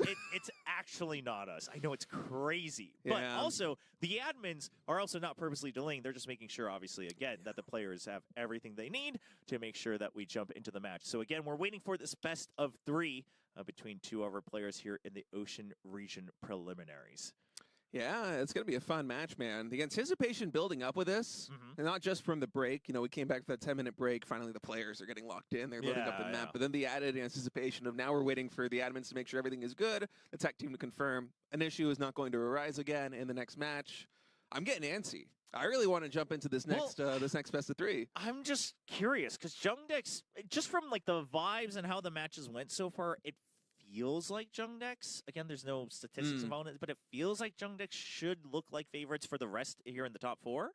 But anything could happen. Again, I mean, we saw upsets not just today, last week in the other region preliminaries as well. And, while we say it's kind of brutal, but that does mean it's whoever just locks in under pressure at the moment, right? At any given time, whoever's putting up the best run. And here, especially for Temple of the Sun Central Arena, actually, all of our players in this region have very similar top personal bests. So I think it's really just going to come down to who plays perfectly. But hey, look at that. We have our players on screen, on stage, and that can mean only one thing, Cookie Runners. We are getting ready to jump into our best of 3. As a reminder, it is Temple of the Sun Central Arena using the Vampire Cookie and the Skater Cookie. And we will see who takes the first win in this best of 3. Yeah, excited to kick this off again. The wait is over. Jung Dex versus 7 coming to you right now. Match 1 in this qualifying best of 3 for the World Championship.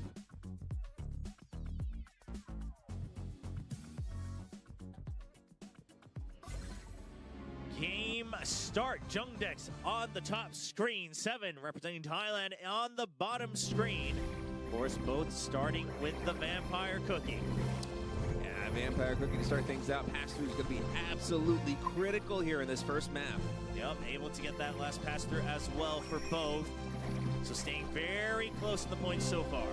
And of course, it's a very tricky map with all the zip lines. You got to jump up and down. Timing's going to be very tricky. The paths forward can be very tricky, but in the early game, looking really good. Jung Dex just a small lead there with pass-throughs. Yeah, and Jung Dex again specifically talked about being able to utilize that aspect of the Vampire Cookie very confidently coming in. So we'll see. It did look like he actually missed a couple extra star jellies, giant star jellies as well. So giving the lead now over to 7. It did kind of look like that. I think 7 might have missed one pass through on bottom, but because he got those jellies, of course, a lot of points getting racked up. It's really close. It's very, 10,000 points. This is basically the same score right now between these two Cookie Runners as they continue on. Now looking for the next phase here with the bat. Not going into that high-speed mode with the bat. Just going to make sure you get all these jellies vacuumed up. Indeed, they both do. Yep. Ooh, getting a lot more extra pass-throughs there by Jung Dex. 2 or 3 extra obstacles there that you're able to sap the energy from. So that's going to be the 200,000-point lead. Ah, yeah, man, that confidence. Oh, no, another collision coming in here with 7. That is so brutal. Yeah, well, more looks like as well, losing so much energy. Man, that's a heartbreaker right there for 7. His opening match is not going the way that he wanted. Man, the collisions have been so common thus far today in a stacked group. Yeah, and sure, the points right now, it's a little bit deceiving because you look at the energy, it's a giant gap. And if you consider the pass-through advantage that Jung Dex has on a lot of these obstacles so far as well, considering the vampire cookie and the nature of it, Jung Dex should have a lot more left on this run. Yeah, hurting for the energy like that is going to be painful, especially finishing with a skater cookie. It's such a difference in distance. I mean, the point acquisition opportunities here for Jung Dex coming forward are going to be absolutely huge as long as he's able to avoid any collisions. Yeah, exactly. Double collisions back to back is going to be so rough for 7. And you called it, because the skater cookie, once you relay onto it, it's just about how fast you go. But if you relay earlier, now you're not used to exactly how you're going through with the skater cookie. The muscle memory is not going to be good for you. You just have to actually look at the rest of the course. So Jung Dex looking stable right now. The points a little bit deceiving. Jung Dex isn't going to quite know until we see the relay happen, and then he'll start to click that he's got so much more energy left. Yeah, imagine Jung Dex just feeling like, man, what line is this 7 guy taking? Why does he have 3 million more points than me? And then the moment the energy meter runs out here for 7, he's like, that explains it. Yeah, exactly. So a couple extra Giant Star Jellies missed for 7 as well, and there's the early relay coming in for 7. Things are not looking great as we already see Jung Dex still continuing on so much further with the Vampire Jelly, going through with the bat phase as well with extra pass-throughs, already up to 8 million lead. Man, he hasn't even passed the baton yet to that skater cookie. Just not able to go through with the jumps as well. Yeah, Jung Dex still going extra. Meanwhile, my eyes are on 7, and because of that early relay, not able to secure so many of those Giant Star Jellies, giving a drop as well. And 7 just not having a great time here on Temple of the Sun Central Arena. I mean, it's a hard map. The maps are going to continuously keep getting harder here as we continue on in the matches today, but props to Jung Dex. It's been so good. Yeah, again, unless Jung Dex, I don't know, just has like continued collisions and falls now with the skater cookie, it's just not looking good. And this is the tough part about a game like Cookie Run, is that there isn't really a plan once you make a mistake like that. You just have to continue on and try your best. And you can see a little bit of frustration on the camera here from 7, a little bit flustered as well, knowing that what were you supposed to do? Your whole game plan was thrown off once you had back-to-back collisions. Yeah, the collisions basically spelled the doom. You could play completely perfectly from that moment on, and it will not make a lick of difference unless Jung Dex also somehow messes up. And you can see the difference right now in terms of distance coming through. Jung Dex just really covering so much ground. 46 million point lead, and he is up 1-0. It is now match point in his favor. Yeah, getting the 1-0, 555 million. The celebration comes through from Jung Dex as he takes the lead in this best of 3. Yeah, a bit painful there for 7. Just getting the wind knocked out of his sails so early with those double collisions happening early on in the round. Yeah, it's rough. Translating to a 10% score difference, 555 million versus 509. But really, I mean, the collection there from Jung Dex in terms of being able to get the pass-throughs, being able to get all of the jellies, the star jellies especially, it was perfect, but really just him not having a collision, him just being safe and consistent. Yeah. Carried him through. And again, I mean, you said, sure, you can play perfectly and you're still behind, but again, it throws you off entirely, especially on that map. I feel like with the cookies that you have to use, so much of it is kind of based on what you're used to, making sure that it's perfect. You make one mistake and then suddenly you're starting skater cookie early. You're not used to those jumps. You're missing star jellies. You're getting falls, and then you're running out of speed. It all starts to compound and snowball out of control. So unfortunate here for 7, but the silver lining is that it's a best of 3, and now he gets to choose the next map. You're going to have 2 options here in the semifinal remaining. Of course, just 3 maps available in the map pool. And curious to see what he selects between Moonlit Bamba Grove and Terrifying Bear Jelly Forest. Yeah. We'll have to see what the decision is coming in for him. You know, luckily, it seems like Temple of the Sun just maybe not the most comfortable map, even though you said they were both pretty confident on that map coming in. Yeah. But I think you take a beat here, you reset as 7, you're like, you know what, let's brush off that game number 1. I still only need to win 2 maps. Let's just do these next 2. I know what they're going to be. I know what my selection is going to be for map number 2, and let's just try to bring it home. Let's see what is going to be. Now, Jung Dex coming into the tournament said the maps he was worried about the most was actually in the quarterfinals. That's where he makes the most mistakes. He's relatively feeling okay with all the rest of the maps here in the semis and the finals, the more difficult maps, you could say. So he should be okay, but you can see he's trying to stay focused, waiting for the call on what the map selection will be. It's up to 7 to let us know, and we'll see if the admins have received the map choice. Terrifying Bear Jelly Forest or Moonlit Bamboo Grove. What would you choose? What would I choose? Yeah. I think I would go to the Bamboo Grove, man. That's a really fun map. Okay. Oh, okay. All right. Well, I saw the green. I was like, oh, it's bamboo. I know. I was about to say, yeah. No, 7's going to go with the Terrifying Bear Jelly Forest. And I am curious because this is another one where it's like one mistake and it could end, right? Not just collisions, but of course, if you get the Bitter Bear Jelly Party, suddenly that next whole section is all Bitter Bears. You're getting 0 points while, you know, your opponent is getting the extra points for the Yellow Bears because they picked up the Yellow Bear Jelly Party. Yeah, it's scary, man. It's the reason why they call it the Terrifying Bear Jelly Forest. It's not the Big Bear Jelly. It's not the Yellow Bears. It's the Bitter Bears, Joe Bear. They're terrifying. Yes. No, they are a cookie's worst enemy. Yeah, you don't want bitter jellies. No, you want something bitter sweet. Jellies. Yeah. A bitter jelly, it's worthless. Come on, we're all about the sugar right here at Cookie Run, aren't we? Worthless, jeez. I mean, I'm sure bitter bear jellies have feelings too, but yes. Hey, not on Terrifying Bear Jelly Forest, they don't. That's true. No, they're bad for you. But you're absolutely right. I mean, you get 60,000 extra points there for the Yellow Bear Jellies, 1 million points for the Yellow Bear Jellies parties, and 0 for the Bitter Bear Jellies. You do not want to hit the bitters, and they're really hard to dodge too, you know? Yeah. They are... I mean, they're dangerous. The devs have very carefully, we could say, positioned the Bitter Bear Jelly parties to try to trick you into eating them instead of the Yellow Bear Jelly parties.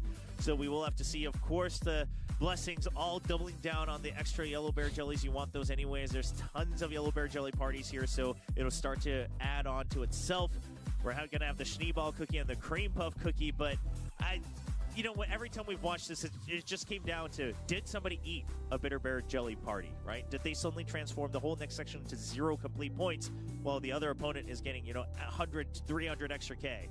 Yeah, not all Bitter Bear parties are created equal either. There's some in the early game where I feel like they don't actually change that many jellies into Bitter Bears, but there are some in some moments, especially in the middle sections of this map, where you hit them and suddenly you're down a countless number of points. Exactly. So let's find out. This is 7's choice to take us to Terrifying Bear Jelly Forest. Jung Dex, is he as confident in all the remaining maps as he has let us know?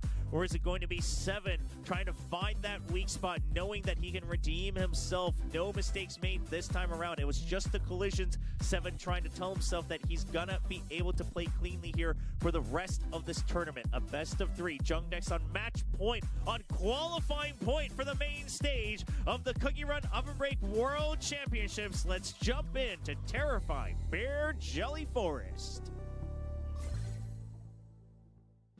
All right, it's going to be Jung Dex on top, 7, the representative from Thailand here on bottom as the map is loading in. 7, the first one to load up. We're starting with the Schneeball cookie. Let's go. Yeah, just want to make sure that you're jumping in, swinging that hammer to make sure you get the extra points.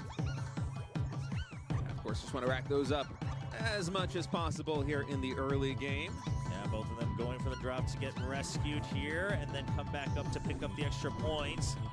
Construction points they're coming in, and my eyes are going to be on these first couple of Bitter Bear Jellies because they are so dangerous. That one right there is an important one. Just you gotta thread the needle. Yeah, sneak your way into the Yellow Bear Jelly party. Both of them able to secure that. 7, nice, avoiding that extra party. Oh no, he had a Bitter Bear. Yeah, he wasn't able to jump above it, and that's going to be quite a few points lost, but still has a bit of a lead. Yeah, I mean, it's not that bad, all things considered. It's one of the Bitter Bear parties that doesn't affect too many of the jellies, so he's able to hold on, able to dodge that Bitter Bear and that one as well.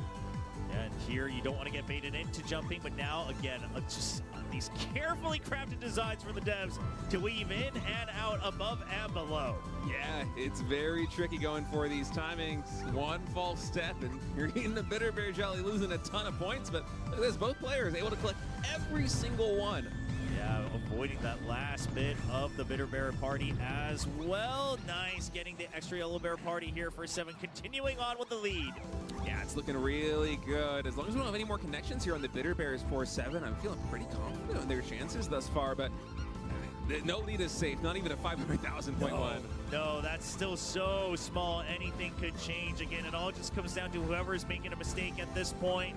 Taking it saved here with the blast mode, just making sure that you're staying calm. You don't have to panic here. There you go, both of them jumping over it. Yeah. They're gonna skip the first jump here with the Schneeball, making sure that they're still able to get the gold comet at the end. Yeah, you can't skip one of those jumps there with the Schneeball and still collect it. And they're actually finishing at just about the same time, 500,000 point difference. This is so close as we pass on the Cookie. Exactly. Now on to Cream Puff Cookie. Both of them getting that extra jump on the relay as well. Still sitting at about a 500,000 difference. Once again, threading the needle for both players as they continue on with extra yellow bear jellies. Yeah, and it's dangerous too because in a match like this one, where the score is so close, you want to go for every single jelly. And that's going to bring you dangerously close to these bitter bears. Yeah, oh my gosh, 7 still holding on to the lead. You gotta imagine at some point the pressure starts to get to you knowing that you just cannot afford a mistake. That's what cost you that first map win. These bitter bears dropping down now. Oh, that's another collision. A bit of a panic jump on the drop, trying to make sure he doesn't go too far below. The later part bitter bear jelly parties aren't gonna matter, but he's just not going to get the distance. 7 knows the match is over as Jung Dex continues on, finishing the run, and the celebration comes through as Jung Dex wins 2-0 to not only continue to the finals, but also all the way to the World Championship main stage. Yeah, congratulations there to Jung Dex. And man, 7 was playing such a great round number 2 on his map of choice, but just one small collision. It's one of the most dangerous maps that we have in the entire pool, the terrifying Bear Jelly Forest, and that's the way it all ends. Jung Dex gonna walk over, give him a nice shake of the hand. Oh man, I feel for him because like you said, he was playing so well. Both of them were playing so clean, but it was literally just a couple extra good moves from 7 in the very beginning that kept that small 500,000 point lead. But one collision near the end, the focus falters, and 7 not able to secure a map win here in the semifinals. Yeah, the collision's really the story thus far today. That's what, 6 or 7 on the day. I'm starting to lose count. Jobra, it is wild. But yeah, props to Jung Dex. He is going to be qualifying. He will be back in October for the World Championship, and he's not even done yet today. Yes. He's going to face the winner of the next best of 3 in a best of 5 to determine the seeding.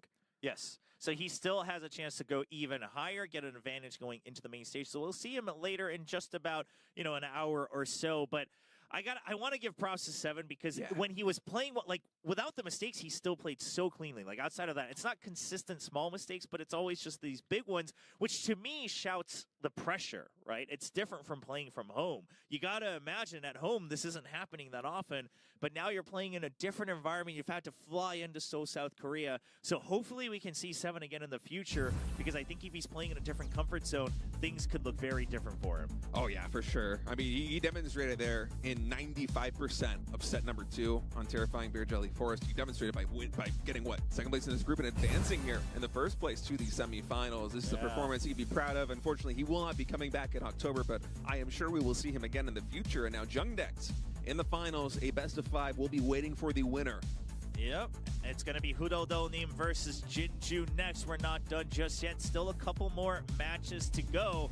And Hudodonim and Jingu, once again, playing with the same map pool. And they're going to be playing in a best of 3. And we will find out which one of them will face Jung Dex to get that first seed here in the Ocean Region preliminaries. Yeah, the opening stages when we play the round robin, it feels really crazy because they're all best of 1s. There's so much on the line at every single round. But the story really just continues here in the best of 3s. I mean, Yeah, you do get one extra chance, but the maps also get a lot trickier. And you see that Yes. translate into even more mistakes coming out, and the small ones getting amplified as well. Exactly, because I feel like we talk about how the earlier maps are quote-unquote simpler. Yes. But that also means that it just comes down to one or two mistakes. You know, it's a small point difference, things like that. But here on these difficult maps, that one mistake just spirals out of control. So we'll have to see. Of course, the admins will be drawing randomly what the first map will be in this best of 3. We've got Hudoldo and Jingu waiting to find out. Jingu still with his, what are we calling it? Safety blanket, safety plushie, safety cookie here with the Safety cookie. I'm not sure it's a donut. cookie. We need to pan space down donut a little cookie. bit. Yeah, the space donut cookie, I believe, with the sprinkles. I Got a better look when it was zoomed out. So Jingu with, I assume that's his favorite. I don't know why you would have a plushie of your not favorite. He's like, no, I hate this one. I just carry it with me anyway. That would be crazy. It's actually like a stress ball. He actually just like squeezes it. Honestly, I think he's ahead of the game on this. You watch it when he's playing, when he's on camera, it looks so much more comfortable. You know, his posture, I mean, we're gamers. None of our postures are perfect, but it's a little bit better. He's got the support of the plushie in front of him. He has a little spot to rest his arms there while he's playing. I respect it. I like it. I think it's really smart, actually. Yeah, both of If them. I was competing on this stage, I would want a giant plushie. Oh, for Would sure. you not? Well, it can get cold, too. Hey, you never know. The environment here, the AC, it might be chilly. I don't think I've ever played any game with a plushie in my lap. Well, you So haven't I don't lived. know. I mean, neither have I, but... Okay, all right, yeah, I'll have to work on that. I'll try to make sure I do that before the main stage in October. I'll get some experience so I can relate to the players on stage. Yeah, certainly if Jinju makes it here, but there you go. He still has one more hurdle to pass through. A Hudoldo who has been looking so impressive thus far today. This guy coming into Group A was going up against Goj, Kimho Jin, Jung Dex, these top players who ranked significantly higher than him in the GCL. Exactly. And Hudoldo just showing that, you know, the ranking, the GCL online, it's not all that matters. Performance under pressure is what matters, and he has been so consistent, rock solid, was 2-0 to start the day, advanced in the tiebreaker, and now he's here. He's one best of 3 away from qualifying for that championship. Him versus Jinju is going to be a really exciting match. Yeah, Hudoldo just trying to prove once again that the veterans can still hang with the best runners from all around the world, playing since Cookie Run Classic. A little bit older than some of the other competitors remaining here in the Ocean region preliminaries, but he's not letting that hold him back. He did say, you know, his old age is starting to make it so he can't practice as endlessly as he used to. You know, can't just keep on grinding as much as he'd like, but still he's got that experience under his belt, the years of cookie running. Yeah, you can see him stretching his wrists a little bit right now, just trying to get ready for this match. Admins, I'm sure, are informing the players what the selection is going to be here for map number 1. It is a random draw, what the map will be in this best of 3, and then a loser's pick after that. And oh boy, Chobra, the jacket is coming off. Uh-oh. I didn't realize this boss fight had a second stage. There you go. Yeah, it's phase 2. He's flexing that he was at the Cookie Run tournament last year. And so we'll see. We'll see what he's able to do now with the jacket off, going up against Jinju. Jinju also saying he prefers the pass-through of the Temple of the Sun Central Arena, that little mechanic with the vampire cookie. I believe, looking at the best scores, that is going to be the map we're going to. That was randomly drawn here in the best of 3. Yeah, Hudoldo is not too big a fan of destruction maps, but with the pass-throughs, it doesn't feel too much like destruction, so I think he's going to be pretty comfortable here coming into this one. And also, I think on a lot of these maps where they do get more challenging, having some veterancy, having experience like Hudoldo does is going to help a lot, because as you said, there's a higher risk of making mistakes. We're going to run it back on Temple of the Sun Central Arena. That is exciting. There's a higher risk of making mistakes, and I think somebody probably with his experience, you're going to be a little bit more comfortable under the pressure as opposed to your opponent. Yeah, exactly. So I don't think the nerves are going to be too big or too bad here for Hudoldo, rather, especially with the experience competing in the 2024 tournament here for Cookie Run, taking part in that. But now Jinju, part of the younger generation here, competing in the Ocean region preliminaries, trying to show what the youth can do, as some of these competitors have said. And so we'll see if all that practice here on Temple of the Sun Central Arena will pay off for him.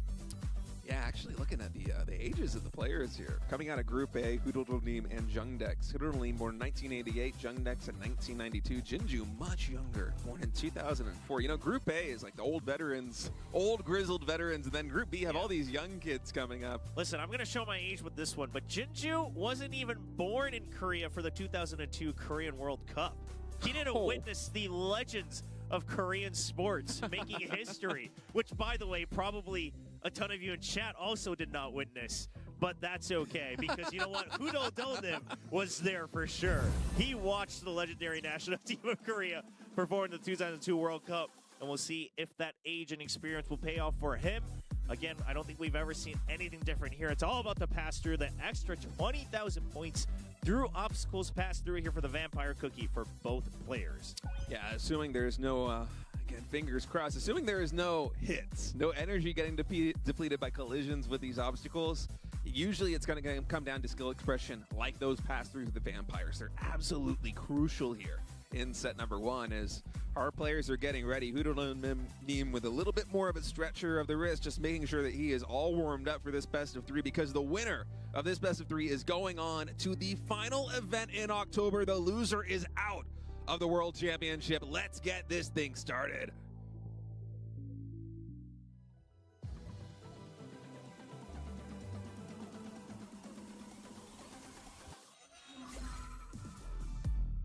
Did he just get rid of the Space Sword Jelly? Okay, so we have jacket off for Hudoldonim as the race begins, and Jinju, without the Space Donut Jelly, realizing that he's going to be locked in, leaning forward here on this speedy run in Temple of the Sun Central Arena. Yeah, I guess the jelly is out. Ooh, a lot of Giant Star Jellies being missed here from Hudoldonim. They're giving up massive lead for Jinju. Yeah, that's substantial. Wow, a lot missed here in the early stages. 3 million in total. Let's see if he can rebound here in some of these later stages. Dropping down a little bit there on the zip lines. That's even more getting missed. Do you think the Space Donut Jelly was actually just suppressing the true power of Jinju? Yeah, Could it maybe. be that he was just going easy on his opponents? Who knows? Perhaps they both are at the second stage of the boss fire, right? The jacket comes off, and so does the plushie. Yeah, Jinju saw it and he said, "Oh, you want to go? You want to go to phase two? I'll take you to phase two." As he continues on with a 5 million point lead. Yeah, double jumps now coming in, connecting here onto the zip lines. It's a little bit of an easier section now as the path through. Let's see if there's any destruction opportunities here for either of these players.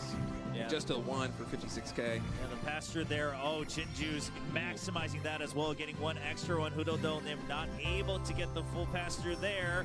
So we are going to see, like, as we move on into the next phase, Jinju regaining his It's another collision! Why won't it stop? Make it stop, Chopra! A similar spot as well. Oh, man, But he had such a significant lead. But it wasn't back-to-back. It wasn't back-to-back. That's the Still. important part. And he got the extra shield here, so it should be okay, I think. We'll have to wait to see, because Jinju was able to recover there with the extra bonuses that he got, while Hudoldonim doesn't maximize it. It's going to be closer no matter what as a result of that one. A lot of Jinju's power just diminished right there, and we'll see eventually how this one is going to go. As it is, Jinju's still maintaining a lead of about 7 million points. All right, well, Jinju still able to actually maximize the extra health that you're able to get here. And so going through, he's actually, it might even be in the lead for distance, because Hudoldonim had missed a couple of those. The grape jellies, yeah, of course, you were the vampire. You need those to get the energy. That does factor in a little bit. It mitigates some of the damage done by that collision. And also still a massive point lead as well. So as long as Jinju's playing okay from here, that might actually somehow be some saving grace. How insane would it be if Jinju has a collision and still wins the map? That would be actually the craziest thing. We'd have to investigate whatever's going on there with the Space Donut plushie. There's something there.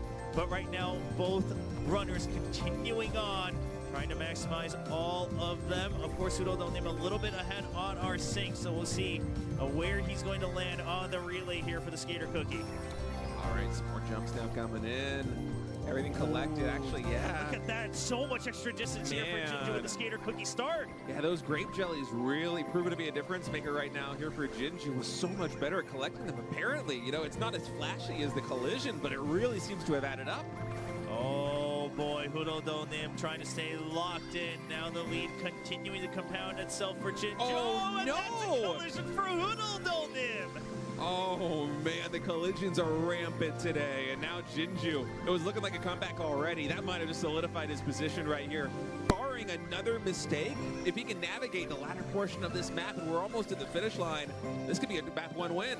Yeah, it should look safe and sound here for Jinju. He's been able to look at the score. He knows as long as he doesn't make any more mistakes, he should be okay. Hudodonim leaning forward, trying to maximize whatever points he can get, but he will be running out of energy and will not continue the run as Jinju continues to go for a higher score and in some crazy miracle takes the first map win.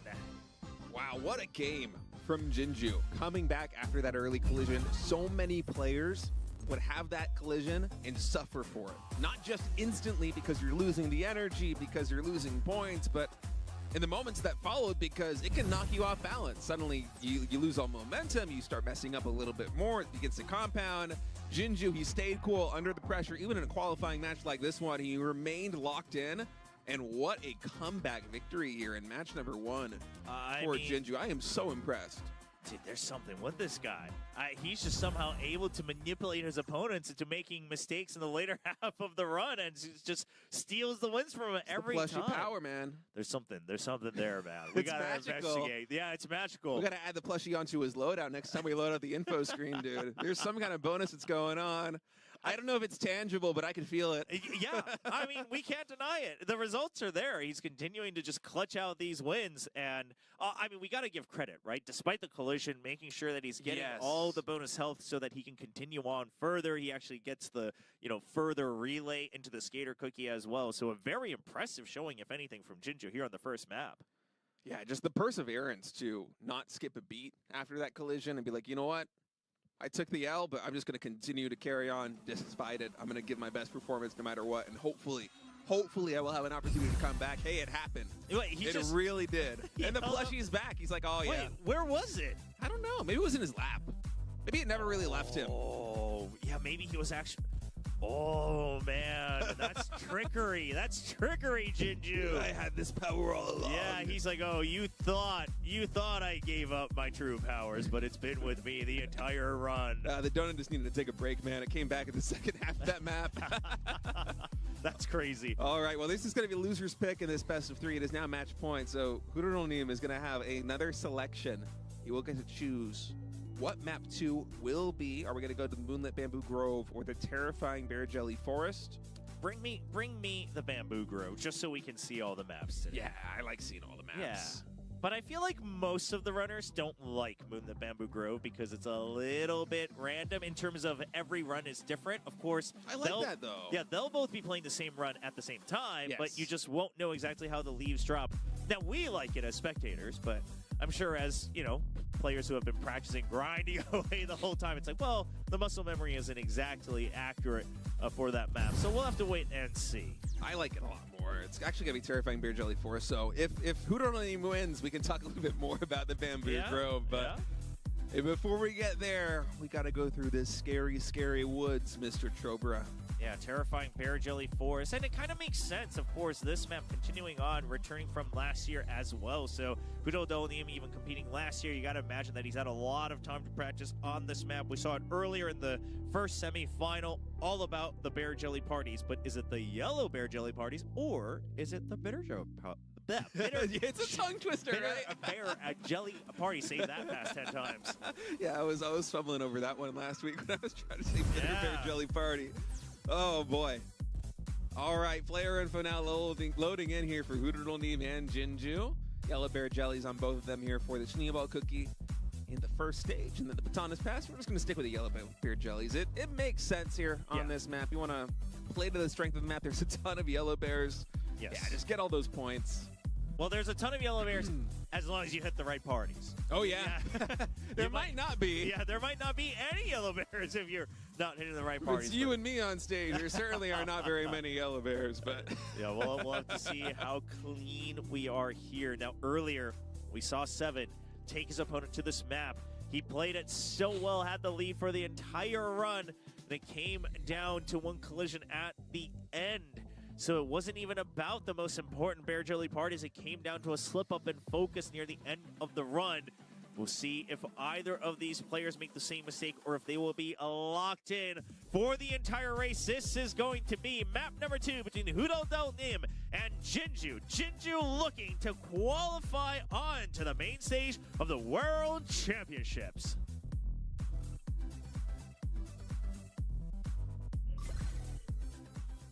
All right, watch out for those Bitter Bear parties because this map is loading up. Hudol-Nim on top, Jingu on bottom, both starting here with the Schneeball cookie.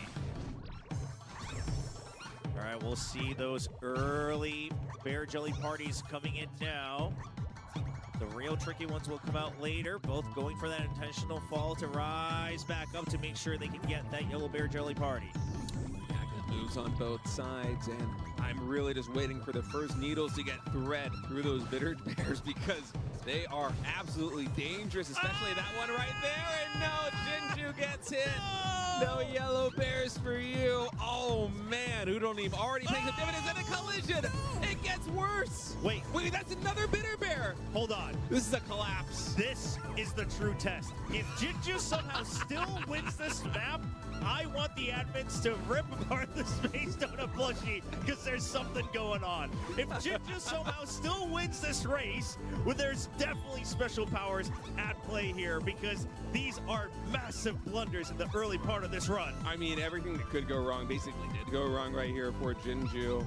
Down 10 million points very early on in this stage, and usually we have pretty close scores moving in on this one.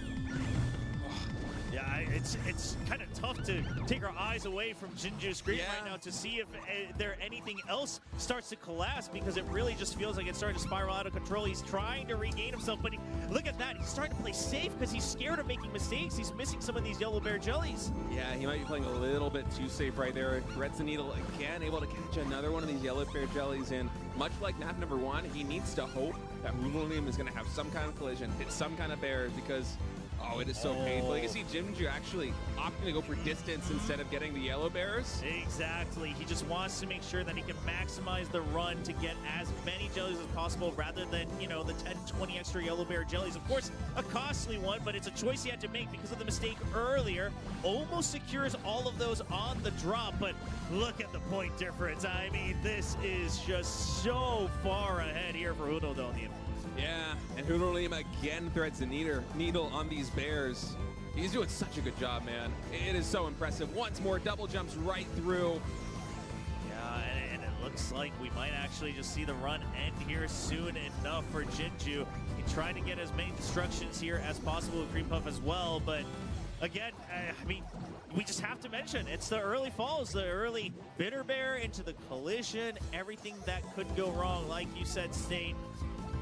And there you go, the run has ended, and Hudol-Nim just continues on towards victory. Even picking up the Bitter Bears right there. He's like, yeah, I know I got this thing. Yeah, I just have to finish the run, you know, no biggie. Wow, what a win there for Hudol-Nim. And for Jingu, he was able to make magic happen there in game number 1. He had an early collision, was somehow able to come back, but the fact that he had another early collision in game number 2, plus hitting the Bitter Bears, maybe a little bit of shakiness. That is a cause for concern moving forward. Almost 100 million point difference between the two as a result of just the carnival of errors at the very beginning of that map for Jingu. And I mean, it's not like it's easy to get through that stage. Oh, no, but no. The fact that so much went wrong in such a short span of time is devastating. Well, that's the whole thing about, of course, also racing against other best runners from around the world, right? Is that one mistake is just going to cost you that entire run. Of course, you still play as perfectly as possible just in case you see errors on the other side. You never know what's going to happen. Obviously, we've seen some flips earlier today, in fact, towards the end of each map. But right now, my bigger question is does that shake Jinju's focus too much, even maybe affecting the third map now that because they're tied 1-1, you're going to have to play basically the last map, which also is going to be on a tricky one. It's going to be Moonlit Bamboo Grove. Yeah, and I'm wondering about that too because you noticed during the latter portion of that previous map that it seemed as though he was starting to play way more safe because he was afraid of having another collision either with an obstacle or hitting another bitter bear. Yeah. And if you have that kind of mindset going into a map like this one where you really need to think on your feet, and if you get an opportunity to go for bamboo or the leaves because you don't know exactly how they're going to drop, you get the same drops as your opponent, but you don't know what the pattern is going to be. Sometimes you just got to go for glory. Well, exactly. You have to try to greed because it comes down to this map. There's no backing out, so you have to greed for all of the bamboo leaf jellies, but you make a mistake on this jumping map, and that just costs you basically your qualification to the World Championship. This is a high-pressure situation.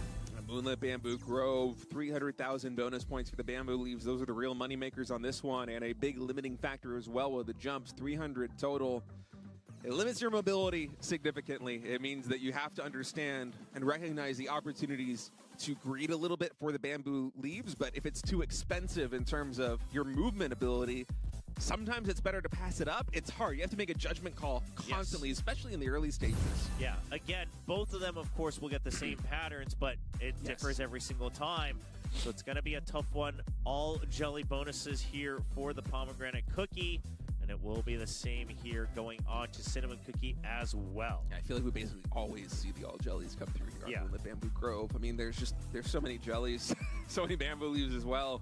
Try and rack up those points. It's going to be a real test of skill. Who is going to be better at thinking on their feet? Who's going to have the better reaction times? Who's going to have the better judgment calls in terms of what is worth risking and what isn't? Yeah, exactly. We saw some of the runners last week even missing out on a little bit of those extra shuriken points, and that, of course, means it's going to cost you the run as you're not going to be able to secure all the bamboo leaf jellies as well. Both of them looking a little bit nervous, trying to stay calm, trying to find their comfort zone, trying to make sure that they are in the best condition. Hudodonim versus Jingu, match point to qualify for the Cookie Run Oven Break World Championships main stage this year. We move on to Moonlit Bamboo Grove. All right, the map is loading in. Hudodonim on top, Jingu on bottom. This best of three tied 1-1. The winner of this map is going to the grand finals in October. Everything is on the line. All right, kicking things off with the same jump patterns here. Attack's coming in actually. Oh, wow. Hudodonim not getting the first connection there. No bamboo leaves at all. That's massive. I mean, that just about pretty much ends the run. Now, we are seeing the bamboo leaf jellies kind of spread out a lot on this one, so we might see some big misses, but so far, Jingu is looking clean. That's a very painful lot. Oh, no, he misses another one there. Hudodonim does. That's so many points down the drain. The connections just aren't happening. Yeah, Hudodonim got to lock in. He's got to be able to make sure that he gets all the shurikens to make sure he collects all of the bamboo leaf jellies, dropping a couple here and there, but now he's starting to find his groove. Drops down a little far to try to make sure he collects all of them. That was a lot of jumps. I think he might have had one or two more saved there compared to Jingu, but just spent all of them trying to close the distance. And hey, he's been a little bit consistently better at collecting the leaves. That has allowed him to close the distance between him and Jingu, but you gotta be able to clutch these hits coming forward. Yeah, I mean, he stopped the bleeding, but Jingu once again regaining his control and keeps the lead at 8 million tops. In fact, Jingu going for the further drop there, getting just one or two extra as well. This one looks tricky. Jingu collects just a couple more again. Yeah, Hudodonim, it seems like Jingu now is getting the better end of these trades. Okay, Hudodonim taking a couple more bamboo leaves right there compared to Jingu. I mean, I will say, this is absolutely the toughest drops we've seen so far on this map throughout the past 2 weeks. These are the most spread out bamboo leaf jellies we've seen, and Jingu has been looking clean, continuing on with a 13 million lead. Only about 100 jumps left for both of these players, 13 million points. I mean, it all comes back to the early stages, you know, missing those first couple of connections, not getting any leaf opportunities here. So he's missing a few more leaves as well. Jingu just a little bit better right now in these later stages. Yeah, both of them now going for the relay at the same exact spot. And Jingu, I think now you're starting to feel a little safe, right? You've seen how big it's been. You've been comfortable with how you've been collecting a lot of these bamboo leaf jellies. You should feel okay in the lead. Yeah, as long as you're able to manage most of these, and catch these leaves coming down, you should be all right here as Jingu. You no longer need to play perfect. You just need to play well enough that you can maintain this buffer that you built of 18 million points. Yeah, exactly. I mean, in fact, another one gets missed there by literally. Yeah, Hudodonim kind of not able to just exactly line himself to maximize all of the bamboo leaf jellies, and I think unless Jingu makes a crucial blunder, that this one is in the books. I mean, Jingu could really play it safe on some of these bamboo leaf jellies, and he should still be okay as he continues to secure every single bit. Yeah, the skill activation's just not enough there for Hudodonim, and a big cheer for Jingu as he is going to be going to the World Championship final for Cookie Run in October. For Hudodonim, that was a rough start there, missing the first skill activations, not getting opportunities to collect all those bamboo leaves at all. What a good sport coming in, congratulating his opponent. Yeah, a little changing of the guard, so to speak. Hudodonim, a bit of a long-time veteran of Cookie Run in general, misses out on a close opportunity to move on to the World Championships, and Jingu will be taking the win 2-1 with the power of the Space Donut plushie to move on to the World Championships main stage. Yeah, man, what a great series there. Really up and down on both sides. I wonder how it would have gone had Hudodonim connected with the first couple of bandits. I think he missed the first two. It felt like through a lot of the mid-game, he was just a little bit better at collecting the bamboo leaves. I'm not sure how much of that was Jingu recognizing he had an advantage, and so he wanted to play it safe and play it conservatively, save extra jumps, not risk anything for the leaves. But in any case, at the end of the day, Jingu just able to survive. And I think back to that map number 1 that they played where he had the early collision. Yeah. And he had the tenacity, the perseverance to be like, you know what? I'm not going to give up. I'm going to keep fighting on. And he brought back the miracle win. Honestly. This is the comeback king. Yeah. Like he just clutches up. If it's a best of 3, he clutches up in map 3. If it's a best of 1, he clutches at the end of the run.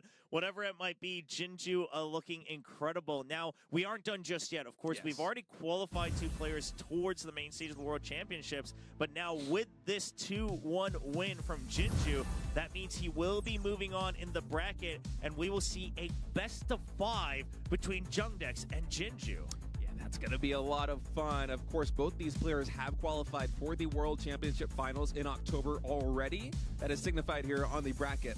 But the seeding is yet to be determined. One of them will be advancing in first place out of this region. One of them will be advancing in second place. And first place gets a significant advantage to the finals. And then that makes a big deal because you are going to have that advantage in seeding going into the main stage of the World Championship, which, again, you're playing against the best cookie runners from around the world. You want to have whatever advantage you can get. So we are going to allow, of course, the players to take a short break. But later, just in a little bit, today, we are going to see that best of 5. Of course, now with another new map pool specifically for this best of 5, the toughest maps we've seen so far here in the preliminaries.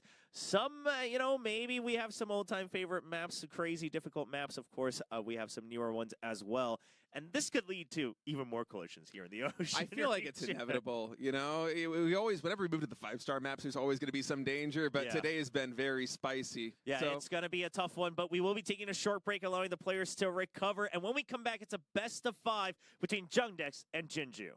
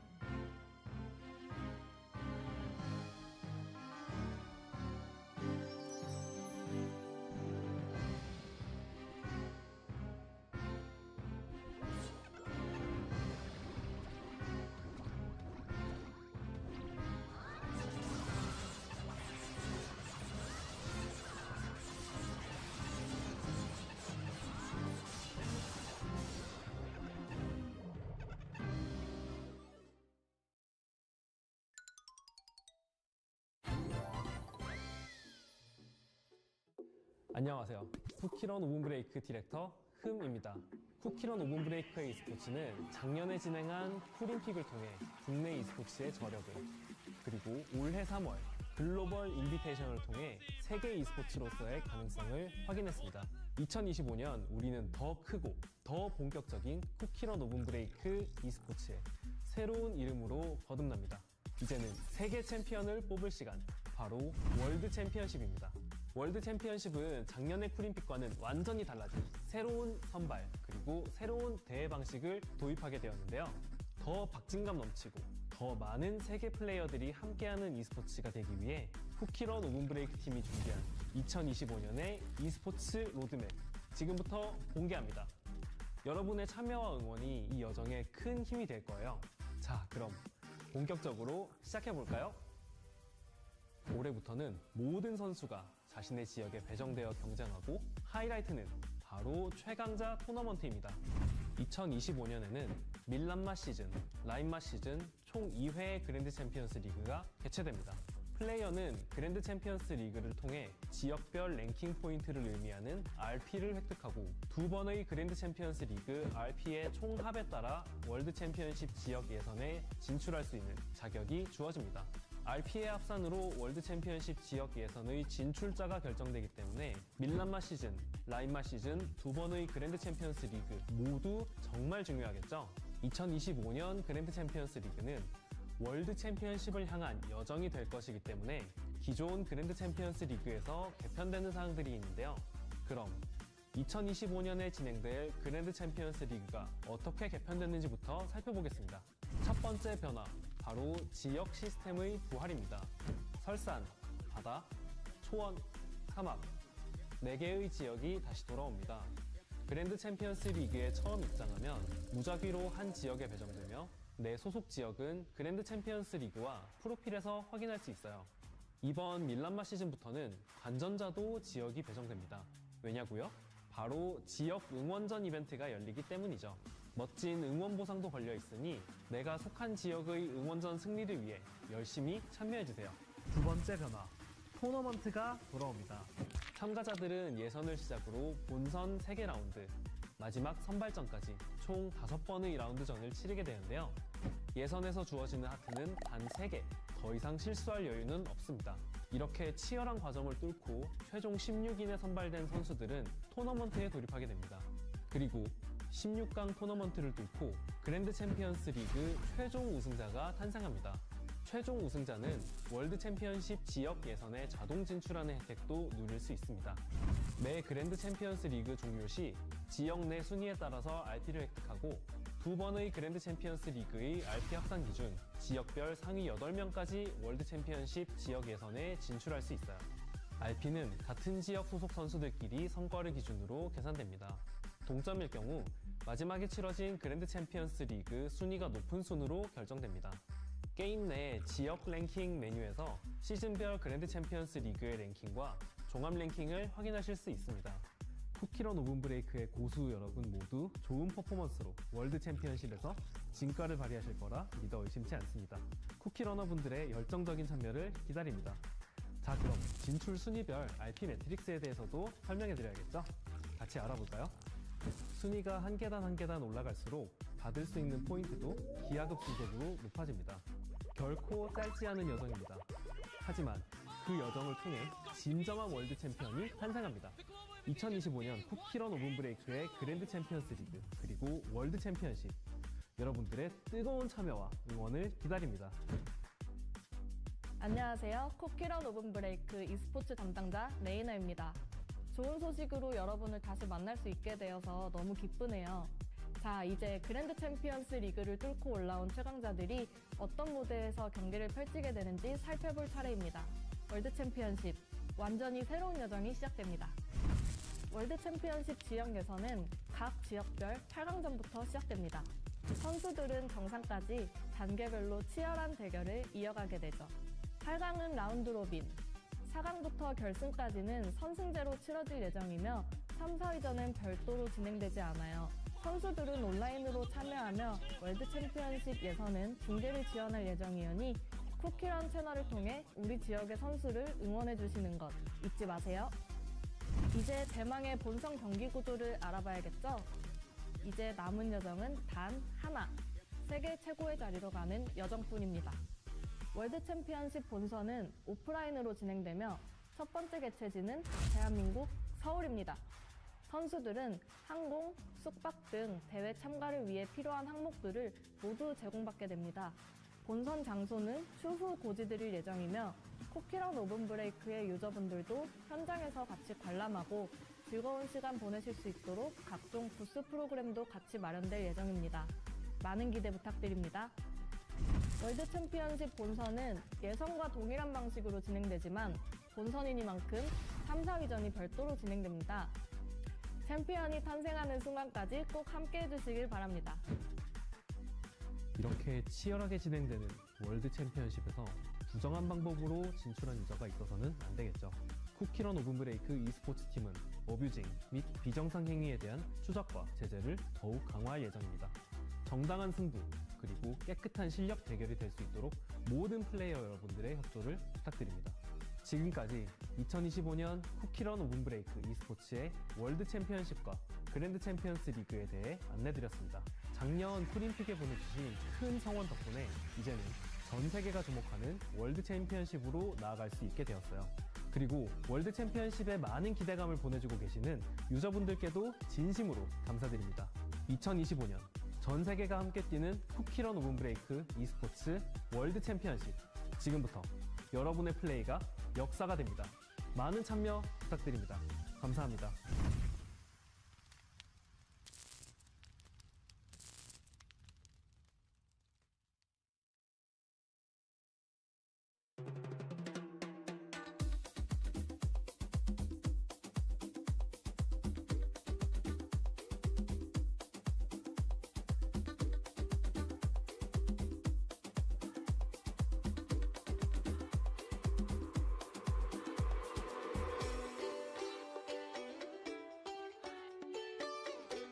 We just saw our two finalists already on stage, so hopefully we'll be jumping right in, but it's going to be a best of 5. New map pool here to determine who takes the first seed from the Ocean region moving on into the World Championship Finals. Yeah, Jung Dex versus Jingu. It has been a pretty wild day here in the Ocean region, and definitely the most wild day we've had thus far. The preliminaries, there have been a lot of upsets, a lot of surprising results. There have also been a lot of collisions and drama in between the games. Yeah.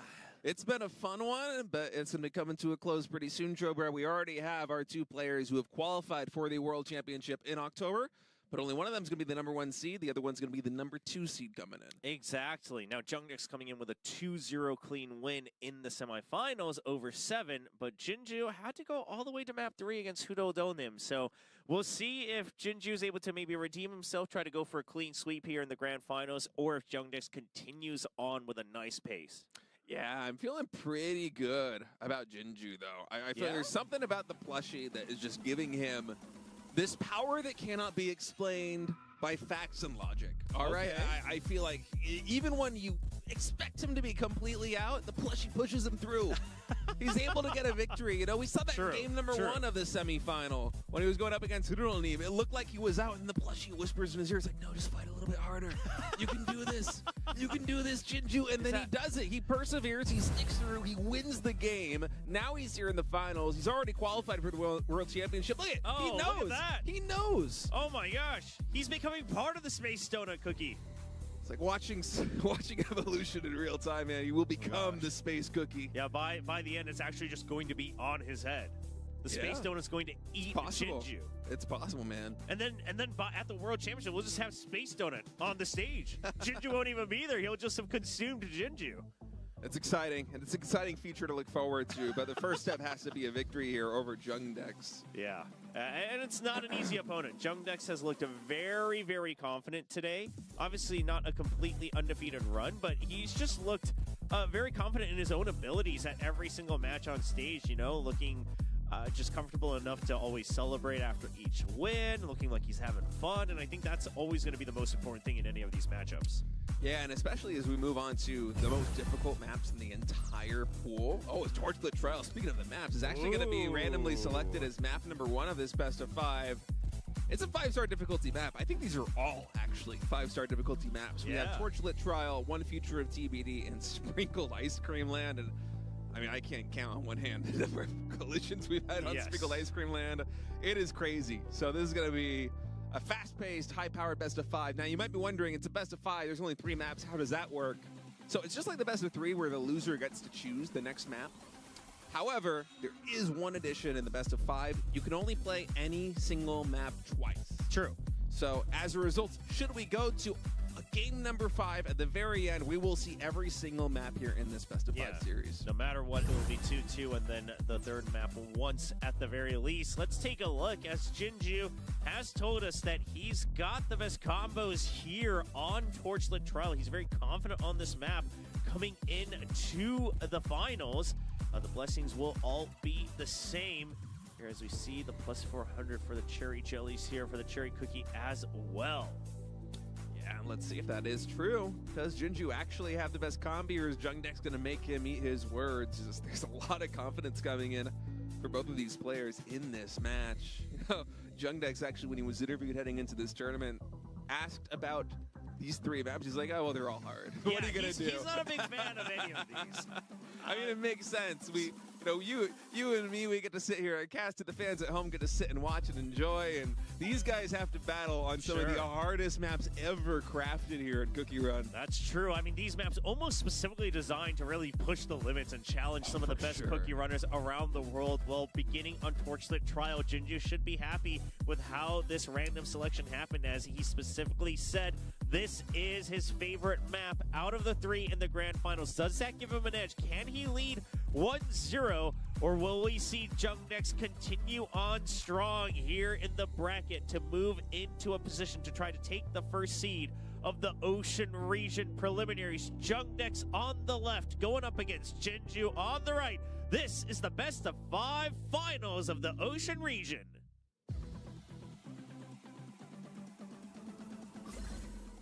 All right, everybody, Torchlit Trial is loading up. Jung Dex on top, Jingu on bottom. This is a best of 5 finals for the number 1 seed in the Ocean region as we get started with the peppercorn cookie. Yeah, and of course, we didn't have a time to explain it really quickly, but if you have been watching or you've been playing, of course, you know very well that this map, it's all about making sure you get every single giant bear jelly, because each time you get one, they give you more extra bonus points, 1,000 each time. It keeps on adding up. So, you know, you miss a couple early on and the gap starts to show. Yeah, it's all about the count on those yellow bear jellies. Doesn't matter if you miss them early, if you miss them late. The fact is, if you miss them at all, you are going to be feeling the pain. Absolutely. So far, both of them all going for all of the giant bear jellies. Couple differences on the smaller ones. Oh, that's one missed by Jingu, it looks like. Yeah, Jingu missing one of the giant bear jellies. That can be the difference maker in this one. Oh my goodness. He missed them too as well, and he missed fall. So many. Yeah, that was a disaster. The fall just cost him, what is that, 5, 6? Oh my goodness. I don't know how you come back from this one, man. That plushie has its work cut out for it. I mean, listen, at this point, though, even the plushie is powerless. No, is anyone worried? No, I don't know. I think he's going to find a way to come back in this best of 5. Not at this map, though. This map is looking like it's already out of the question. Yeah, I mean, that is just absurd. Sometimes we see misses of like 1 or 2. Even these ones coming in right now on the double jump. Jingu may be a little bit flustered right now, knowing that this one is not going his way by any means. Meanwhile, Jung Dex with so much speed on top, even with these double jumps at high speed, getting basically every single one. I don't even think I've seen a single miss from him just yet. Yeah, no, I think Jung Dex is just cruising through right now. Much further ahead as well on our screens as he continues on. Jingu doing whatever he can, but you can already see the point difference right now, and that'll just only add up with the energy difference as well, as Jingu not able to maximize once more the giant bear jellies here. Yeah, and as long as Jung Dex can continue to defend and not take any damage, no collisions, no drops, he should be completely fine. And he's hitting these torches very well here. It's hard to thread the needle, jumping down and getting every single jelly, but indeed he's doing it. I wonder if that earlier fall, there was something else that he was aiming for, that Jingu, because he claimed that he's got the best, builds and combos on this map. That might be intentional? Well, not to miss anything further, but I think the intent was intentional, but the execution not so much. We'd have to wait and see. I can't imagine in what way you're able to flip this around, but unfortunately, I don't think Jinju's going to be showing us what he wanted to. Yeah, maybe. Certainly not anymore. Yeah, definitely not with that one. Well, he did say that he has a special combi set up on this map, so maybe that is part of the build, and just the execution wasn't quite there. We're going to have to wait and see. Again, because this is the best of 5 series, we might be seeing Torchlit Trials again later on. True. He might run it back, in fact, on this map. Oh, that would be insane. Imagine having this run on Torchlit Trials and losing and being like, nah, let's do it one more time. That would be the most unhinged map selection of all time. That would be a flex. Yeah, you lose with 50 million and more, maybe even up to 100 million with the energy difference, and then you say, you know what, I think I can still beat you. Let's bring it back. That would be wild. We'll wait and see. Honestly, I would love to see it. That would just scream confidence for me coming in from Jinju. 100%. Jung Dex still looking relatively quite clean as Jinju just looking to do his best, but another slip up as well. You can see him kind of shaking his head. He knows that it just keeps on happening and he's not quite sure why. Well, you know, sometimes when something goes wrong, it just has this cascade effect where there's something that's just a waterfall of errors. I mean, that was just the butterfly effect, dude. It's the first step, and then there's an avalanche. And you got to write this map off here as Jinju. Obviously, it did not go your way. And it must be so hard to even try and have like the semblance of locking back in after that start. It's just, no, this is the kind of map where here is Jinju. You're about to run out of energy. Your opponent is just going to do a victory lap in the last 15, 20 seconds. I mean, you just have to forget about it. Yeah, you just forget about it. Just move on. Yeah, this is one where you don't have to worry too much about like every single mistake. You're just like, okay, well, that sucked, but, you know, it's a best of 5. We move on. Now looking up to see what's going on here. Jung Dex still continuing on, just already celebrating 130 million or 40 million. And he'll just go ahead and drop down with the rest of his energy as Jung Dex takes a giant win here on Torchlit Trial. Hey, Chobra, it doesn't matter if you win by 1,000 points or 1 million points. It's only one win. This is the best of 5. There are a lot of maps to be played here in the future for Jinju, and how wild would it be if he ran it back here on Torchlit Trials? Of course, he can play any map here that he wants. Sprinkled Ice Cream Land, Torchlit Trial, One Future of TBD. It is going to be his choice coming in. We'll see if he decides to take his time on the choice. Occasionally in these best of 5 and the best of 3 series, players really kind of ruminate on what their options are, what they think their best bet is. They try and engage maybe, all right, well, where is my opponent's strengths and weaknesses? How do those compare to my own strengths and weaknesses? Which maps do I want to play on as a result? And especially in this best of 5, because say it's a best of 3, you lose map number 1, it goes to loser's pick. No matter what, if you want to come back, you still have to play every single map. Sure. Right? But in a best of 5, because we only have those 3 maps, the selection actually is a little bit more important. Yeah. Because should we go to map number 5, hey, we're seeing 2 of those maps twice. Exactly. And of course, if it ends earlier, we might not even see all the maps, right? Yeah, you might just repeat 2 of the maps, and then the series could end there. So very curious what the choice is going to be. Of course, we will give them a little bit of time. Jinju could choose it very quickly, but we'll have to wait and see and hear from the admins. But I am curious because that was pretty rough, right? So that's an understatement for sure. You were confident coming in, but now things are a little different. So do you just say, I mean, it's tough to say any of these maps are safe. Oh, yeah, nothing is safe here. Honestly, Torchlit Trials might be the safest, and that's kind of insane, actually, honestly. It feels like it. I mean, I guess you could argue, like, One Future of TBD has been around for a little while, so maybe you have some more practice on it, but this is tough. Yeah, I feel like more of the challenge for Torchlit is the fact that you might missing a couple yellow bear jellies, the giant ones, is monumental. Well, yeah, that's the real difficulty. Obviously, like the movement is really hard too, especially between the torches in that segment. Yes. But the other maps, it feels like you're just way more prone to actually having a collision and actually losing energy. Of course, that actually did happen there to Jinju on Torchlit Trials, regardless. But yeah, I do wonder what the map selection is coming in. It was the one map that he wanted to talk about in the finals when they asked him, hey, should you make it to that final best of 5? If you do make it there, where are you the most confident? What do you want to show the fans? And he's like, oh, my combi's the best. Yeah. Torchlit Trials, that's where I want to be. But we didn't see it. Yeah. We didn't quite see it. So, all right, does he run it back? Do we go to Sprinkled Ice Cream Land for all the chaos? Are we going to One Future of TBD with all the jumps? It remains to be seen. I mean, considering obviously a little bit different aspect. When considering how he played on Moonlit Bamboo Grove, maybe one future TBD as well. Some nice control coming in from Jingu. Yeah. So we will have to wait and see. I believe that he's still trying to debate. I mean, it's it's a very important decision, though. Yeah, we actually just heard that he's going to be taking a little bit more time coming to his decision, and it makes sense. In a best of 5, especially with 3 maps, and you can only play them twice.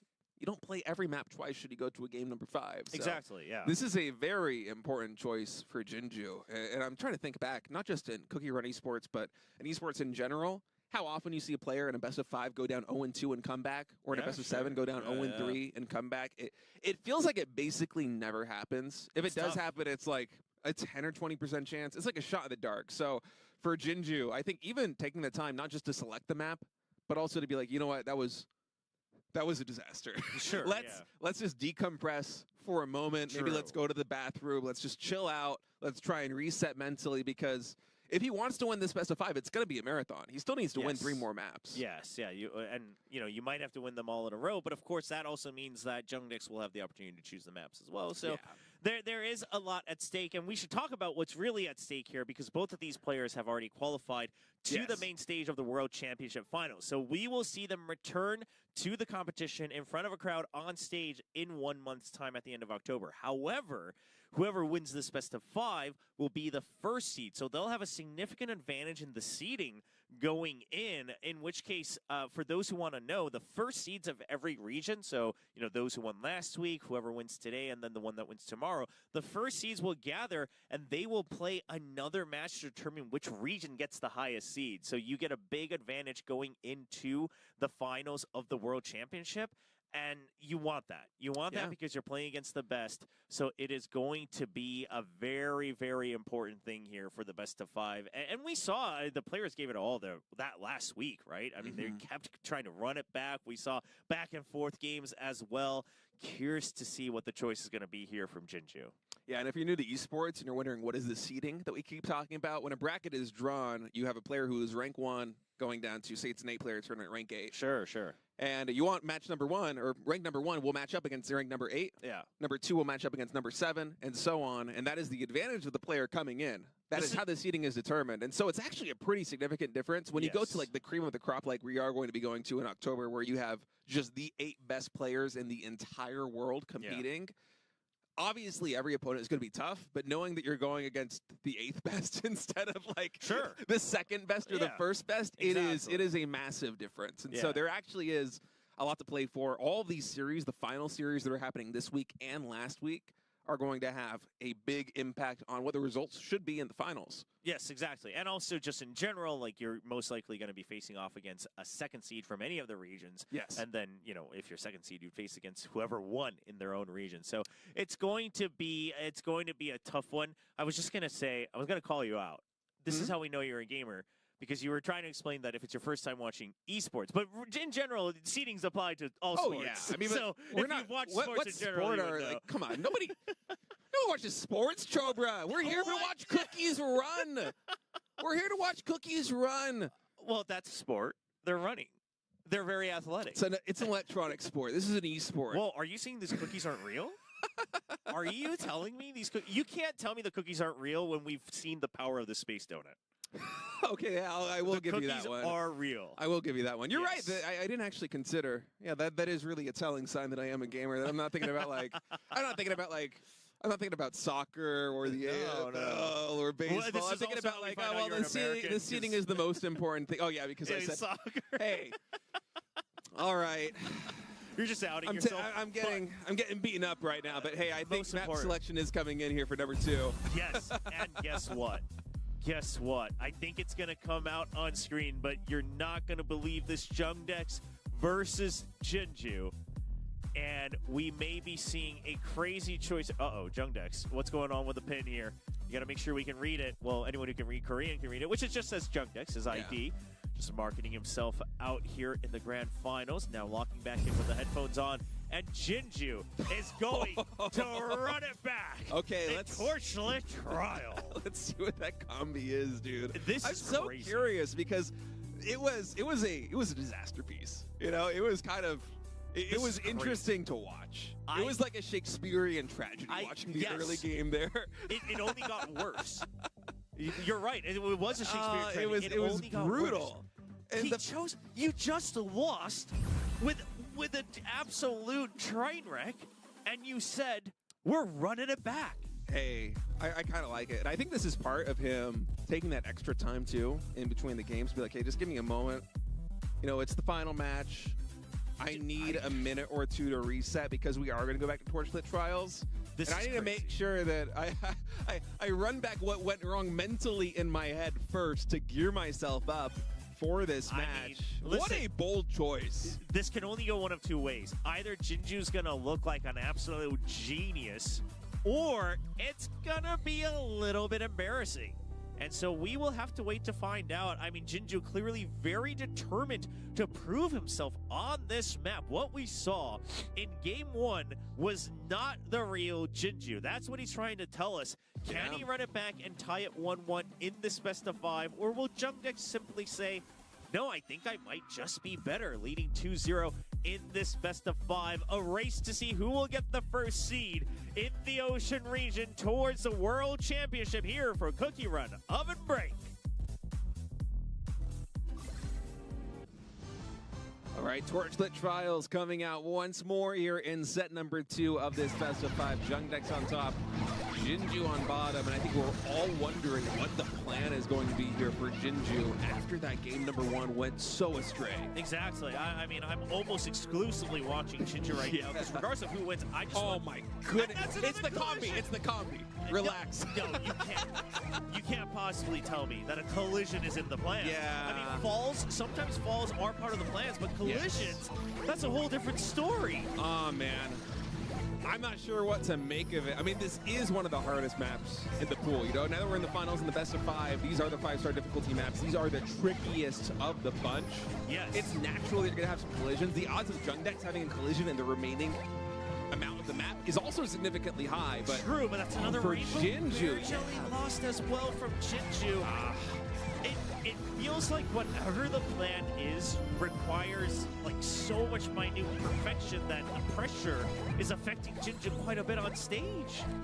Yeah, it almost feels like a shame because I really do want to see what that combi is coming in here. You know, he has something very special cooked up. It's one of the reasons why he's picking this map again, but that energy already depleting.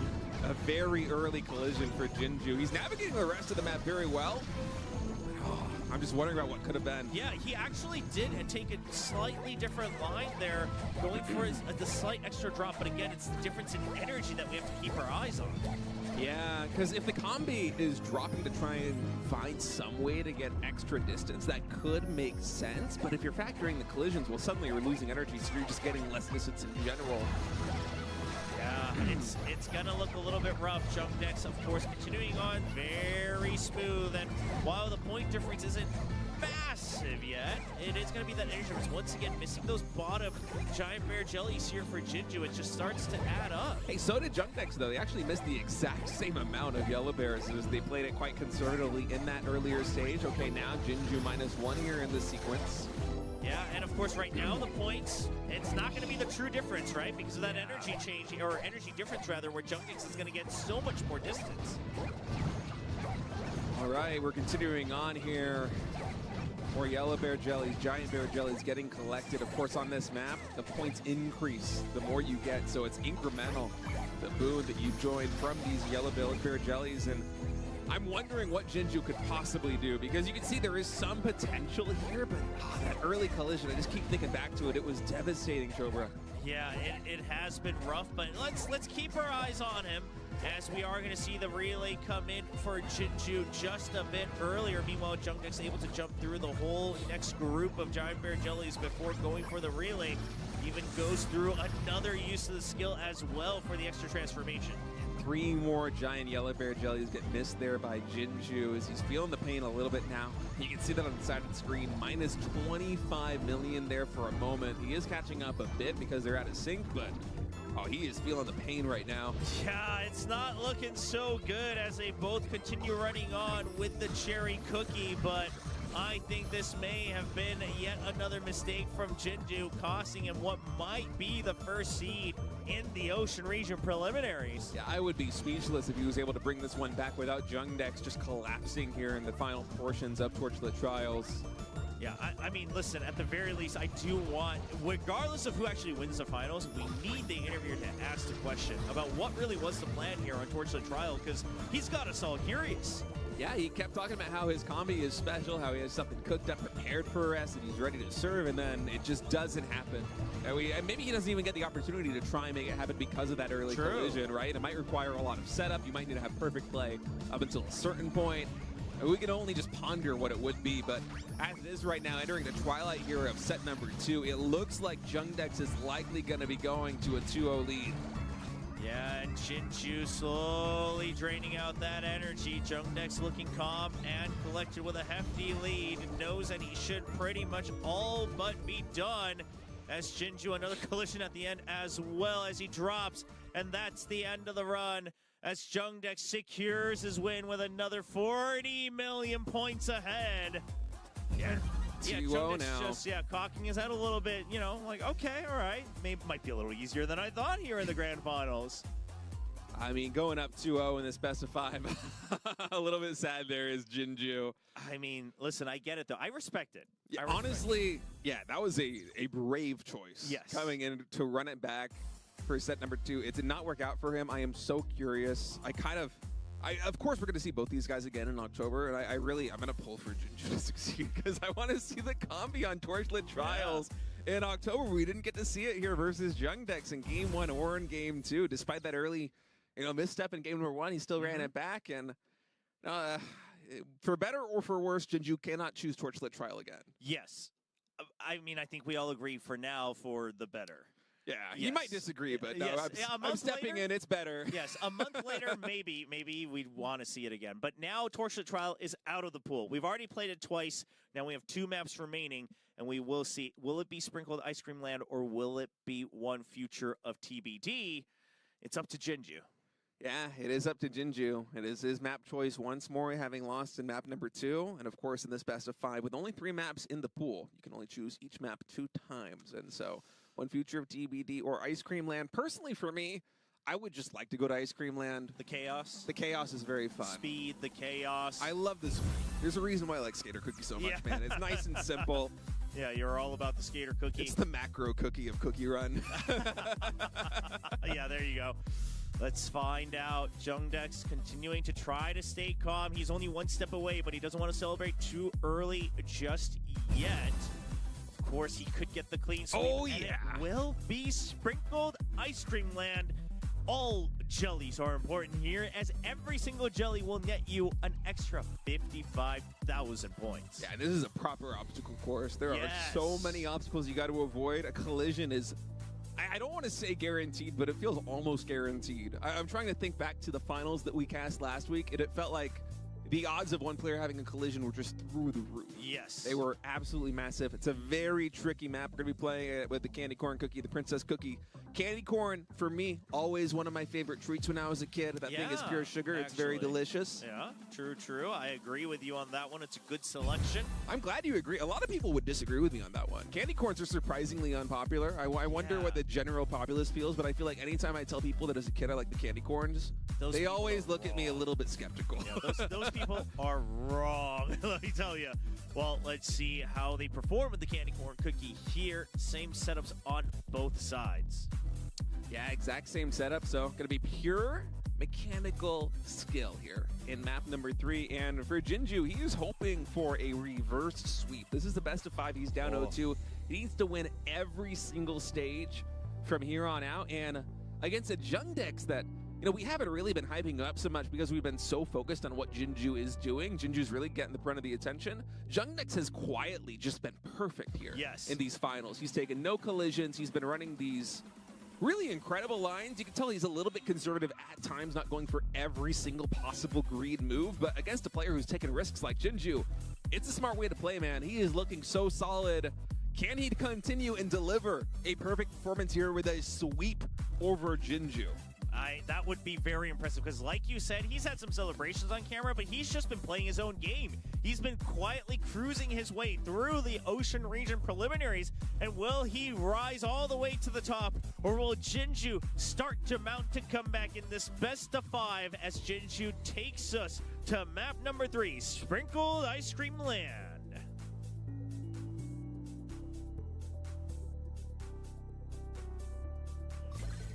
All right, folks, the last map is loading in. Jung Dex on top, Jingu on bottom. It is Sprinkled Ice Cream Land. And let's go, dude, already with these short jumps on the edge of my seat. The timing has to be perfect to navigate this well. Yeah, let's see how this goes through. Jingu slightly behind right now.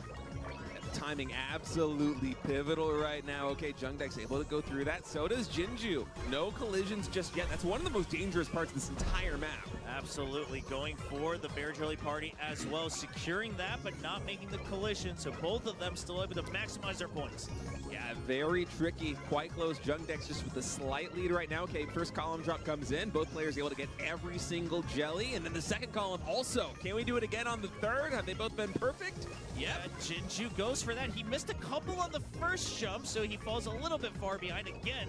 55,000 extra points for every single jelly, so it really doesn't matter at which point, what type it is. You miss any of them, it starts to make a big difference. Yeah, this one is really all about numbers over everything else. Yeah, let's see. Jung Dex just looking calm and collected as he continues into the next area. So does Jingu. Yeah, I got to time the short jumps as well, dodging those snowballs and collecting all the jellies on top. It can be very tricky, but both players able to do this quite impressively. Hey, only 1 million point difference, or sub 1 million, I should say, is very close for this map. Yeah, exactly. Any other map, we'd be like, okay, 1 million, one person might have a decent-sized lead, but here, 500,000, I mean, this is just one jump difference, but Jung Dex continue to be clean on all of these drops. Yeah, the drop columns are so crucial right now, because if you miss one of these lines, that might be lights out for your entire finals here if you're Jingu, but he's been able to slowly chip away at this lead that Jung Dex has accumulated. Yeah, it looked like Jingu had a slight better timing there for the candy corn skill usage. Ooh, actually a lot more distance there on Jingu, if I'm not mistaken. I wonder if Jung Dex took an obstacle that I did not see, or perhaps missed some energy. In any case, that is very promising here for Jingu. Yeah, it's Jingu now currently the one trying to mount to come back. He needs this map win to try to stay alive. Jung Dex on the top screen, continuing on. Avoiding everything, stays alive with those jumps. And now he has a wide gap to try and close right now. Yeah, a little bit ahead on our screens as well. Let's see if Jung Dex is able to try to get all the jellies he can get. Yeah, big drop down right now. These short jumps have to be timed out very well. One jelly does get missed there for Jingu. Not the end of the world. Another one does get missed. So Jung Dex closing distance just a little bit here. Yeah, Jingu opting to skip out on some of the bigger jellies to make sure he's securing all the numbers as well. Ooh, weaves in the extra potion as well here for Jingu. Oh man, Jung Dex just drops. Oh, that's brutal there for Jung Dex. Missed a ton of jellies as a result. Jingu, if he can continue to defend, this might be the start of a comeback. I mean, listen, if he can go, but that's a collision for Jingu as well. Now, he's still able to get the jellies afterwards. It's the energy that now kind of evens out. Yeah, I think he might still have this. He might have enough of a lead, especially with the distance, that collision is going to matter, but boy, did he make it even harder on himself. Jung Dex knows he wasn't able to continue on with the jumps. He wasn't able to stay afloat, and that is going to give the win to Jingu as he starts to try for a comeback. Yeah, that's crazy. And you can see a big sigh of relief on Jinju's face because he knows he kind of got away with robbery right there. He had that collision at the very end. That is potentially series ending here for Jingu. But I was so locked in on Jinju's screen because he's really been the player to watch in this one in terms of he's going for the scarier lines, he's taking more risks, and he gets punished for it. He did in game number 1, he did in game number 2. So I didn't quite see exactly what happened there to Jung Dex, if it was a collision, if it was that he missed like an energy potion or something, but yeah, Jingu, despite having that collision at the very end, actually did come out with some significant distance. Yeah, well, Jung Dex with the 2 falls as well, right? Yeah. Losing a bit of energy there, but then also that big chunk of jellies. We saw actually a big chunk of the Rainbow Bear jellies all being missed out. So not only are you missing out on the bonuses, but the base points already being high for those jellies. So Jung Dex, big mistake there in the middle, and then again at the end, not able to stay afloat. So, Jingu, is the power real? Is he the comeback We're back king? to the plushie, yeah. Is he the comeback king? Oh, that's true, man. He has been very resilient, not just in the course of series, but also in the course of individual levels in terms of if this guy makes a mistake. He usually doesn't lose his footing that much, He is pretty... Oh, see? He's pretty strong-willed. It's a stress cookie. He's squeezing. It is. He's squeezing the space donut. All right, let's see Jung Dex the first time he's had to choose a map. He either runs it back. He does. Wow. Dude, they both want to run it back. Neither of them want to play One Future at TBD. Yeah. I mean, it is a tough map, but they are all tough maps. And it is very interesting to me that every time we have a map selection coming in, it's like, I want to play the map I just lost on. It doesn't matter whether it's Jung Dex or Jingu, but they're both coming up with the same plan. It's like they have something to prove, Yes, exactly. Both of them very confident. They want to prove to everybody watching that, them losing is the exception, that they're normally the better player. And so if we have Jung Dex lose here, we are guaranteed to go to a last map on One Future of TBD. One run to determine it all.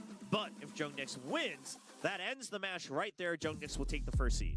Yeah, he will take the first seed. Jingu will take the second. But hey, the comeback hype here for Jingu is absolutely real. And honestly, he looked very solid there on Ice Cream Land. Like, he had that one collision at the very end, but besides that, the early game and the mid game, he was getting basically every single jelly. He had a nice, significant lead. He got a ton of distance, and he did it without suffering any injury. And for Jingu, typically, what we saw in the best of 3 earlier, what we saw in the best of 5 thus far in Game 1 and Game 2, it's really the early stages on these levels where he's kind of warming up. He's getting settled. That's when he makes mistakes. If he's able to go through like the first 30 seconds or so without taking any damage, it feels like he is basically all set. Yes, that is very true. So we'll see if that start comes through once more. Currently leading is Jung Dex, but it's going to be Jingu looking to take us to a map 5 in this final of the Ocean Region Preliminaries of the Cookie Run Oven Break World Championship. All right, we run it back one more time here on Sprinkled Ice Cream Land. If Jung Dex win, he is up 3-0 in the series. If Jingu loses, it is all over. Now, going with these short jumps, a couple extra jellies being missed out by Jung Dex here early on. Yeah, and it's hard to change your jump timing when you're missing those jellies because you really don't want to mess with what's working already, right? Adjusting the timing mid-sequence, you might be hitting one of these obstacles, and you do not want to run out of energy early on in this map. Yep, both of them secure that Bear Jelly Party, so that's all the extra points you can get on that section. And the first drop, a couple missed from Jingu. This might be an opportunity for Jung Dex to try to catch up.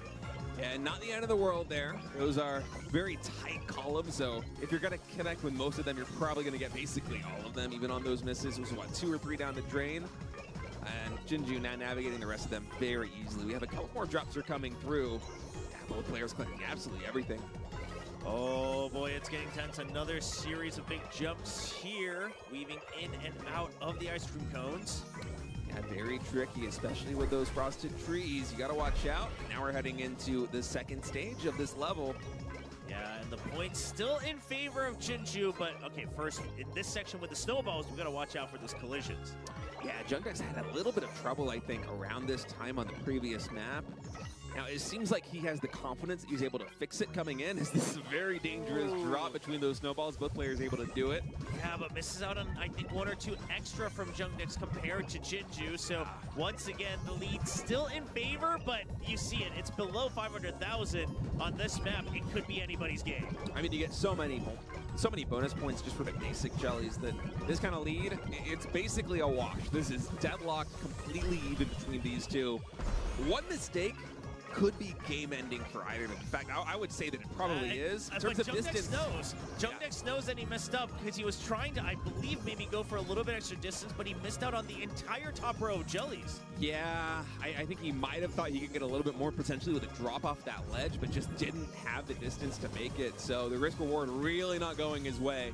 I mean, at this point, you're kind of hoping that Jingu makes a mistake, right? An entire row of jellies. Oh, no. Collision for Jung Dex right there. No. Dude, the comeback magic is real here for Jingu. He's locked in. Look at his camera. He's not looking anywhere else. He's not moving at all. He is just jumping and sliding and running here on Sprinkled Ice Cream Land. Yeah, it's perfect. A lot of small jumps and double jumps here coming in, where Jingu slides right down, gets every single one of these jellies, and I don't think he knows yet that there's a collision on Jung Dex's side, but all he has to do is defend. Yeah, he just has to play it safe. Still going to go for not only the Bear Jelly Party, but also, of course, the potion. Both of them securing that safely. It's really well navigated on both sides, but for Jung Dex, that is bad news. You want Jingu to make a mistake here. Otherwise, you really don't have much of a chance at a comeback. Oh man, that's collision, it. Doubling down. The potion. I mean, he had to be the one that gets the potion. Jingu had to be the one that gets the collision. But as they both go for it, Jingu secures it safely. And I can't believe I'm saying this, but Jingu might be taking us to another comeback. We are going to one future of TBD for a map number 5. Jingu doing a victory lap right now. He knows he has this one in the bag. He knows that Jung Dex is out of energy. 50 million point lead. Jingu looks pumped. Oh man, he is ready to go. This is insane. This is insane. How does he do it? How does he keep bringing it back? This feels like the finals in October right now, man. I am so locked in on this thing. Yeah, this is intense.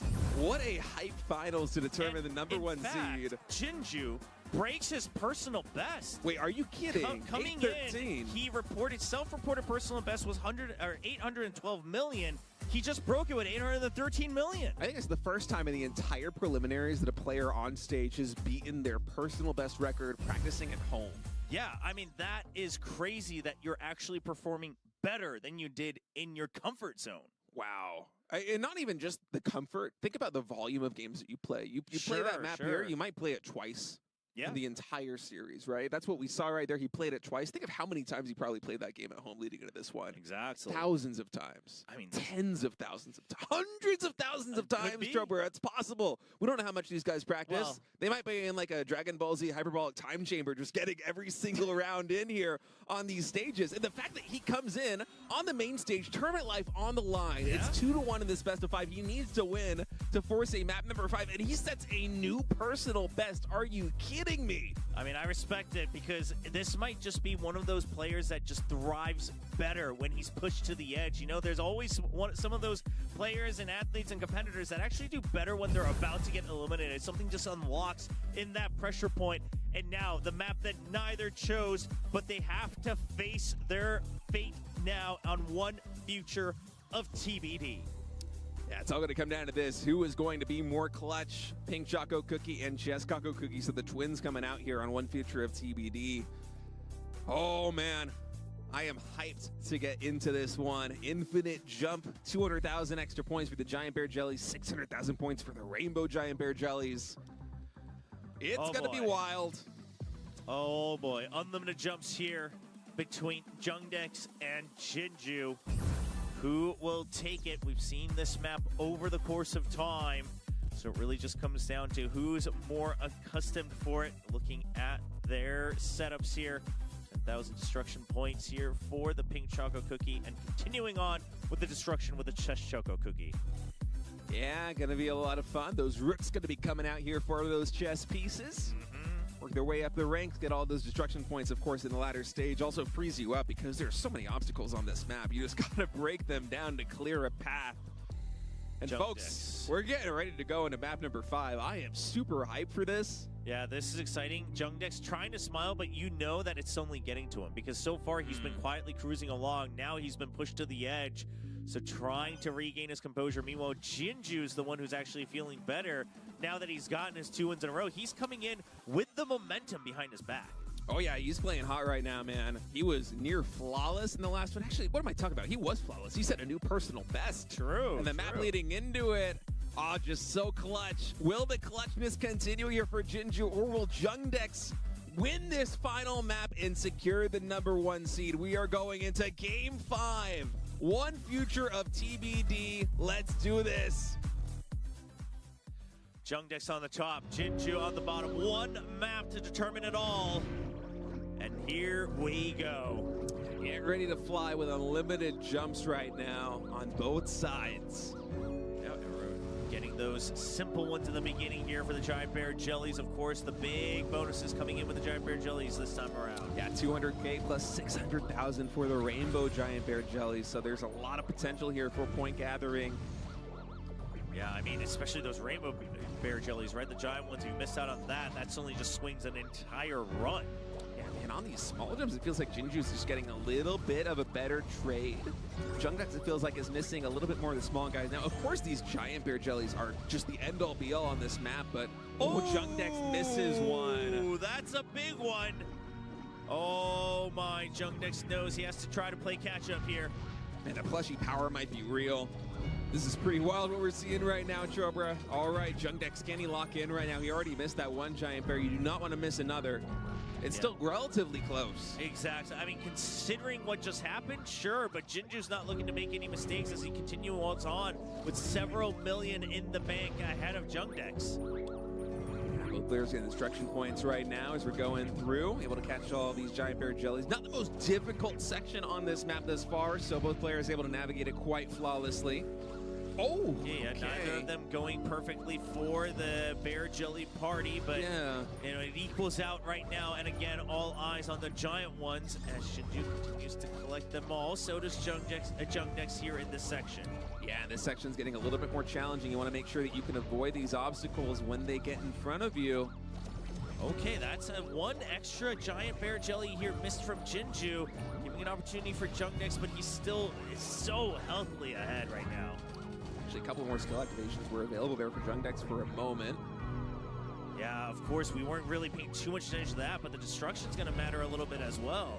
Right, still a very close game. 3 million points is not a safe lead by any margin. Okay, that was a big drop and then up column there for both sides. Jinju missing a Giant Bear as well. Yeah, and the Bear Jelly party, so this starts to close the gap quite a bit. It's back down to 300,000 as we go to the next area. Yeah, this is wild. It is so close, man. What a close series going all the way to game number 5. And then here in the 5th map, the lead halfway through. One future of TBD is peanuts.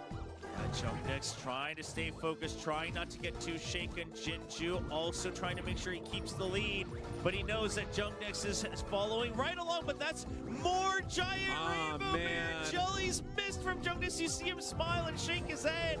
He knows that that might have been the end. Yeah, that's a critical mistake right there for Jung Dex. Energy now running out. They're dropping at basically the exact same time, so distance equivalent here for the both of them.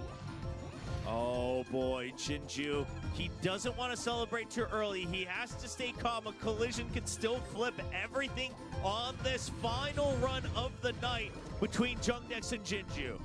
Yeah, chess pieces now coming out.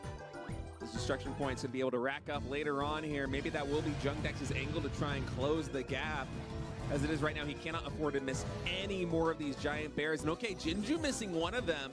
Yeah, okay. Gives a fighting chance for Jung. Another one gets missed from Jung Dex as well. And a collision, it starts to fall apart. Oh, that might be the end, man. For Jung Dex, there's a little bit more left to play, but this is so painful. Missing the Giant Bear, missing the Rainbow Bear, having a collision. The energy is now depleted, and Jinju is looking so locked in. Yeah, we were talking about the odds of a reverse sweep coming in after he dropped the first 2 maps, going down 0-2 in a best of 5. It is unheard of to come back with 3 wins in a row. It rarely happens. He might be doing it. Yeah, going for the destruction from below as well here for Jinju, continuing to maximize all the points he can get. Jung Dex will do his best, but he's out. He's going to go for the last transformation here to try to move on forward and get the points that he can. And he does. Does he get it? Do we see the final transformation come in for Jinju? Oh, he's gonna continue on. There it is. Yeah, Jung Dex thought maybe the activation wouldn't come through, but Jinju will be the one celebrating with a massive win, a reverse sweep. The power of the Space Donut carries on here in the Ocean region. Dude, the plushie power, it is absolutely real. And man, what a run here by Jinju. Huge props to Jung Dex. This was an insane series, especially those first 2 wins. on Torch back-to-back were so impressive coming in from him. But for Jinju, when he's down and out, 0-2, he picked Torch as his map after he lost map number 1, and it blew back up in his face. He went down 0-2 in this series, and he did it. The comeback kid, so clutch under pressure, keeping it cool. It felt like he might have had more collisions than literally anybody today, and he is still on top. He is still the winner. How impressive is that? Yeah, I mean, every single match he's had some sort of mistake, but he's able to redeem himself when it matters the most. Jung Dex giving respect to his opponent as well, giving him the round of applause here in this best of 5. Jung Dex came in, started looking very confident, but once we swapped on to the next maps, it was Jinju who actually just unleashes his true power and takes the win here in the Ocean Region preliminaries. It's crazy.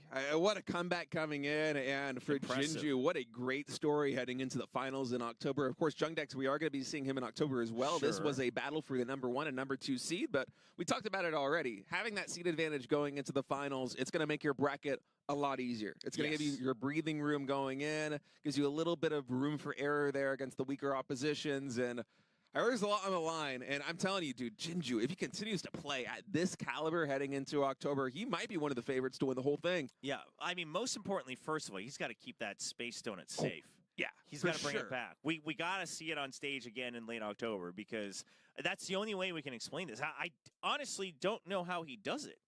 It just gave him the peace of mind. He's like, you know what, even when things aren't going wrong, even when it feels like the world's turned its back on me, my plushies got me. My space donuts got me. My space donuts got my back.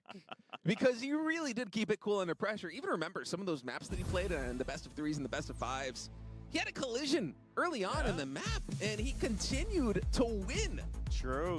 I mean, look at this, a reverse sweep. You don't see this every day in any competition, in anything, whatever it might be. This is not an easy feat to stay calm and collected. So congratulations to Jinju winning the last 3 sets in this best of 5, taking the win, the victory in the regional preliminaries here for the Ocean Region.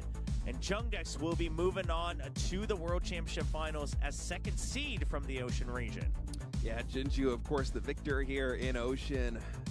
And I am just so impressed with his performance. And there were so many players that were ranked above him in the GCL also. I think he was ranked, I think it was either the 5th or the 6th last place out of these 8 players today, which is just phenomenal. I mean, talk about underdogs showing up, setting a personal best in the finals. When your life is on the line. I mean, the list just goes on. Unbelievably clutch is Jinju. A well-deserved victory for Jung Dex. A fantastic run as well today. I cannot wait to hear the interview, what the lines were on Torch Trials, because for Jinju, it kept blowing back up on him. But in the end, he persevered. He is going to be your victor today. Yeah, an incredible story so far in the preliminaries. We'll have to wait to see, of course, how that continues later on, a month later, in the actual World Championship Finals. We are going to have a winner's interview with both of our finalists and get to hear a little bit from them before they move on to the World Championships later in October. Yeah, excited to hear what the winners have to say. Especially curious about that Torchlit Trials line, because Jinju was really hyping it up heading into this tournament, and we didn't get to see it. But hey, you know what? Maybe he's going to save that as a secret for October. Could be. Now, Jung Dex and Jinju will hear from both of them once they get settled in on the stage. Quick words from them about today's competition. Looking forward to, of course, the World Championship. Maybe we'll even get to hear from them what their thoughts were on the Desert and Plains winners as well, since we already have 4 runners, 4 players qualified for the World. Well, now 6, including the Ocean Region. So you already know 4 of your potential opponents. But here we go. We've got our Korean caster on the stage. I will be translating for you here, over here. Switching gears. And this was the Ocean Region preliminaries. And now, you know, the Korean caster is also apparently talking about the potential reverse sweep. You know, it's always kind of legendary to see it. It's a mythical thing, but we got to witness it today. Yeah, first, let's hear hello from both of our players. 쿠키런 크리에이터 정대기라고 합니다. 뿌띠짱대 공주 양양펀치 선수. Yeah, so he just says hello. My name is Jung Dex. I'm a content creator here for Cookie Run. 선수. 두 번 딱 횃불 이겼을 때 사실 승기 잡았다 이런 생각 들었을 것 같은데. Yeah, when you won Torsa Trial twice in a row, you must have thought you actually won this whole thing. He says, yeah, I actually did. 일단은 그래도 본선은 갔잖아요. 본선 진출소감 먼저 한번 들어보죠. 이걸 빼먹을 뻔했네요. Yeah, well, let's first hear what it feels like to qualify. 결승전을 크게 준비를 안 했어요. 실속만 챙기자 해서. Yeah, so Jung Dex just saying that, I originally really just only prepared the semifinals to make sure that I can qualify. So I didn't practice the finals too much.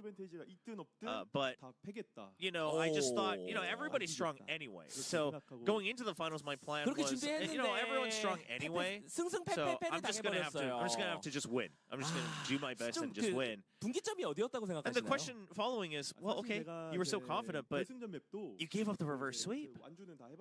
And so Jung Dex says, okay, so I have, of course, practiced all of our maps. I've gone through all of them. But I will admit, one future TBD is the one that I've practiced the least on. I practiced the other two because I thought, if I can guarantee winning 2 of the 3 maps, I'll be able to at one point repeat them and win 3. And so it's been a little tough, of course. So therefore, losing Sprinkle Ice Cream Land is what really cost me because I didn't have that much practice on one future of TBD. Well, okay, so a bit of an unfortunate loss, but you still qualified. Is there anyone you really want to play, especially out of the 4 that are previously qualified for the World Championships?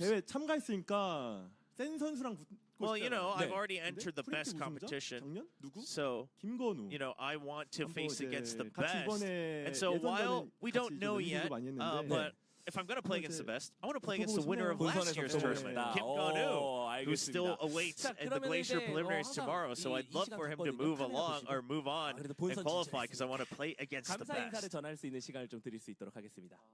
이 카메라 보시면 돼요. 네. 오늘 이제 이렇게 경기 봐주신 분들 너무 다들 감사하고. And I just want to say thank you to everyone who watched our matches today. And I actually kind of want to apologize because it feels like maybe I didn't practice enough here into the finals and prepare all of the maps. So I'll make sure to prepare even more for the World Championship Finals. 닉네임 바꾸시면 안 돼요. And also, Jung Dex, you have a longer, longer name in Korean. You can't change your ID. And Jung Dex is like, no, I'm sticking with Jung Dex. It's just we're just going to keep it short. 많이 한 것 같았는데 결국에는 모든 걸 떨쳐내고 우승을 차지했습니다. 진주 선수 인터뷰 All right, Jingu, congratulations. Let's first hear your first words here in the interview. 네네네, 잘 들리고 있고 저기 보시면 돼요. 네. 안녕하세요. 네, 진주입니다. 네. Yeah, hi. 일단 I'm 우승 소감 Jinju. 한번 들어볼까요? So, how's it feel to take the win? 8강부터 보신 분들은 아시겠지만 Well, 처음부터 실수가 너무 많이 you know, 나왔어가지고 everyone who watched the whole day will know that I've actually made mistakes all throughout, starting in the quarterfinals. And so I was like, is this even possible for me to make it? But somehow now I've won. And honestly, I don't know why I'm doing the interview right now as the winner because I don't know how I got here. 옆에 이제 인터뷰를 하러 옆에 오니까 이게 막 약간 바들바들하고 있는 게 느껴져가지고. And the Korean caster is saying we couldn't tell from the screen, but standing next to you, I can almost feel you shaking. 제 자신 스스로가 좀 긴장을 안 하는 편이라고 생각했는데. And it's funny because I like to think that I'm not the type of person who gets nervous. But when I was waiting for my turn to play, watching other people, and then I walked onto the stage, I started just trembling. 그러니까요. It's just saying that he was just shaking throughout the entire day. And is that why we saw so many mistakes today? I mean, yeah, collisions, obviously, that's the number one thing you want to avoid. But I showed you so many today, so that's a bit of a shame. So could we maybe expect something different than moving on to the World Championship Finals? Well, now I've earned another chance to perform in front of a bigger audience. So as a player who's qualified and who's representing the Cookie Run audience, I will do my best to prepare everything that I can for the World Championship Finals. What about you, Jinju? Any player you want to meet at the World Championships? Well, as I was preparing and researching, I actually studied a lot of the players in the desert and plains region, and Sick 거기서 Duck. 붙어서 All of his 선수를 plays 제가 really 섞을 수 caught 있다면 my 너무 eye. 멋있지 않을까. And I found a lot of respect for him. 이제 저희 So I 10월 think 2일 it'd be 날 nice 지정해야 to play 되는데 against 바다지역 Sick 대표로 Duck. 나와서 딱 그 위치 선정을 하는데 Now, 식덕 he 옆에 will have a 진주를 chance because he's going to be playing in 가능하다면 넣어보고 the 싶습니다. seeding match here between the 알겠습니다. regions 오, 멋있어요. next 자, week 그럼 on 마찬가지로 October 우리 2nd. 카메라 보고 아마 So 연습 there's a 도와주시는 chance for him to 분도 kind of 있고, meet Sick Duck 그렇고, there. 뭐 생각나는 사람 뭐 가족이 됐든 뭐 누가 됐든 감사 인사 전할 수 있는 시간을 좀 드리도록 Yeah, and 하겠습니다. any thanks you want to send out. 진짜 저희 길드원 분들이 Yeah, first of all, 이름 한 방씩 불러달라고. You know, 저한테 all of 그렇게 our 말을 guild 해주셨었는데 members 솔직히 wanted me to give 이렇게 them 인터뷰까지 올 줄 몰라서 a shout out 다 못 if I won, 그래도 but I didn't think I'd win, so I actually didn't memorize all of their 제일 많이 names. 도와준 So, 공코님이랑 아포님이랑 그리고 I 저희 can't- 김아 요리맨님과 I can't say all of them, 저 경기한다고 but I'd just like to name a couple 다 보러 와주신 of 저희 our guild 길드원 members, 분들이랑 and of course 쿠키를 all of 모르는데도 my entire guild 네, for supporting 저 me and 나온다고 helping me 하니까 train. 시간 내 가지고 And 알바하는 also, 중에도 막 보고 있다 응원한다 이렇게 메시지 You know, I've had some others kind of message me and saying that, you know, I'm watching right now even though I'm working or, you know, whatever. And so I just want to say thank you to everyone who supported me on this journey. 바다 지역의 챔피언과 그리고 본선행을 확정지은 두 명의 선수가 결정이 됐습니다. All right, that was our two finalists here in the Ocean region. Moving on to the World Championships. Once again, thank you and congratulations to our players here that qualified for the World Championships here in the Ocean region preliminaries. And thank you so much, Trevor, for translating that interview for all of Thank you, us. thank We you. appreciate Thank you you, greatly. thank You did you, an thank excellent you, job. thank you. And man, what a day of Cookie Run. This has been Intense. so much fun. And also for the champion to be like, you know what? I was studying. Sick Duck is really cool. I want to play him. Yeah. I love the energy. Yeah, I you love the got your confidence chance. going into October. This is going to be fun. The comeback kid, down 0-2. So many, honestly, mistakes. So many collisions. So many up and down moments. But at the very end, he wins. And he was saying in the interview, you know what? Like, I didn't know how I was winning because No. it felt like I kept making mistakes. I don't know how I got here. And I was thinking back and I was like, yeah, you're right. How did you get here, dude? Yeah. It's the space donut. You got to remember that. You got to remember that. You got to bring that to every match you play. Well, that wraps it up today here for the Ocean Region preliminaries. But don't forget, we still have one more region to go. Glacier Region preliminaries will be happening tomorrow at the same time. So, ladies and gentlemen, cookie runners all around the world, we hope to see you there. And today we will be wrapping up the show and sending our two players to the World Championships. We'll see you all tomorrow.